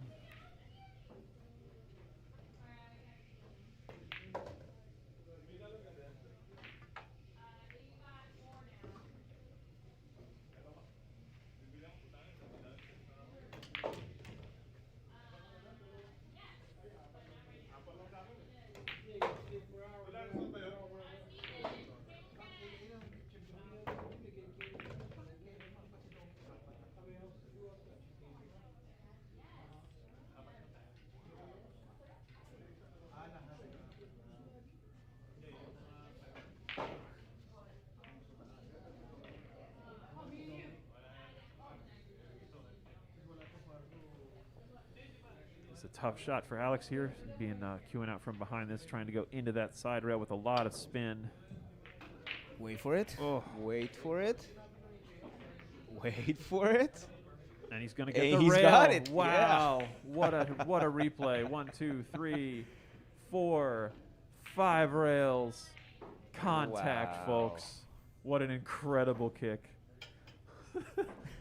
A 5 rail kick from Alex Ziemba to not sell out ball in hand to your opponent.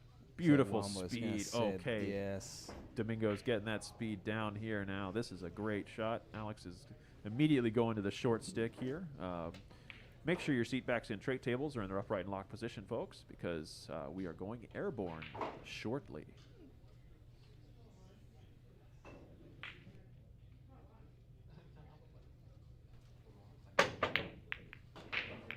Oh, unfortunate outcome.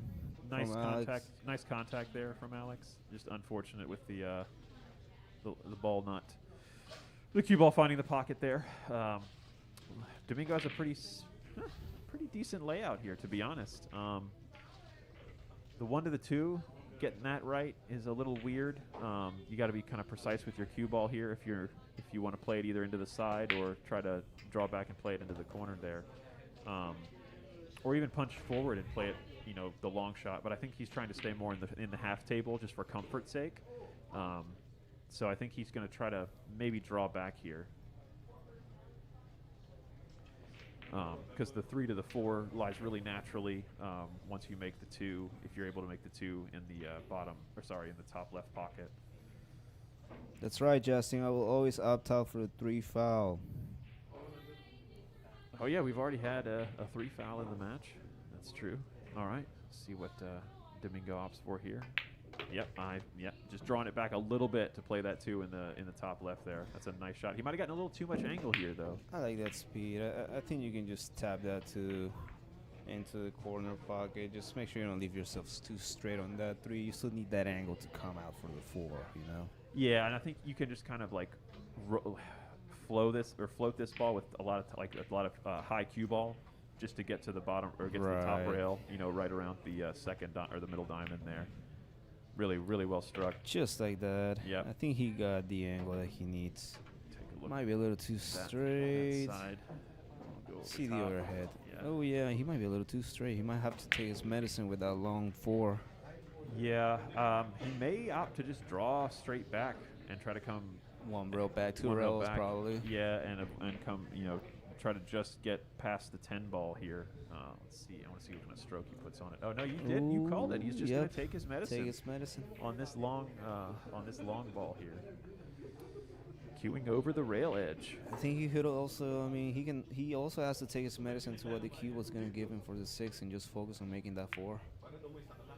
Oh, yeah, Yeah. that's such a tough shot. And he got down on that ball a little quick compared to before. He was kind of taking his time a little bit more between each shot. He kind of rushed getting down that time.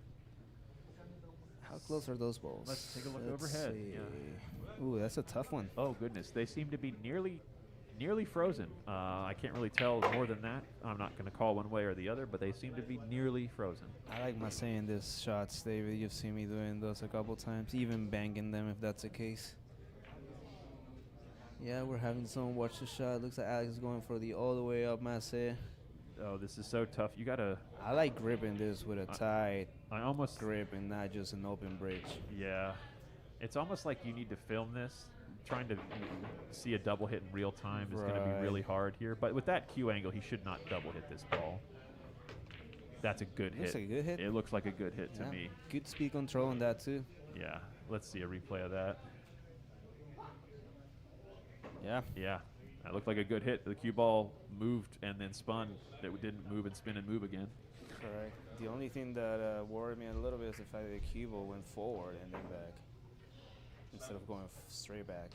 But I guess we'll see that later. Well, I mean, it could have hopped because we could have hopped a little bit and been off the table in that movement, which is still legal. And then when the balls are slippery, they tend to hop up off the table a little bit more. Right.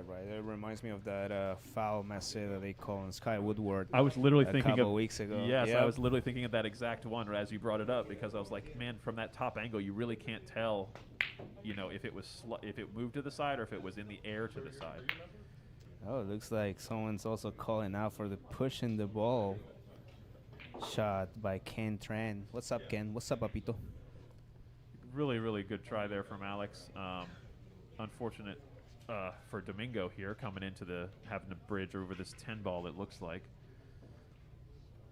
But good news is, I think on YouTube, for those of you watching on YouTube, we do have rewind turned on. So if you want to go back and rewind and watch the hit again and the replay again if you want to, what an Fortunately outcome. by Domingo. Absolutely. Hey, I mean, he just got from a tough position left to him, and now he's leaving a tough position. So, I mean, it does go both ways when the balls are sliding like this. It's tough. But, yeah, if you want to go back on YouTube and watch the hit again and let us know more of what you see. I'm sorry for having it from the overhead. I definitely should have had it from the side so we could have seen if the ball hopped off the table or not there. But It's like Alex going again with a short stick. it's true. Let's see from the other side. See if he can get over this. Oh, he can absolutely get over this.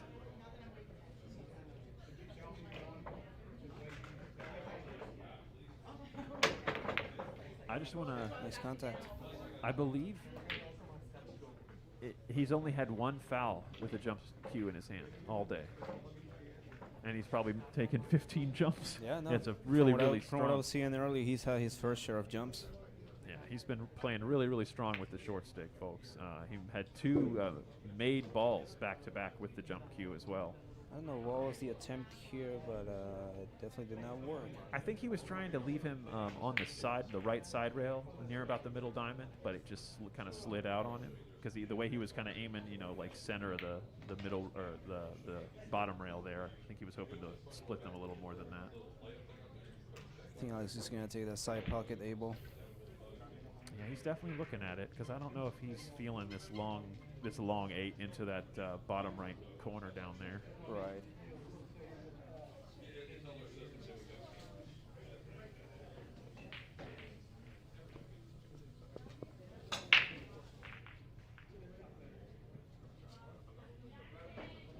I want to use that extension, buddy. Yeah, he and I were just talking about this yesterday when we were practicing, or the day before yesterday when we were practicing, not being lazy with those shots that as soon as you get down and you start to feel that little bit of weirdness, immediately just get up and grab that extension. Don't even think about it. Oh, he went for a draw shot. Looks like it's What going a to pay perfect off. speed. Wow. Wow. That's why we go get the extension. That little bit extra weight, too, helps for shots like that. You get a little bit more mass on your cue stick. You're getting a little bit more energy into the ball with that same swing length, you know what I mean? Right. You don't have to work nearly as hard, and you can still get that outcome that he just had there. Wow, what a shot. How much angle does he have on this able? That's a good question. Let me go by the overhead again. Looks like it's a little Yeah, angled. probably dig down with the draw here and just come back to the rail. It's a big zone to shoot the For 10 s- into the opposite side, I think. Right. And if you underdo it or the draw runs out or you accidentally stun it, you still got the 10 in the corner. You definitely have pockets. Yeah, I mean, you can even float. No, I don't like floating forward and playing it. So I like drawing back here and just staying at controlled speed. Oh, he chose to go You forward. for the chose to go side pocket forward. shot. See this is exactly why I didn't want to go forward, is because of how slippery the slippery balls the are, balls are, and correct. they've been rolling. When the ball is rolling, it's always gone a little further than what the men have thought. So I just I think I like playing the draw there just because it controls the cue ball a little bit more, and you're not dependent upon trusting it to roll 4 feet. You think we might be seeing Alex attempting the bank or the cut in the side pocket? That's a good question. He's definitely banking. His body position says bank. He shorted it. Oh, Is he gonna heavens. sell that or is he gonna go into the pocket? I think he sold it. Ooh, Oh not no! so sure Let's with see that. the overhead, folks. Wow, Wow. that's definitely That- that that's gonna tangent be a line. cut, That yeah. tangent line looks like it goes to the corner pocket. That's also because it's almost like you have to. That's a tough one. It's almost like you even have to hit it thick, That's no man's land. like slightly thick with draw to try to get it to the bottom rail and not have it scratch. But like trying to aim this slightly thick is already a nightmare because you're trying to hit it so thin. Gosh. A lot of people make the mistake to use bottom in these shots and try to draw the cue ball, which makes that cue ball scratch on the corner pocket. Oh, especially when you're jacked up like this. That's such a. Looks yeah, like he you just really want to folded. just roll this. Wow. Oh no. That was definitely not the shot you wanted to take in that. Yeah, I think that 10 ball being where it was, overhanging that line out from the lip of the corner, the lip of the side pocket. Whenever it like the ball breaks the plane, of that lip. Essentially, to me, I'm always like I'm hesitant to try to make that cut shot because the tangent is so big to the pocket. And with that one, Alex takes another game. Race to 6 now. Alex needs 6 from here. Good heavens. This is a tough spot to be in, folks. I'm not going to lie to you. Can Domingo come back from here? Absolutely. It can be done. It's very difficult. It takes a lot of willpower, and you got to get some rolls because, I mean, you really can't. It's hard to win rotation without getting at least a few rolls, but, man, he's going to need some in the near future to really try to make a go at getting back in this match here. Gotta capitalize on your opponent's mistakes as well. You cannot let those go. Yeah, no, I absolutely agree. It's very much been a game of gift and take instead of give and take, if you will, because each player has definitely gifted their opponent more than a handful of games. I mean, it's holiday season approaching. I guess those gifts are gonna come in more often. Yeah, these gentlemen are just leading by example. You know what I mean? It's truly better to give than to receive, of course. So, with that, we move on, and Alex is breaking, leading 15 games to 8. We start game 20, rack 24 right here. Nice side pocket.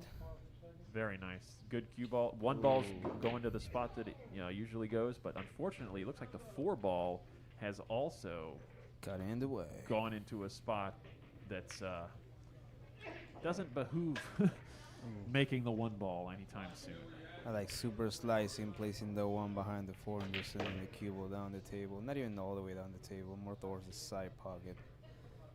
That's a really big pocket to a It thin is. slice. It is. That's very, very big. Let's see what Alex chooses to do here. He may opt for Looks this like a he's double going kiss with the float. APA safe. That's what I like calling it. That's hilarious. Good heavens. Let's see what we got from over here. Nice. Good touch by Domingo. Yes, very, very good. And forcing Alex to go the kind of the goofy way around here instead of being able to. Right. Sometimes less is more, Well, exactly, because this way you take away Alex's ability to attack any kind of offensive shot at the 1.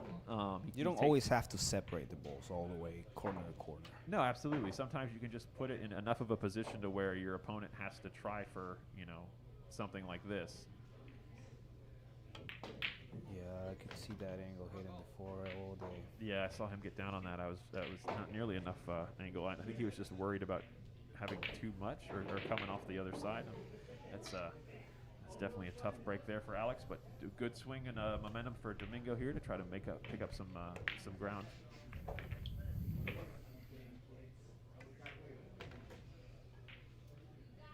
Well played there, leaving himself a little bit of angle here on this 2-ball. Where does he want to put the 5 is kind of the question here. Do you take your medicine on that 5-8 combo? I don't like where the 8 is, though, for the 5-8 combo. It's just because it makes the 5 want to cross to the middle of the bottom rail, depending on the angle there, unless you hit it firm and try to cross it back and forth. He got himself a pretty good banking angle, too. I mean, yeah, that is an option. He's been banking a lot, from what I've seen. Oh, that's true. He went for the wow. combo. And that's why I didn't like the combo, was just because of that 8-ball being just outside of the pocket lip like that. If you hit it slightly thick, it's just doesn't want to go. Oh, that's so unfortunate. You have to commit for the combo if you were attempting the combo. Yeah, absolutely. You got to give it enough power, to kind of make sure something happens. And just take your medicine in whatever that 5 will end up. Absolutely. It's generally better to just firmly hit those combos. How does he control both balls? Very nicely. It's really tough there. Sometimes that 5-ball will kind of catch a weird kiss off the cue ball, and then it'll just kind of rocket back up table. Alex was able to manage that controlled kiss really well. Nice thick hit on that cut there, going into the bottom rail to come into the line for the 6 here. Where does he want to take this? Is he gonna run into the 9 if he tries to attempt anything weird? He may just have to play a stop shot or like a drag or a draw, like a subtle draw shot here maybe to try to play the 7 in the side. But he may just stop. You were right. He was going to run into it. Yep. Now this is everyone's least favorite cut. That's why sometimes I feel like he could have taken a little more time on shooting that 5 to see where that cue ball would have been more beneficially ending. Yeah, I think you're absolutely right. We're seeing a little bit more of the mistakes we're seeing from the players definitely happening when they're not taking the commensurate amount of time between shots.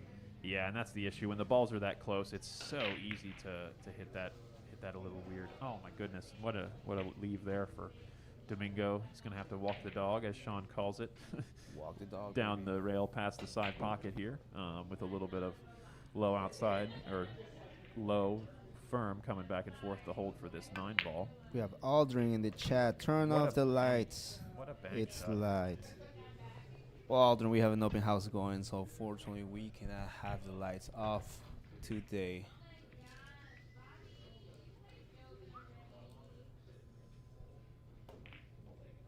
Cameras don't mind it either. There's a little bit fewer number of shadows as well, so It's the a good speed for stream- that tempo. The stream looks a little better. But oh my goodness, yeah, coming with a quality shot there. Fantastic speed.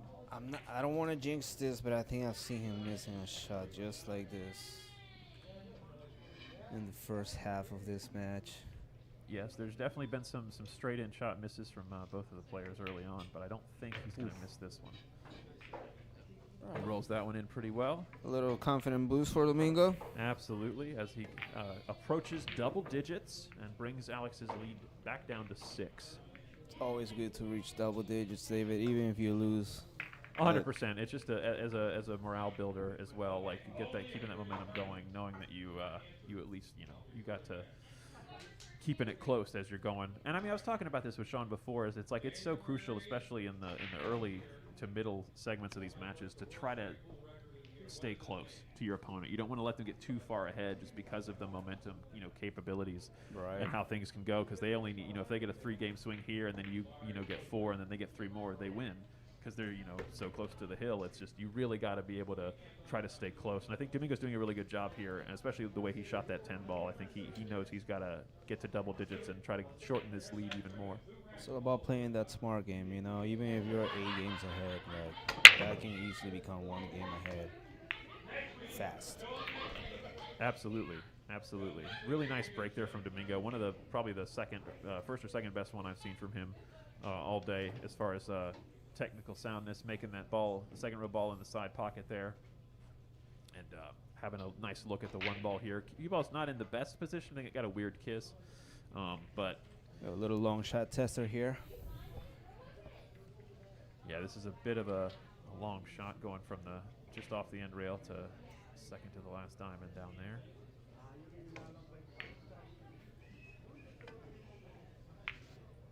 Very nice shot. He hits that ball really, really well. Is that two will go into the side pocket? I believe the 2 does go into the side. It's pretty tight. I don't know. That 9 is hanging out there pretty big.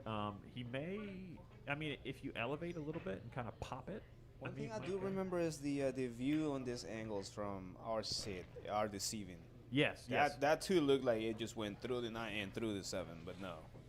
Yeah, I mean, anything that's away from dead center of the table on this camera view is going to, you know, as the balls get closer together, it's going to be tough to gauge, which is why we have as many angles as we do, folks. We're trying to bring you the most honest representation of what we're seeing, so just got to add as many cameras as we can to see as many things and for many angles as possible here.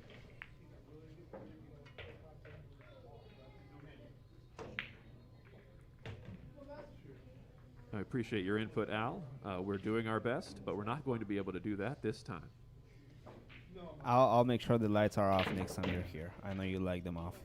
Al, when you play in one of my One Pocket Challenge Match series next year, we can absolutely make sure that we have the lights off for you, sir. Just would love to have you in that as we get that going in 2026. Alex making a good try at cutting that 3 in there. Not quite coming up with the pocket that he wanted. He left a good shot there on the 4 if he had made it. A little may have run into the 5 after, but that's all right. Now Domingo has a really nice opportunity here to try to come around to the middle of the table. There's the cue will go into the big 9. It is a big 9. And that happens when you try to dig a little too hard with that outside spin. You spin it kind of too much into that first rail, and you hit a little too deep into that corner, and you get that angle that sends you back across instead of up table. It almost looked like he would have gone natural angle if he would have just hit it with no English, or maybe just a tatting.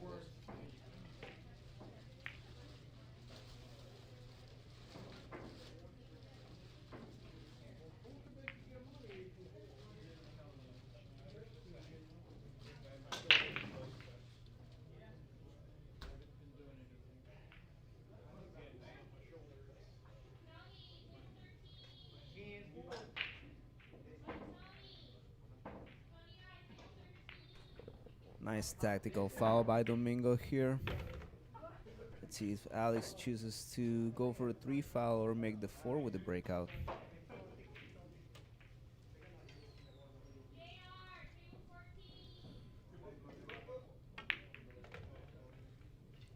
Goes to a breakout. Really, really nice breakout there from Alex, getting a nice spread off those 2 balls and also being sure to leave an angle here for the 5. Still a little bit tough to come across, being so close to the rail here with the cue ball for Alex, but it's definitely doable. You should be able to avoid that side pocket scratch coming back across. Oh, it just overcuts it. Easy, very easy to do with that shot. It can be very deceiving. Are we seeing Domingo with the bank? Yeah, the guy definitely loves his banks. I think he might come a little short here. Oh no, he definitely slowed that bank down. Wow. Good speed on that. Alex might have a gap. Really deliberate with that speed too. Nice 2-way. Going But, straight for short stick here. yeah, it's a really close. That's not too Yeah, bad. he's got He can enough totally get space, over that. yeah. Just take the back off like he and I talked about earlier. Is he taking the back off? I don't think he's taking the back off. Oh, we shall see if he can get over. I hope so. I think it might be. He only has to get over half the ball. I think is the thing. Yeah, he's only Yeah. jumping half the ball. Yeah, no wonder. You don't. You can leave the whole cue together for that. Absolutely. Good contact by Alex. Not so much of a sellout on the 5 ball, especially with the cue ball on the rail like that. Yeah, I agree. That's still a tough position to control the cue ball from the 5 to the 7 here if you're playing either the side or the corner, honestly. Try the corner, you risk to scratch in the side pocket, you choose for a side pocket, the 9 ball's in the way, might stab your cue ball. I don't know. So he's going for a side pocket, now corner.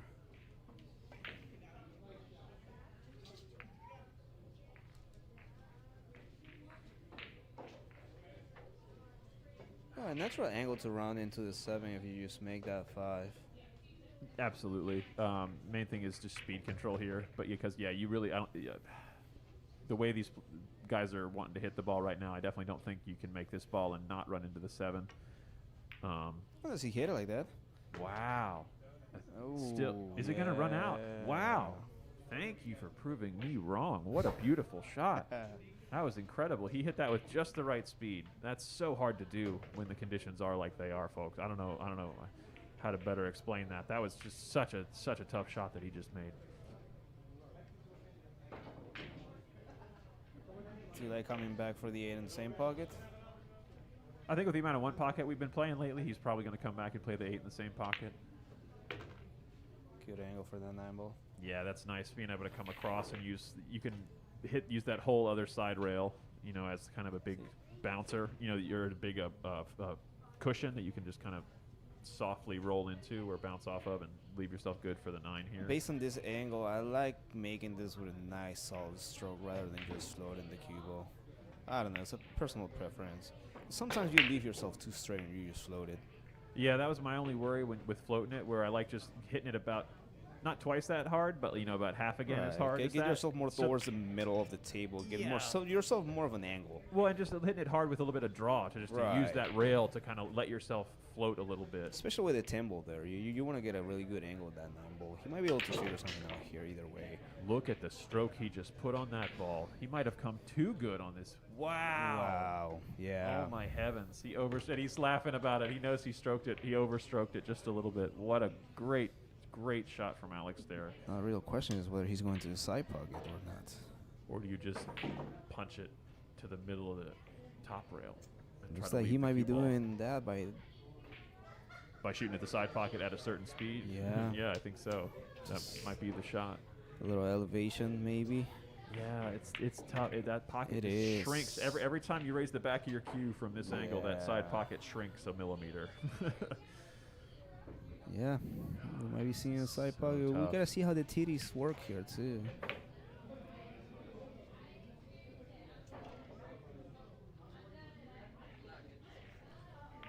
Yeah. Yeah, the pocket corner's betrayed there just a little bit. Really tried to force that ball over that first corner, and the side pocket wasn't having any of it.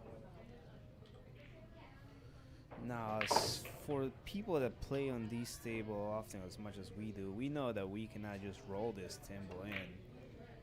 Yeah, you really need to be able to. You got to kind of intentionally pot this ball, and I like hitting this with a snappy kind of stroke with a little bit of top outside, just to a little bit of front hand English top outside, just Avoid to the scratch on corner or side pocket, but still give it a nice, well done stroke. Well, and so it just lets you aim a little thicker to the ball as well, and it feels a little bit more confident in because you don't want to roll this ball.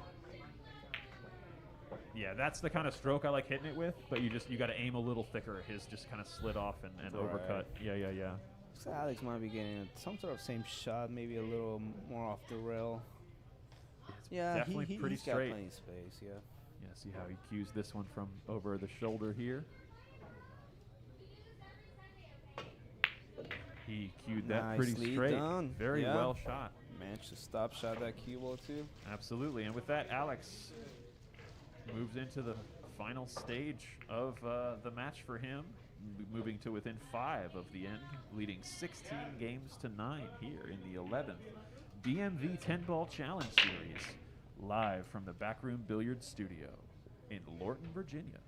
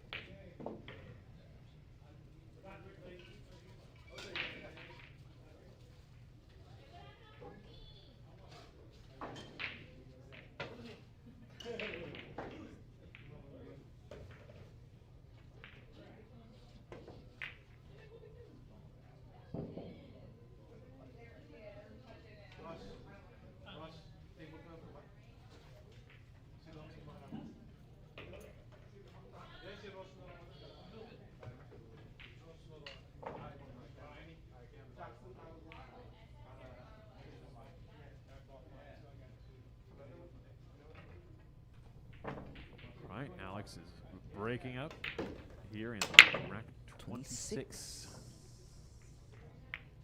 Looks like he made a. Oh no! Dry break for Alex. Yeah, and I think he He might have left the one. I believe I was just about to say I believe the edge of the one here is available, and the 2-4-10 looks wired to the corner, but not from over here. I don't think the 2 passes into the side pocket there. I think it's on the 4 enough. I don't know. Again, with these angles, you never know. Looks like he's looking at the side pocket. Right. It may pass. Ooh, he even I don't think so. He overcut he even it. overcut it. So he Yeah, it definitely saw had more had the spot than yeah. we thought he did. That's wild. Yeah, I need to zoom this angle in a little bit further for next time, just so we can see a little bit more of the balls there. But other than that, I think we're just about there. We can have every angle around the table. All right.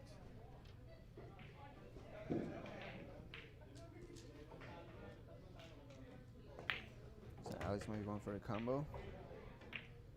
Two all the way down. No, go for a combo. Oh, he did not intend for the 2 to also fall there. That's a 4 ball looking with that 9 ball in the way. Let's take a look at the overhead. See, that's definitely blocking the path of the 4. So, do you play the cue ball behind the 5, or do you like? I'd like to cross bang that 4 and leave the cue behind the 9. There you go. I like that also. Yep. A return of that similar snooker style safety that Alex played. Even if earlier you don't in get the the match. full coverage, the distance sometimes plays Yeah. big. Absolutely, and like we were saying in the first half, distance is defense, and that's really been holding true in the match so far that we've seen. These players are these longer shots are just so tough on these really tiny pockets with these conditions.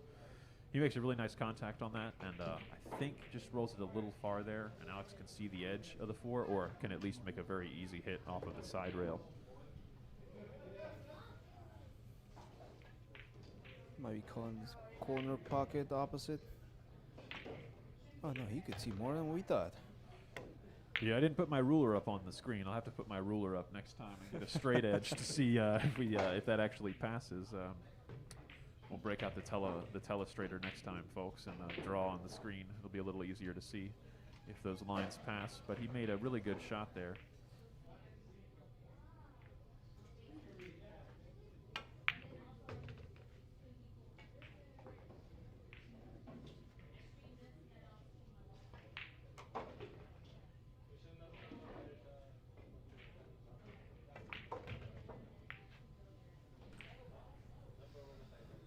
Fortunate leave by Domingo. I mean, no, that was off Alex's making the 5 ball, so it looks like he's going for the short stick again. Yeah, he's just going to try to hop over the edge here. I mean, it is really close. I believe he's going to take the back off of the cue this time. Yes, there it comes. Yeah, I was going to say, it's a much closer jump shot than the last time. Definitely want to take the extra weight off just to make sure that you get through the cue ball here and get it up over the 7 in time.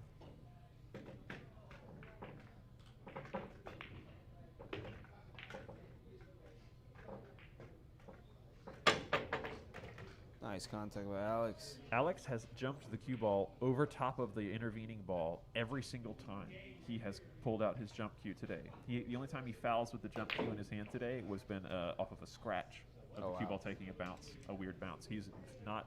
He's never failed to clear the intervening ball. It's been a really good day for Alex with the short cue.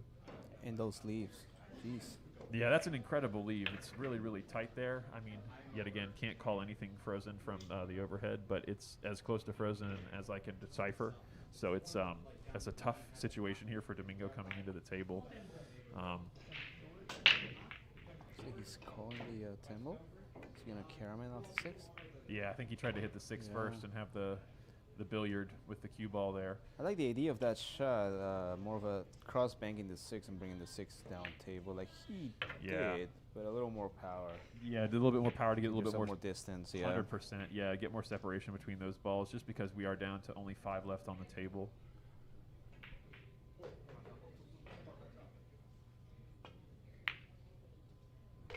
Alex comes with a clutch delivery on that shot. Really unfortunate leave there on the 7 because he hit such a pure stroke on that 6. Now, these are the times in which, like, I know you like banking, but, like, you really want to try that bank or play safe instead.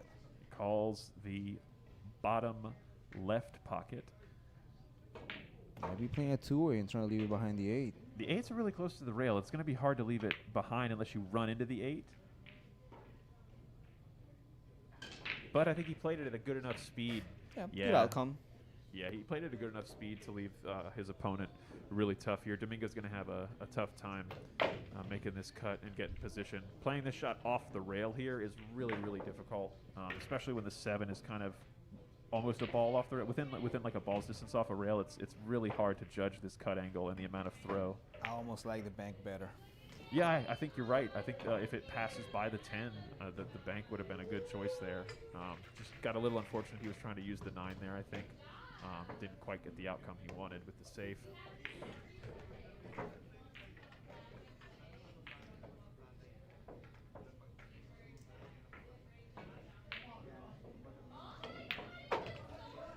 Alex with a really nice smooth stroke there, putting a lot of juice on the ball, coming over for the 8, getting a little straight here.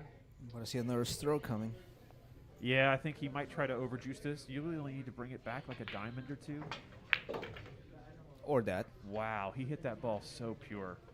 Alex's draw stroke has really been a tool, a weapon for him today in his offensive game. He's been using it with quite proficiency.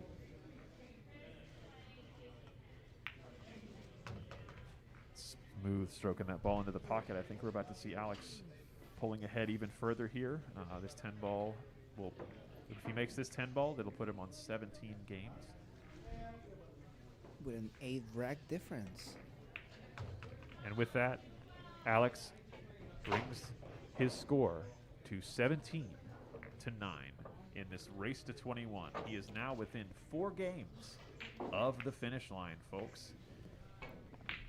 Can Domingo dig deep and find it within him to draw this back to a closer match? It's hard not to feel defeated at this point, David. Your opponent is 8 racks ahead of you. Definitely your room for mistake is small now. I don't know. How do you handle these? I mean, haven't come down from being down 8. I think I was down 7 in one comeback that I made. But for me, it's all about staying in the moment. You have to not think about the outcome. You really have to just try to focus as hard as possible on playing your best shot that's in front of you. Because if you try to like catastrophize or start running, things in your head, then you get out of the present moment. And then when it's your turn to shoot, where are you? You know what I mean? You're already off somewhere thinking about some outcome that hasn't even happened. And when you need to be focused just on, sitting in the chair and focused on your breathing and being ready when it's your turn at the table. I think that's the biggest one. Right. If anything, you're manifesting that bad outcome by keep thinking about it. Oh, 100%. Absolutely. It's like when you're down on the ball and you think, oh, don't scratch. Where does the cue ball go? So Domingo almost had that one ball, but I wouldn't be too worried if I were him. This 8-10 sitting where they this 8-10 sitting where they are kind of prevents an easy run out for Alex. But Alex, uncharacteristic as of the way he's been playing in the last kind of 30 minutes or so, just kind of misses that one ball. Left Domingo a little bit of a tough shot here. I don't know if he can twist this one ball in with. So yeah, I think he opts to try to play for a safe here. Oh, that kiss on the 8. He was trying to get around those balls, I think. He didn't want to kiss that 8.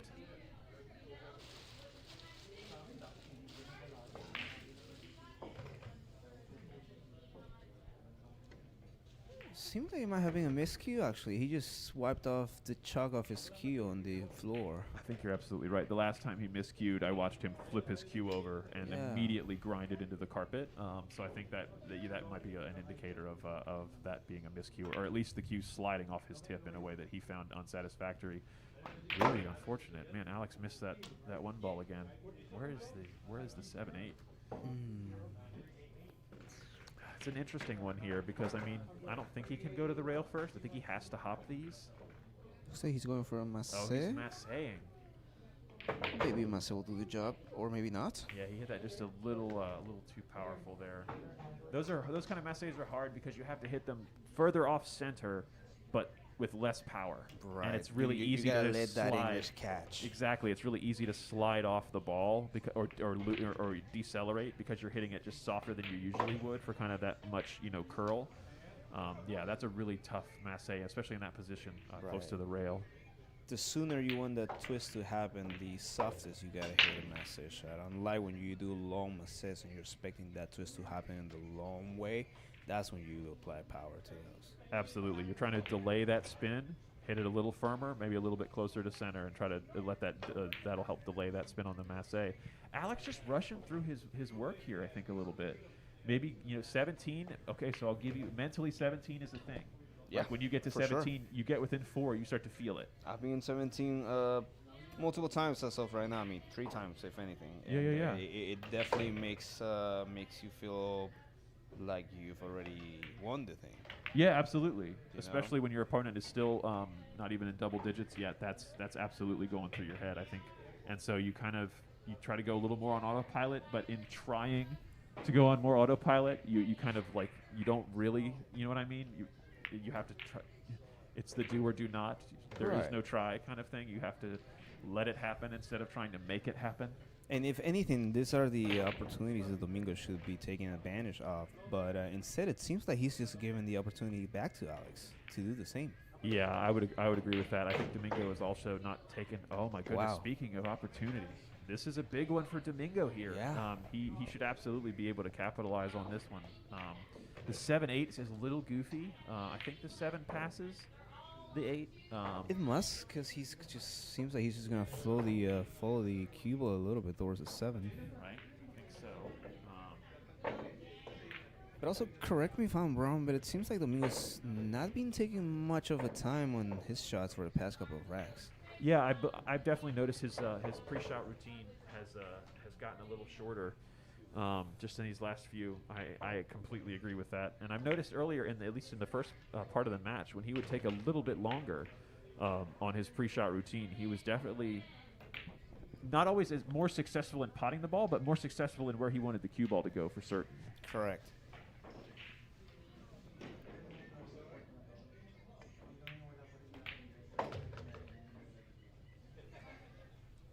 Really nice shot there. Beautiful speed. You kind of got to take the short side position. Even if you hit that a little softer and you leave yourself an angle on the 8 here, the side pocket is really big to trying to, play this firm withdraw to get above the side pocket here. So I think this was smart of him getting straight like this so that he can just kind of float forward and try to leave himself similarly straight on the 9 ball to shoot the 9 ball all the way up table here. I like towards that us. angle, the 9 ball. Yeah, I do too. It's a little bit makes the shot tougher, but it makes the position automatic. Correct. All you have to do is hit the 9, cube will automatically bounce off the rail and floats towards the middle where the 10 ball is for the corner pocket. Yep. All you got to do is focus on getting the speed right, and it's going to bobble, unfortunately. Ooh, it might have bobbled the right way, actually. This seems to be a thin cut.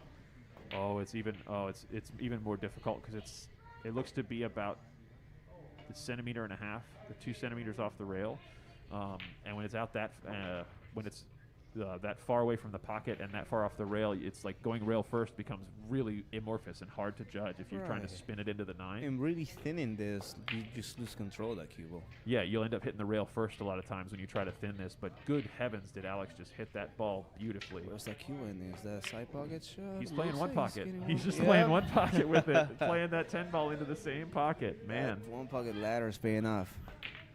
And for those of you at home watching rotation and you want to learn how to play shots like that one Alex just played, go to your local pool hall. Go to those usually older gentlemen in the corner playing that very slow game called one pocket and play with them and learn and enjoy because it is really a wonderful game. Unfortunately, Alex is Missing good. missing if anything. good. Yeah. Missing really good. Yeah, missed. could have sold that ball in the side pocket, but he hit it firm enough to where that 10 ball came back down. Alex sitting down in his chair there with a little bit of body language disappointment. He really wanted that 18th rack. Domingo sure. with the bank call based on his body language. How's that angle though? Looks natural. Natural-ish, I think, for the Rasson. The natural angle from there goes up into the wide, Little wide, into the wide yeah. corner, I or think you have to like really stroke this ball in order to catch that steep angle. yeah, I that call you it like want. use like the weight of your forearm. Just like that, but oh my god, the corners. Yeah, he used the weight of his whole arm instead of just the weight of his forearm. Overshortened that just a little bit with speed, I think. Right. And now let's see what this angle looks like for Alex on this 10. Ooh, this is not a gimme. This is a tough one. Like Shawn would say, not a gimme. Yeah, this is deceptive. It's really easy to overcut this ball. Like a lot of folks want to like overcut this ball because from that far away it looks like it's. I said it. My mouth to the table. Oh, that's horrible. Where's that So cue sorry. ball going? Look at that. Because of Wow. that distance, the perception is a little off. But Alex could not have hit that at any better of speed. He And could not lift that cue ball any better. that is some one pocket speed right there, leaving that ball frozen to the bottom rail, quote unquote. I don't know if Domingo is happy to see to take this shot right now. I honestly, I don't love this shot. I will definitely say that. This is a tough one. And he manages Drains it. double digits. Domingo bringing the lead from 8 to 7. He says, You- here but no further, perhaps? Maybe the time for getting a little bit of momentum shift here, taking that away from him at the end after Alex was visibly kind of, annoyed at himself there for missing that ball. That was pretty straight in. Right. And Domingo noticed. I definitely saw that.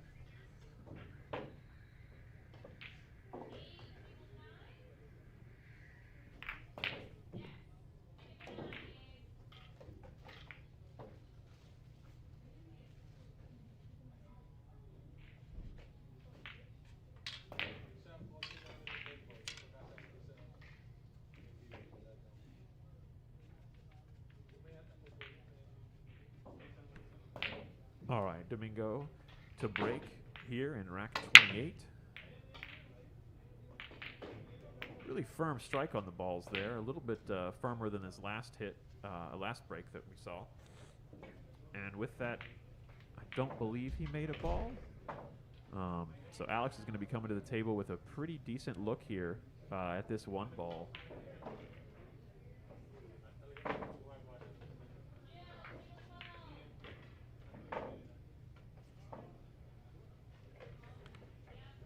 Let's take a look at the overhead here. Yeah, the two really doesn't have a pocket.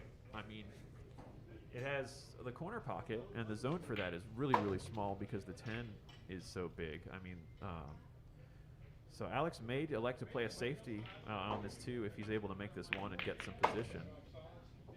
Second ball, he's overcut to that pocket. See if he'll take notes and make a little adjustment there. But let's pop back to the other side here and see.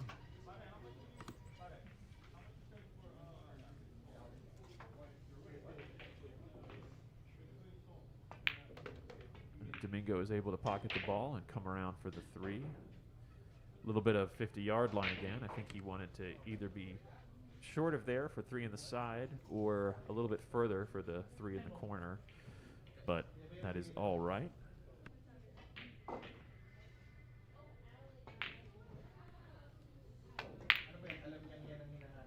I think he was trying for that combo on the 10 there, with judging by the speed, he just hit that ball.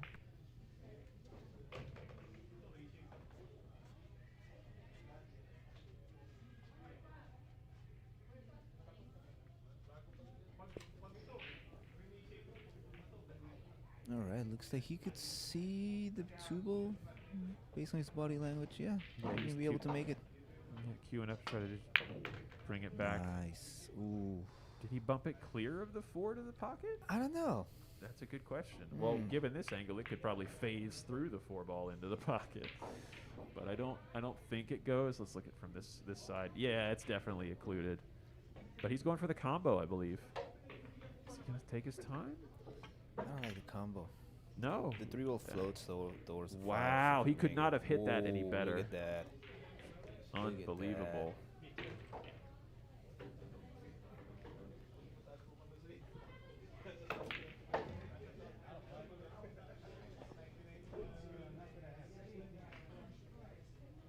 That's so tough. I mean, you really gotta be really precise here. Yeah, Domingo's gotta go back to the angles class.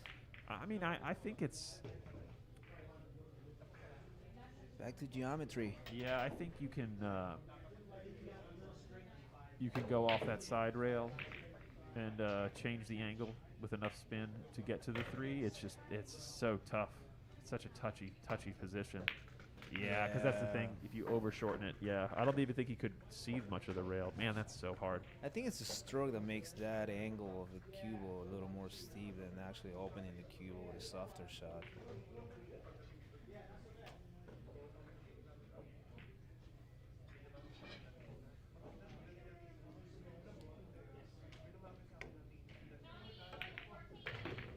Really well struck there. Nice bit of stun draw just to punch over for the 4 next. It's pretty simple here from the 4 to the 5 and 6, but what do we do with that 7? Yeah, that's a good question. I think the 7 may pass into the corner. Yeah, it passes. Definitely it does. It definitely passes. So if he just maintains control around the middle of the table, I think he's going to be able to work his way through these balls here.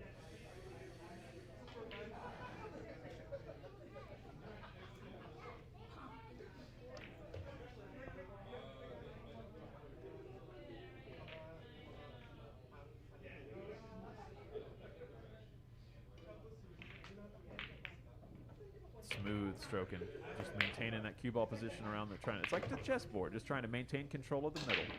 Yeah, maybe a little too straight on that 6 ball. Let's take a look over top and see. Yeah, there's a little bit of an angle here, but yeah, I think he wanted to have a little bit more than that to be able to get to the 7. He's been stroking the balls really good on those draw shots, so we might be seeing a really nice one here. It's true. This is if so though, this is going to be the longest distance of those that he's done so far, as far as distance between the cue ball and the object ball. All the other ones he's had have been about a foot closer than this. It doesn't sound like a lot, but once you get past 4 feet, getting those draw shots to hit perfect is a lot harder. He went for the top spin there to try to run into the bottom. Cheat the pocket a little bit.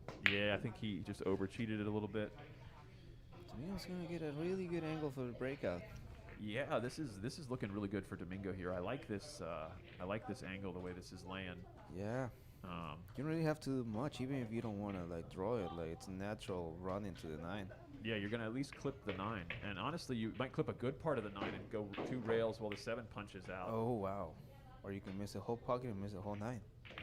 I honestly think draw is the way there though, just to guarantee that you're hitting at least half of the 9. Right. You know what I mean? Because any less than that could be a little dangerous for the cue ball. But even still, I don't think the 6 goes by the 10 here. I think it does. Although Alex is looking at the bank. Oh, is he gonna do his classic kick corner? Yeah, Alex likes kicking balls like this. Not at this angle, at least, that I've seen, but he definitely likes those kick shots. Not when he cannot see the ball only, but also when he can see the ball. Yeah, the way he's eyeing this, I don't think he likes cutting it past this 10. I think there's something wrong with how that's going. I feel like this is the leave after cutting it. Yeah, sure, you cut the 6 into the side, into the corner part, but then what? Oh wow, he attempted a side He pocket. tried to cut it in the side. Yeah, wow. These side pockets are no joke, man. Yeah, they're so small. This is definitely tough. I mean, it still left this steep cut on the 6 makes position from the 6 to the 7 hard for Domingo here. So I mean, I think it's just you just play the 6 and you kind of just deal with what you've got. Yeah, that was really, really well struck there to maintain control, maintain the cue ball in the middle of the table like that. Domingo hit that ball really well. Just float that into the middle of the table. Baby stroke. Made that able into the side pocket.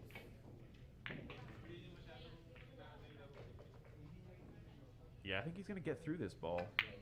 Yeah, he dug and got through this ball with draw and just floated off the side rail. A little bit of in between here.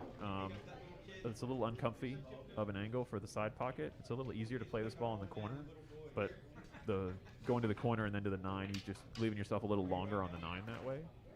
I like making that side pocket with a little more power rather than trying to control the cue ball down the table. Like coming back one rail, if you choose to go for a side pocket, of course. I like the idea of doing it in the corner also, so not trying to leave in that sideball 9 pocket. But we'll see. Ooh, where's that tempo going? A little bit of a loving bump there from the 10. Still, this angle, or sorry, this cut on the 9 is still a very difficult cut. Yeah, you gotta punch through that ball and get the right angle down the table for the tempo. Yeah, a little bit of top right, like a 115 on the cue ball with a nice stroke through to try to bring it off of that bottom rail and then back down to play the 10 in the bottom right corner there. Yeah, just like that. Oh, he just overspun it just a little bit there. Is he gonna get fortunate?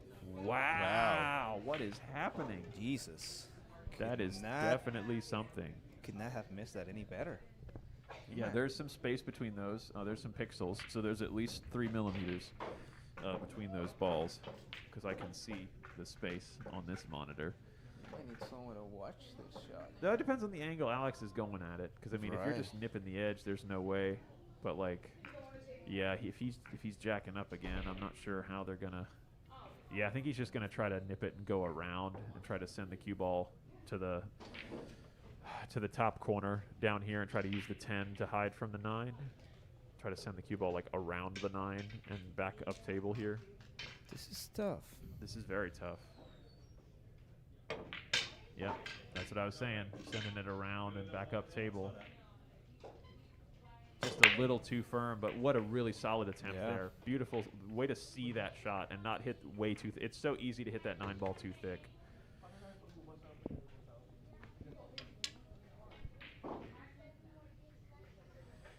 Domingo's going to have to come with it here. Did he call the bang? Yeah. Wow. Yeah, and that draw just really overshortened it. He's going to sell this 9 ball. Yeah, I think he might be selling this whole game. Yep. Wow. Nothing much to do with the 9 ball with the 10 ball. Just basically hanging in the side pocket. Yeah, I agree. And Alex just floats off the side rail into the line of the 10, making sure to leave yourself off the side cushion. Just giving yourself space to cue at the center of the ball here so you can get really nice and get through the ball. Really nice. All right. Definitely not much discipline by Domingo in those last shots, whether he's on the 8 or the 9, when it comes down to like smart shots versus just like risking it for the biscuit. Yeah, I think the there's something to be said there for sure when you're in that pressure situation and you have to have it. I definitely that more time is going to pay off. I think using a little bit more to be very precise with where you want to put the cue ball.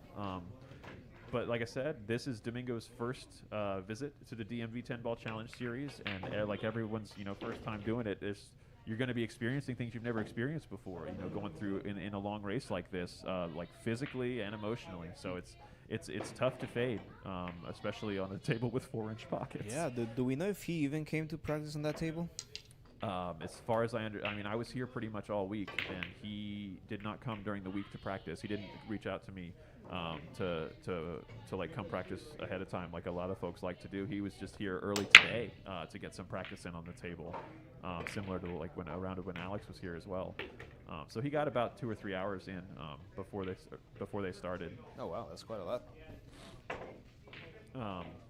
Maybe not what you wanted to do before your match, but I mean, not total. They were taking turns, but I mean, he probably himself got about an hour and a half ish, on the table. But still, it's definitely not as much as you would want coming into a table that plays as uniquely as you and I know this one does. Correct.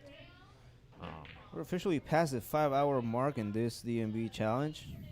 Absolutely. I think we've crossed that mark more than a few times before. I don't have the official totals on all that stuff. I'll definitely compile some statistics for the next one so I can regale the wonderful audience with some more information about what we've got going on here and what we've done so far. But probably our longest one was between Alex and Tim. Yes, I think that Going just a little over 7 hours, I think. yeah, that was a 7-hour. Yes. I think it was 7:12 or 7:13. I got to double check, but that was a very, very long match. It was Hill. It was our first Hill match. Oh, his cue fell, and then Alex missed the 2-ball. Oh, that's unfortunate. Wait, wasn't your match at Hill Hill too? Yes, Yes. that was. I was Yeah. going to say, yeah, it was the first Hill was Alex's, and then we had an intervening match, was your match, and then Correct. my match after that was also another Hill match going 21-20. We haven't got many of those actually. No, there's only been 2 out of 11 so far, unless this one ends up going Hill, which it totally could. I mean, it's stranger things have happened. I'm sure the viewers would like to see that. Like to see a little more pool. Absolutely, you can never get enough free pool on a Sunday. Love to have it. Oh my goodness, yep, a little bit. That fresh polish on those balls is definitely rubbed off a little bit by now. That ball didn't want to slide in there. You really got to hit just the right part of these pockets in order to have that ball fall.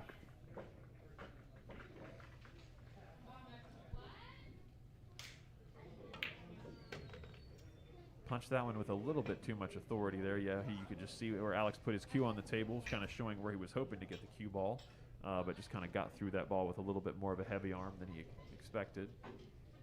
Just cut in, come around with the cue ball down table. Oh, he's calling the side pocket. Wow. He's calling the bank in the side. This man loves to play bank pool, ladies and gentlemen.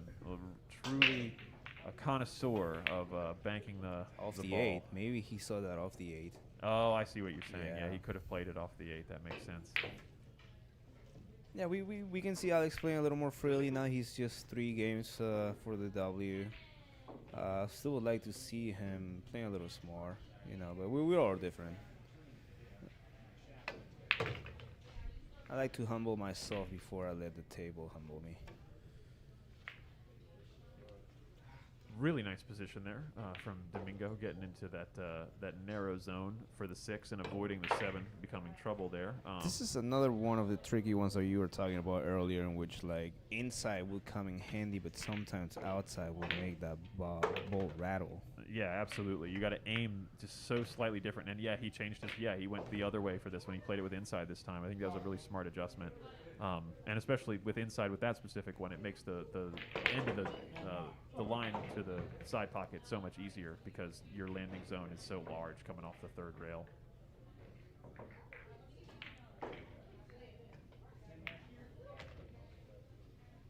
Smooth stroke there with a nice 1 rail position coming off and leaving himself a decent shot on this 8 here. A little weird, easy to get goofy if you try to overdo it here. I think you just need to make the 8 and kind of take your medicine.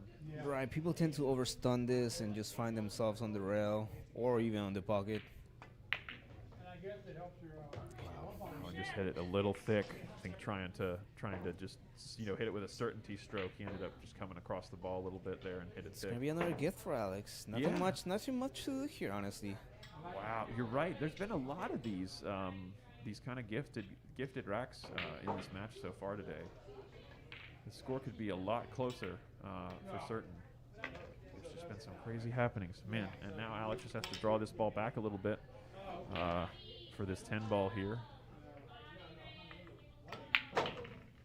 Smart using the rail there and landing in everyone's favorite rotation shot, where we all end up, where we try to land, 4 inches shy of there, we end up here. So it's a shot we've all shot hundreds of times. Just got to take our time and cut that ball in. He wants this so bad. Oh, wow. He wants it so bad, and it's just pressing on his shoulders. He really wanted to get to 19 there. That cue ball seems to be making wonders for Alex. It really does. I feel like he paid off the cue ball ahead of time, the way that thing's been moving in Like, this. you're not going to stay anywhere but on the rail. Yeah, okay? in this latter half. It's definitely been finding itself magnetized to the rails a lot more often than not when Domingo's approaching the table.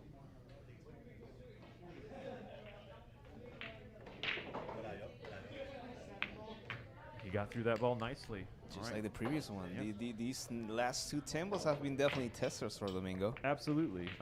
Ones that he has hit accidentally very thick in the past, having to play the same shot and making the adjustment here and being able to get that ball to fall is really, really strong there. All right, cuts Alex's lead back down to 7. Every time Alex gets it up to 8, it seems Domingo says, "Yep, that's enough of that," and at least shortens it to 7. We're gonna. I think he's adjusted the score. Is it going to be 12? No, it's 11. It's 11. Yeah, that's correct. They adjusted.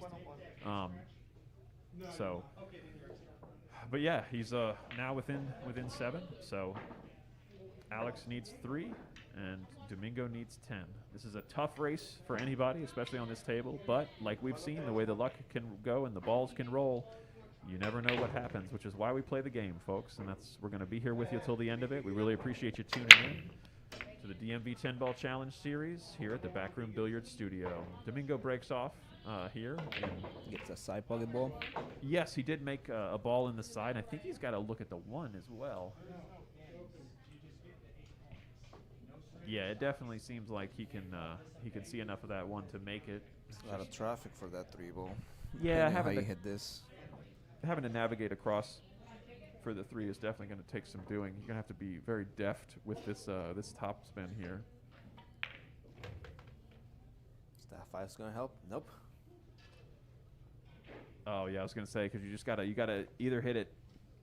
Yeah, there's such a weird one there because the 8 ball is so big. You have Right. 2 good zones. You have to hit it soft medium or medium hard, nowhere in between. Or run into the 5 and let that be Right, of yeah. help. Or be able to hit it perfectly Right. accurate to use the ball as a stopper. Which he because- almost did. He almost No, did. he absolutely. Yeah. It was those ones that are just like 90% awesome that end up leaving you tough like this because you didn't quite get that last 10%, which would have been hitting the ball perfectly. No, I haven't seen much from Domingo, but has he been jumping a lot? He's been jumping a decent amount this match. His accuracy and success has not been as high as Alex's, but he's definitely. As long as it's been within the half table, he's been a decent. Oh my goodness! my First God. time he's pocketed a ball with the jump cue, and unfortunately the cue ball also goes off the table. Definitely one of the better executed jumps we've seen from him all day. Just really unfortunate to hit that object ball on the second bounce up and have the cue ball fly off the table like that. Wow, looks like that 5 ball might be frozen to the rack. Yeah, they're gonna work together to get that Teamwork handled makes off. the dream work. Yeah, I baby. think the 4 ball was being a little cantankerous there, but yeah, Alex didn't want to shoot it off of the rack there.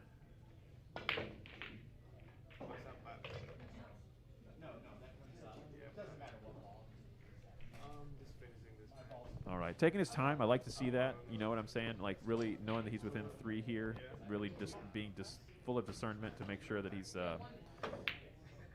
choosing the right shot and gonna get his setup as accurate as possible. That was really tough. As soon as he elevated the cue there, things got a little dicey because you have to hit that ball just that much more perfect when you are elevated like that. So.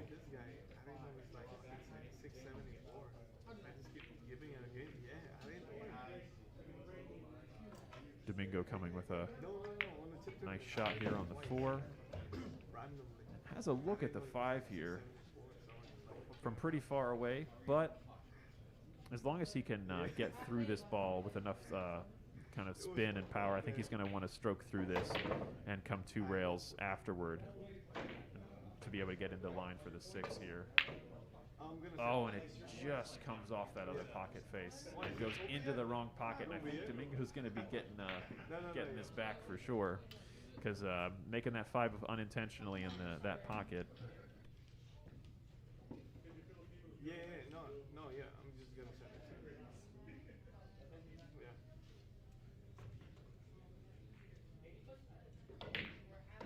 Hey, Padre, you think I can play Ilya on a race 21? You think so? Is it?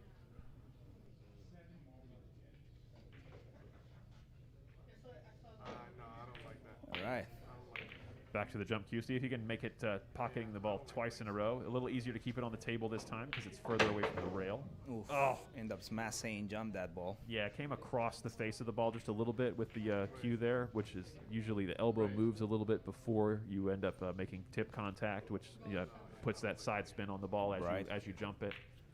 And even with a table open like this, unfortunately, Domingo's going to find himself on 2. I know. Oh, dang, was that 2? Oh, wait, no. He got option. Yeah, you The got the Alex option gave from, him. from Yes. Alex. Ooh, where's that cue ball going? You don't want to be mounted on that 8. Looks like he'd just be just fine. Let's see. keeping track there for a second. Let's see here. Yeah, that's a decent look at the 7.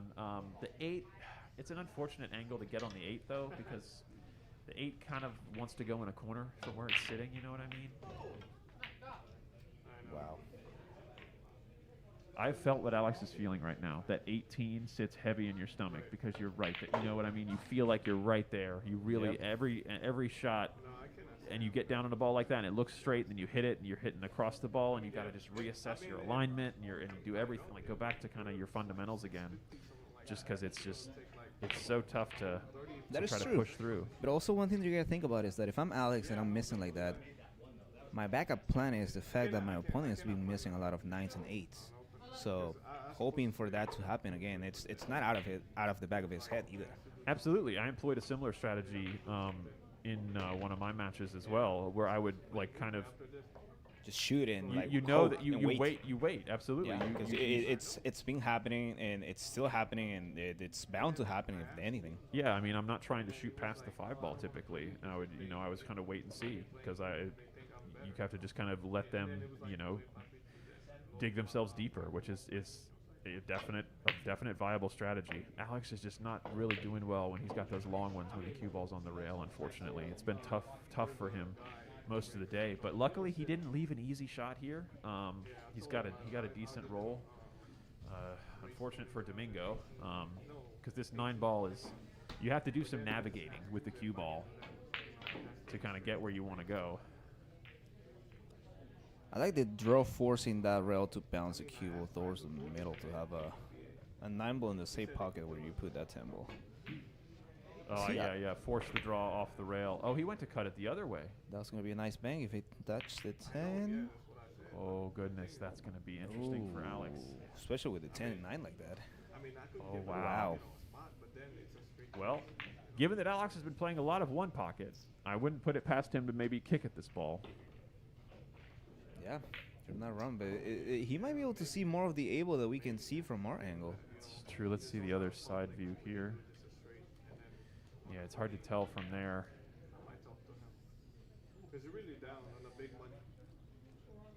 Yeah, he might be able to go into the rail. Is he saying this? Oh, wow. He is saying this.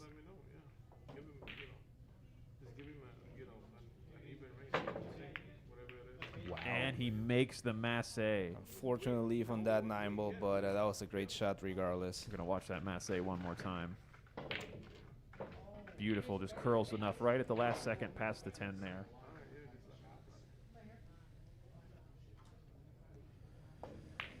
What do you do here, Adrian? This is an interesting position to be in. You just tap it to the rail? Which is, I think he's opting for the APA safe. But No, he no, calls the he's going for a bank. bank. Yeah. 18-11. He's feeling it. Nope. Looks like he's going to sell the key 9 ball in the side pocket. Maybe he's going to run. It's going to go past, and he's going to end up leaving Domingo a bank again. Yeah. Very similar to the last game. If I'm Domingo right here, I know I'm missing balls. I like this split on the 9 ball. Splitting it Yeah. the long way, doing the Split container. long way, contage that, let Alex keep attempting his banks. Yeah, the container safety, and Yeah. let the banks until he bobbles one. You know what I Right. mean? Until it comes closer, I I've guess. seen Domingo attempting these banks often and like missing them. He's calling the bank, but he might be playing a 2-way on that bank. You gotta be careful when trying to actually bang the ball because you might find yourself in the corner pocket. He hit it right.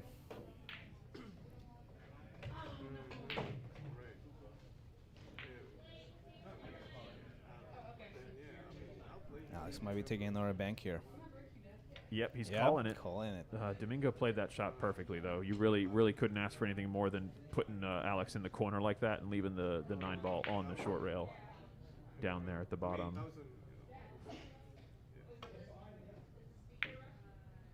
Similar thing. He might. He's going to keep it short here. It's not going to come to the side pocket this time, but did stay up table enough to where I think Domingo is going to be shooting at this 9 ball. Yeah, I think he might be just attempting that cut. Yeah, he just called the pocket.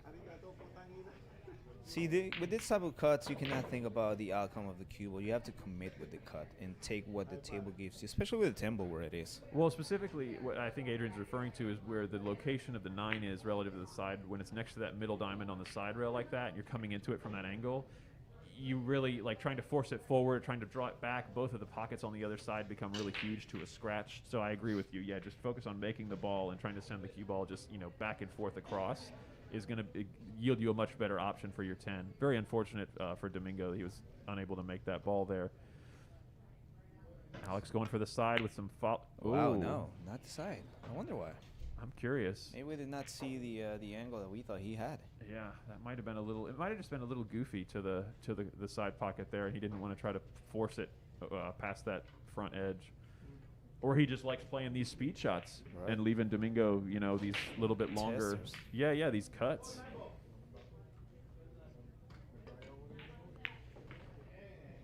Yeah, you're right. I think Alex might have started playing a little bit of strategy there.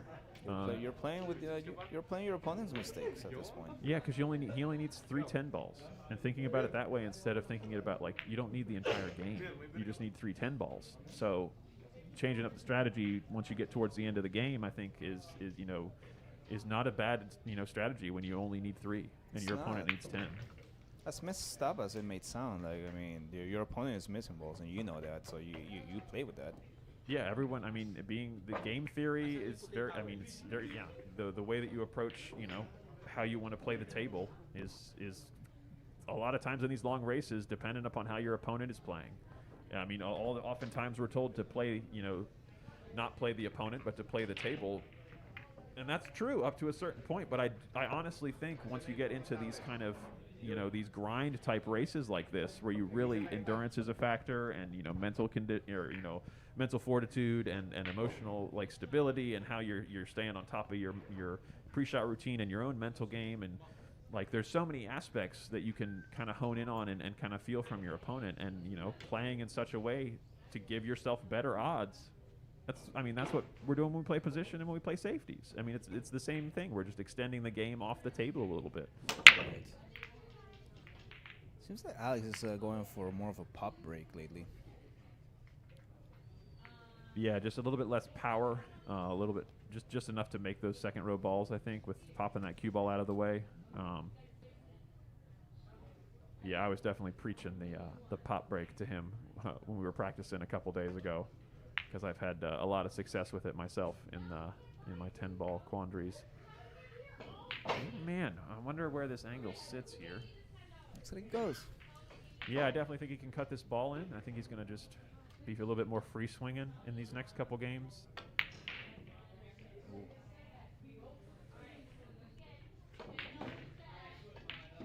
Boy, the balls are definitely playing on Alex's favor. Yeah, Alex has possibly paid off this second set of Aramith Tournament Pro balls that we have here.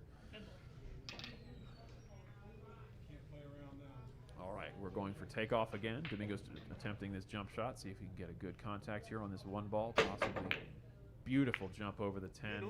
What a shot. And it flukes Nice 10. option. What a shot.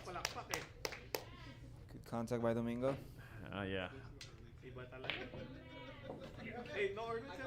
And given the fact that he's shooting again, he called that, folks. Oh, wow. Making this one of the coolest highlights of the match so far. What a great shot. You know what? At this point, I wouldn't be surprised if Alex just let him have it, just to not have to deal with the 2-ball. I mean, it's quite possible. Let's take a look at how this 2-ball sits here. Oh, just stun it over. He hit that ball beautifully. The whole letting my opponent mess the last 2-3 balls game might be in effect at this point. Yeah, I believe, based off Alex's reaction and Domingo's smile, though, I think he may have actually called that. We'll have to definitely ask them about that first thing after we finish. But Domingo, in those last 2 shots, looking really, really nice here. Playing good position, playing good cue action. Solid strokes, too. Absolutely, yeah, getting through the ball nicely on those. I like the stop shot here and just taking my medicine with that 4-ball. Yeah, just floated it forward a little bit. Give himself a little bit more of a straight angle here to get to the top rail so he can come down for the 5 close to the center line of the table with the cue ball. Trying to play the 5 in the bottom right pocket, I would imagine. Play this with just a little bit of top right. Yeah. Oh, a lot of top right. A lot of top right. Jesus. Good heavens. Well, at this point, he's probably used to those rail shots. Oh, I mean, yeah, he's definitely been playing a lot from the rail today. He's got to be getting dialed in, I would imagine. This is still a tough position. Good speed he hit that at. Wow, beautiful shot there. Good contact with the 6-2 for the side pocket. Flow that cue ball down the table for that 7 as well. Yeah, it lets you hit this with a little bit more confident stroke here because you can use that whole rail to slow your ball down, and with a spin that's going to be going, backwards, so it like kills. Yeah, just like that. Yeah, beautiful. Now remember how you made that 4. Don't do it like that. This you gotta flow that cue ball to the middle of the table. Yeah, this is an interesting one. I just like hitting these with center. It's natural leave, natural travel path for that cue Just ball. let it come straight down the line. Hey, and there's what we were talking about before. 4 balls left. I'm having a good miss with the cue ball frozen or like really close to that 10 ball like that, yeah. That's a really good miss. Making Alex bridge up over this 10 ball to have to try to cut at this 7 is going to be really, really tough.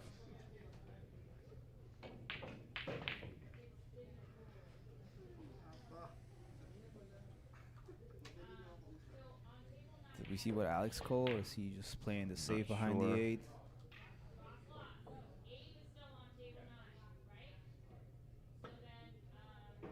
Oh, wow. Yeah, being elevated that much was able to push the cue ball offline. That's really unfortunate. That's tough when that happens. But with this balls land like this, I mean, this is a good opportunity for Domingo to snag one back here and keep this momentum going.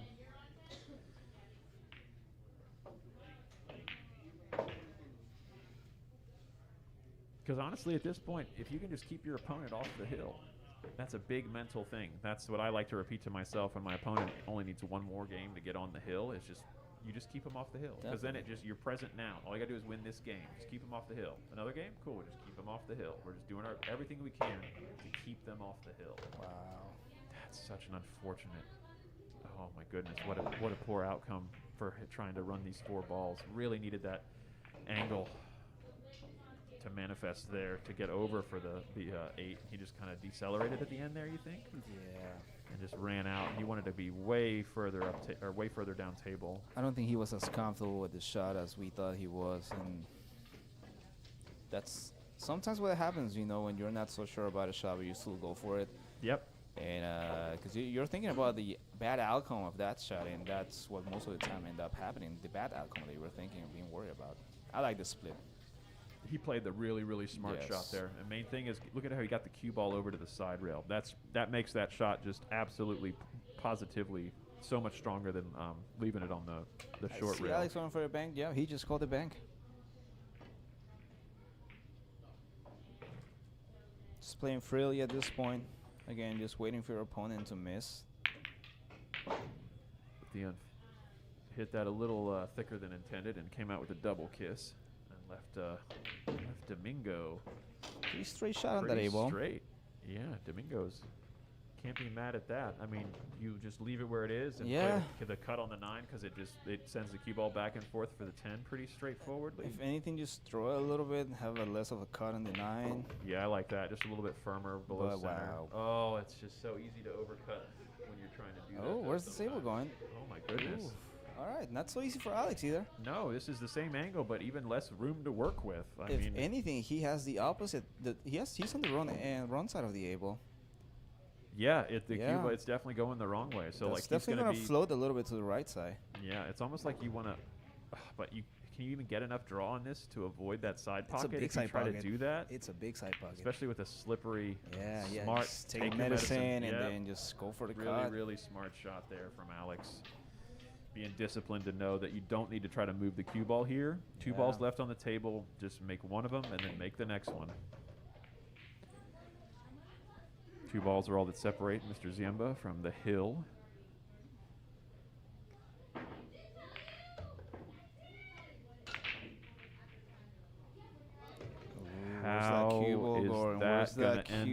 going, I think he has all the side of the 9-ball.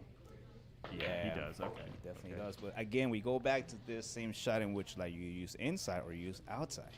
Yeah, that's a really good question. This is a more trickier inside because that might float you into the opposite corner pocket if you Absolutely. don't hit it right, and then outside might just hung the ball in the pocket if you don't hit it right. Absolutely. It's almost like you want to hit this with just center line and a little Yeah. bit of outside to try to just stun the cue ball back and forth across the table. Oh, he went He for went the for inside. the inside and he went for the avoided inside it. shot. Oh, and he got the bump on the 10. Is he going And to play it the paid 10 off. in the side? It paid off. He's going to play the 10 in the side, I think. Yeah. Wow. Okay.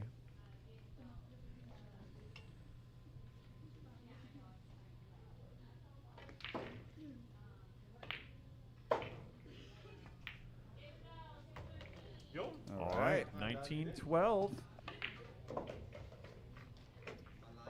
Domingo says, I am not done yet.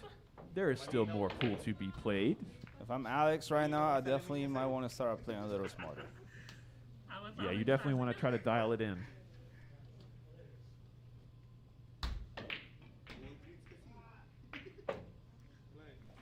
Yeah, Alex just needs to keep doing what he was doing before if he wants to win. I think he got a little loosey-goosey in these last couple games here, making a few interesting choices on some banks that were some more straightforward safeties were kind of sitting there looking him in the face. Definitely. But by no means is Domingo out of this. I mean, he can absolutely step it up and keep it coming because he's made it clear that when it comes down to the end now, he's a lot more intent on making these 10 balls. You know what I mean? Than he was in the first part of this match. Yeah, these past couple 10 balls have definitely been Domingo's doing. Nothing easy, no hangers. We've had 2 long distance 10 balls. The cut with inside English on this 9 ball. Again, it's all Domingo's doing. Yeah, really, really nice break there. You saw from that wider side angle how all those balls tracked on those geometric lines that happened when you hit the 10-ball break pretty much in the right spot. He made a second row ball, and he hit a little bit too much topspin on the cue ball, though, and it kind of got a little bit further down table than he was intended. But he's going for the little float safety here, trying to get the 9 to get big. I like that choice because you don't have to do anything with the cue ball. It's just about where you hit the 1 ball. And control the speed. Absolutely. Yeah. And it's a little bit more speed sensitive, too, because you're hitting so thick on that 1 ball. Right. All it has to do, the 1 ball gets out, the 9 ball plays so large. Amazed by how that 10 ball did not move at all on the break. Yeah, really, really solid connection between all those balls. Energy transferred through the 10. So Alex going for the opposite corner. No, it's No, just going to play a little Playing safe, containing yeah. distance there. Tried to hold it, I think, into that 7-8, 6 kind of situation, but I don't think he got where he wanted. right.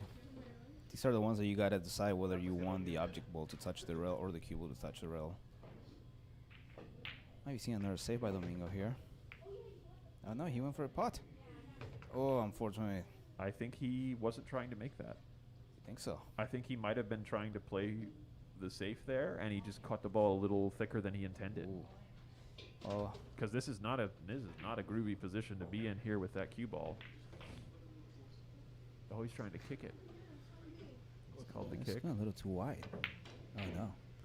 He hit the stiffness, definitely shortened it up, but I think the 8 Might ball. pay it off unless he has that big gap between 8 and 6. I think Alex can see this. Yeah, I think he can at least see. I like the crossback not to make the 2, but to bring the cue ball down the table. Unless he sees most of that 2 ball. I'm not sure.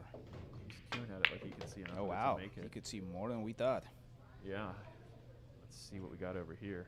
Oh, he's going to have to masse around this 8 or maybe just hop over the edge of the 8. I think he can see it fully. Just to come around the 10 and have a shot on the 5. Yeah, he seems to be aiming straight into a 3 ball. Yep. What a great Ooh, shot. where's the cue ball going? Where's the cue ball going? Where's the cue ball going? Oof. Saved by the corners. All right, from here, I mean, it's not Not straightforward. an easy shot, yeah. But, I mean, he's just got to. Oh, man. especially I'd be, jacked I'd up. be following here. I wouldn't be jacking up. I'd Yeah. be following into the corner. Oh, wow. But But Alex if said I'm, gonna nope. hit, if I'm gonna hit it as pure as that, you can absolutely jack whatever up. you want. Yeah, that was absolutely lovely. Now the question is, where do you put the 6 ball? I like the side pocket 6 ball with a follow that's gonna run into that 8 and 7. Yeah, I think that's the shot. Unless you can control the speed for the 7 all the way down.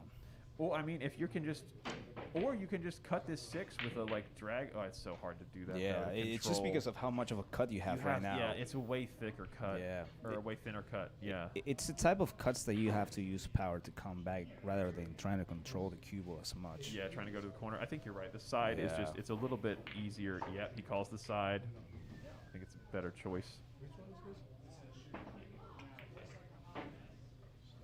Oh, wow. He missed the ball. Oh, wow. Overcut it? I think, yeah. I think he did overcut Yeah, just that. slightly overcut Yeah. it. Trying to come for position on the 7 into the corner, it looks like. Let's see what the Domingo has here is natural. Yeah, bump into the 7-8. I think that 7 goes through the 9. Oh, he's going to have to play a combo. Not so sure.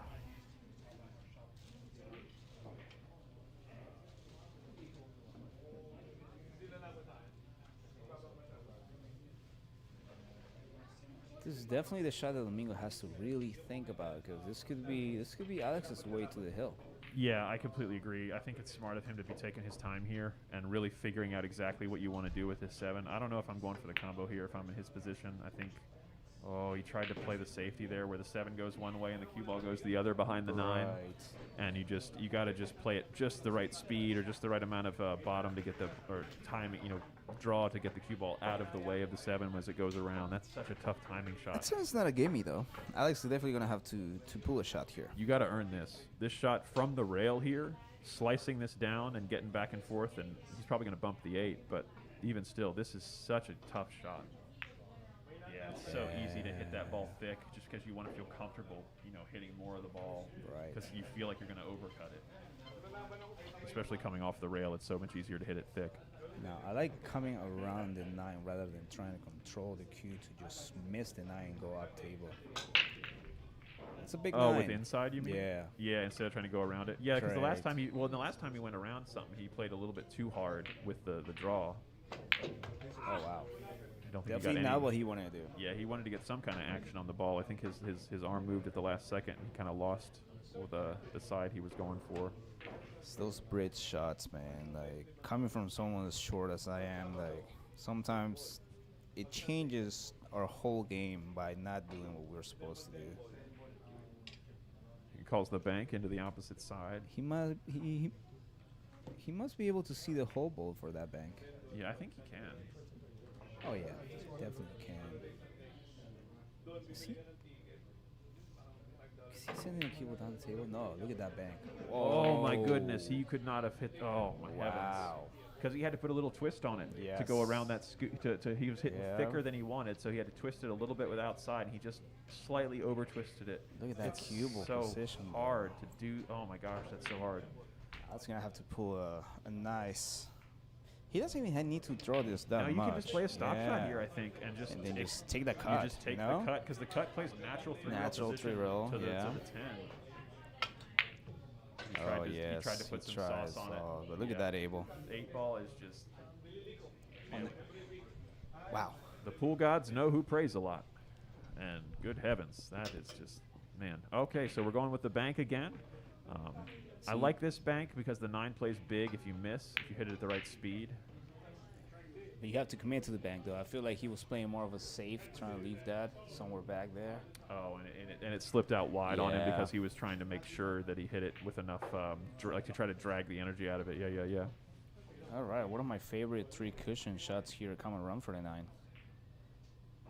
Oh, this is a fun shot in 3 Yeah. cushion. Yeah. Just a little inside, does all the work. Looks like he used outside, which is why the cue ball is where it is right now. Is he going to get fortune or is he going to sell out the 8? 8 ball's going to get in a weird position. It's not going to be good. It's not going to be bad. It's just going to be weird, it looks like. I looked at it as a natural angle for the bank and leave on the 9. That's one pocket players eat this bank up for Yep. breakfast. Man, this is a delicious looking bank. It's hard for me not to bank this ball. It's all about speed control on this bank. You know how hard it is for me not to bank this ball? I banked this ball in the finals of my last match versus John when it was the 5 ball, and I missed Yes. this bank. Wow. Very nice. Oh, But he I hit it didn't right. miss it as good as He he just hit missed it it. Oh my right. goodness, he hit that ball so perfect. You hit it at just the right speed to where you get position, and if you miss, it only goes halfway back across the table. Alex might be able to see the edge of this A-ball, though. That's true. I think No. he's still going to go to the. Ooh, going to the side rail is. I like just missing the 10 here with a lot of spin instead of going to the side rail. Oh, is the side? Is it? How's the speed? How's the speed? Oh, boy. Incredible! Wow, that's so tough. Because it blocks the. It's so close now you can't cross it to the side. You can't get the cue ball out of the way to play the like cross in front bank.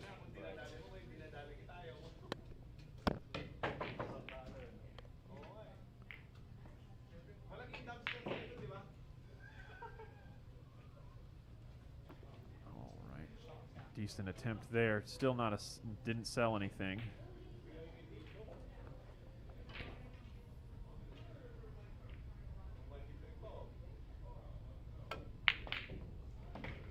Good try. Where's that cue ball going? Good Late try, the and we're eights. going to be yet again with another long, tough shot on the 8-ball. Man, this is intense. Both players, you can tell, really, really don't want to give an inch here. They're playing with a nice controlled speed on the cue ball with all these shots. He went for the pot. Oh. And that's an interesting position again. Does it pass the 9 into the pocket? Definitely doesn't, but I like the combo. It naturally sends the cue ball, the 8-ball down to the opposite corner pocket. It passes. Oh, it looks like it does. It definitely passes. And now the 9 to the 10 is really straightforward here for Alex. Nothing much to do here. Nope, just play the 9 and then shoot the 10 after. Don't even have to worry about it. Just make this ball. Classic mistake, the side pocket scratch. Yep, just make this ball. Oof.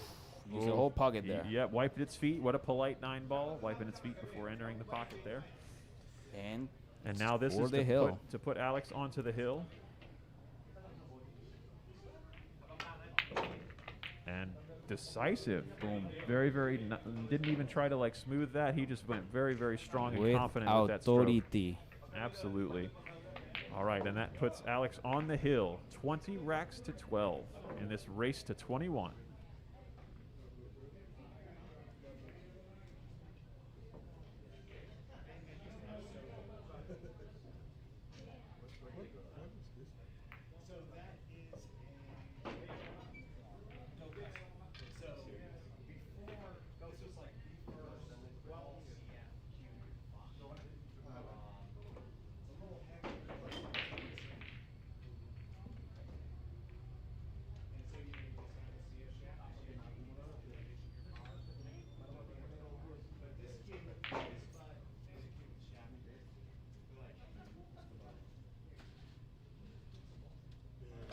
And Alex breaks for the last time. Ooh, with a scratch on the break for the hill, boy. Man, he definitely wanted a different outcome than that. He showed his frustration there just a little bit. Alex's last opportunity for a break and run. Absolutely. No break and run off the end there, but that's all right.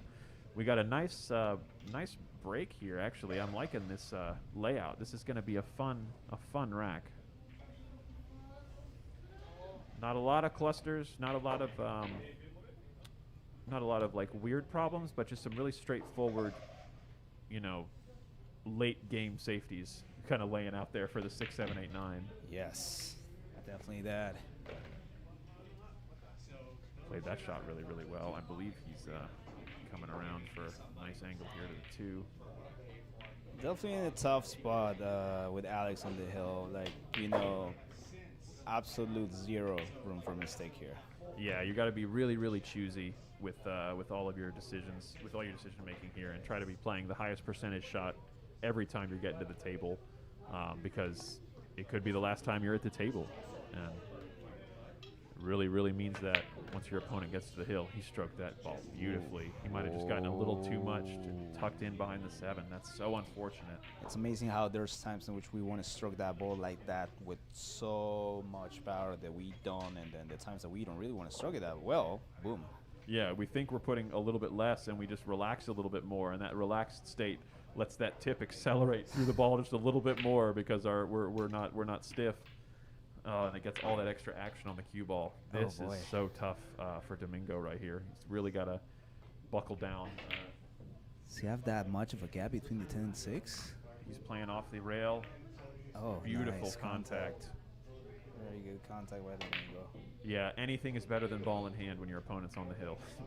Yeah. Literally anything. Even if you shoot yourself into a corner like that, and you really got to come with a kick. That's a really strong showing from Domingo. Don't take anything away from him there. That was a fantastic way to get out of that. Let's see what Alex does here. Trying to run into the pack.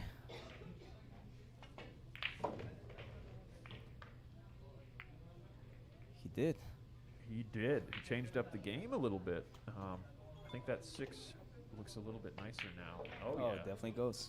Yeah. Yeah, that's going to be the 5 ball is the battle ball now. As long as nothing else gets moved around. Yep, they're going to fight over this ball for a while, I think. Wouldn't be surprised if Alex goes for a bank. Yep. Look at you. Good call, sir.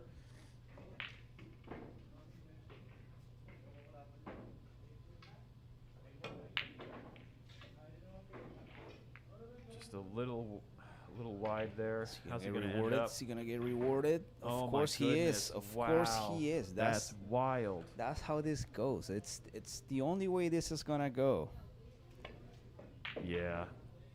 The pool gods have definitely been leaning in one direction with some of these leaves for sure. It's either or. Wow. Oh, clearly hit the 10 first there. That's definitely a foul. Really great opportunity here for Alex to run the game. Yeah, this is 6 balls left, and you just got to be really precise and really patient, and just really measure every shot and try to get exactly where you need to be.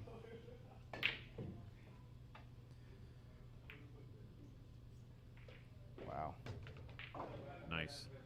I think he left an angle here for himself to get to come over. Just missed the 9 between the 8 and the 9. Off Big the, 9. Off the 9. Where's that cue ball going? Whew, that was scary for a minute. He's definitely a little further away from his work than he wanted to be. So the choice is now, do you shoot this long, tough shot, or do you just play it safe and let your opponent try to get after it? He's definitely going for it. You know, you're on the hill. You need 4 balls. You just put it away now. Your opponent's at 12. Yeah. Like, if you don't get a chance now, you'll get a chance on the next rack. Yeah, he stroked that ball nice and smooth too. Really, really no forceful energy at all. I think he might be out from here. Nice stop shot again. I think we get one more stop shot from Alex here. Might be having a little too much of an angle here. Nope. He was able to bring it back. Yep. Ladies and gentlemen, this might be the end. Alex just needs this 110 ball.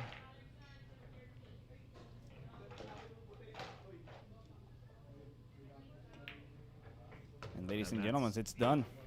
And with that, Alex Ziemba has won 21 games to 12 in this 11th edition of the DMV 10-Ball Challenge Series. We want to thank everyone for tuning in, watching at home, everybody who was here with us at the back room. Big thanks to Alex and Domingo for coming in and getting in the box and having a great battle for all of us to watch. We want a big thanks to Bobby, Anthony, and Ken here at the BAK Room Billiards Studio in Morton, Virginia. Definitely check us out if you haven't yet. And stay posted to socials. We'll be definitely making some posts about this event with some highlights here soon, and with more information about the next DMV 10-Ball Challenge series that's coming up. So stay posted, folks. Thanks again so much, and we'll see you on the next one. Peace out. I'll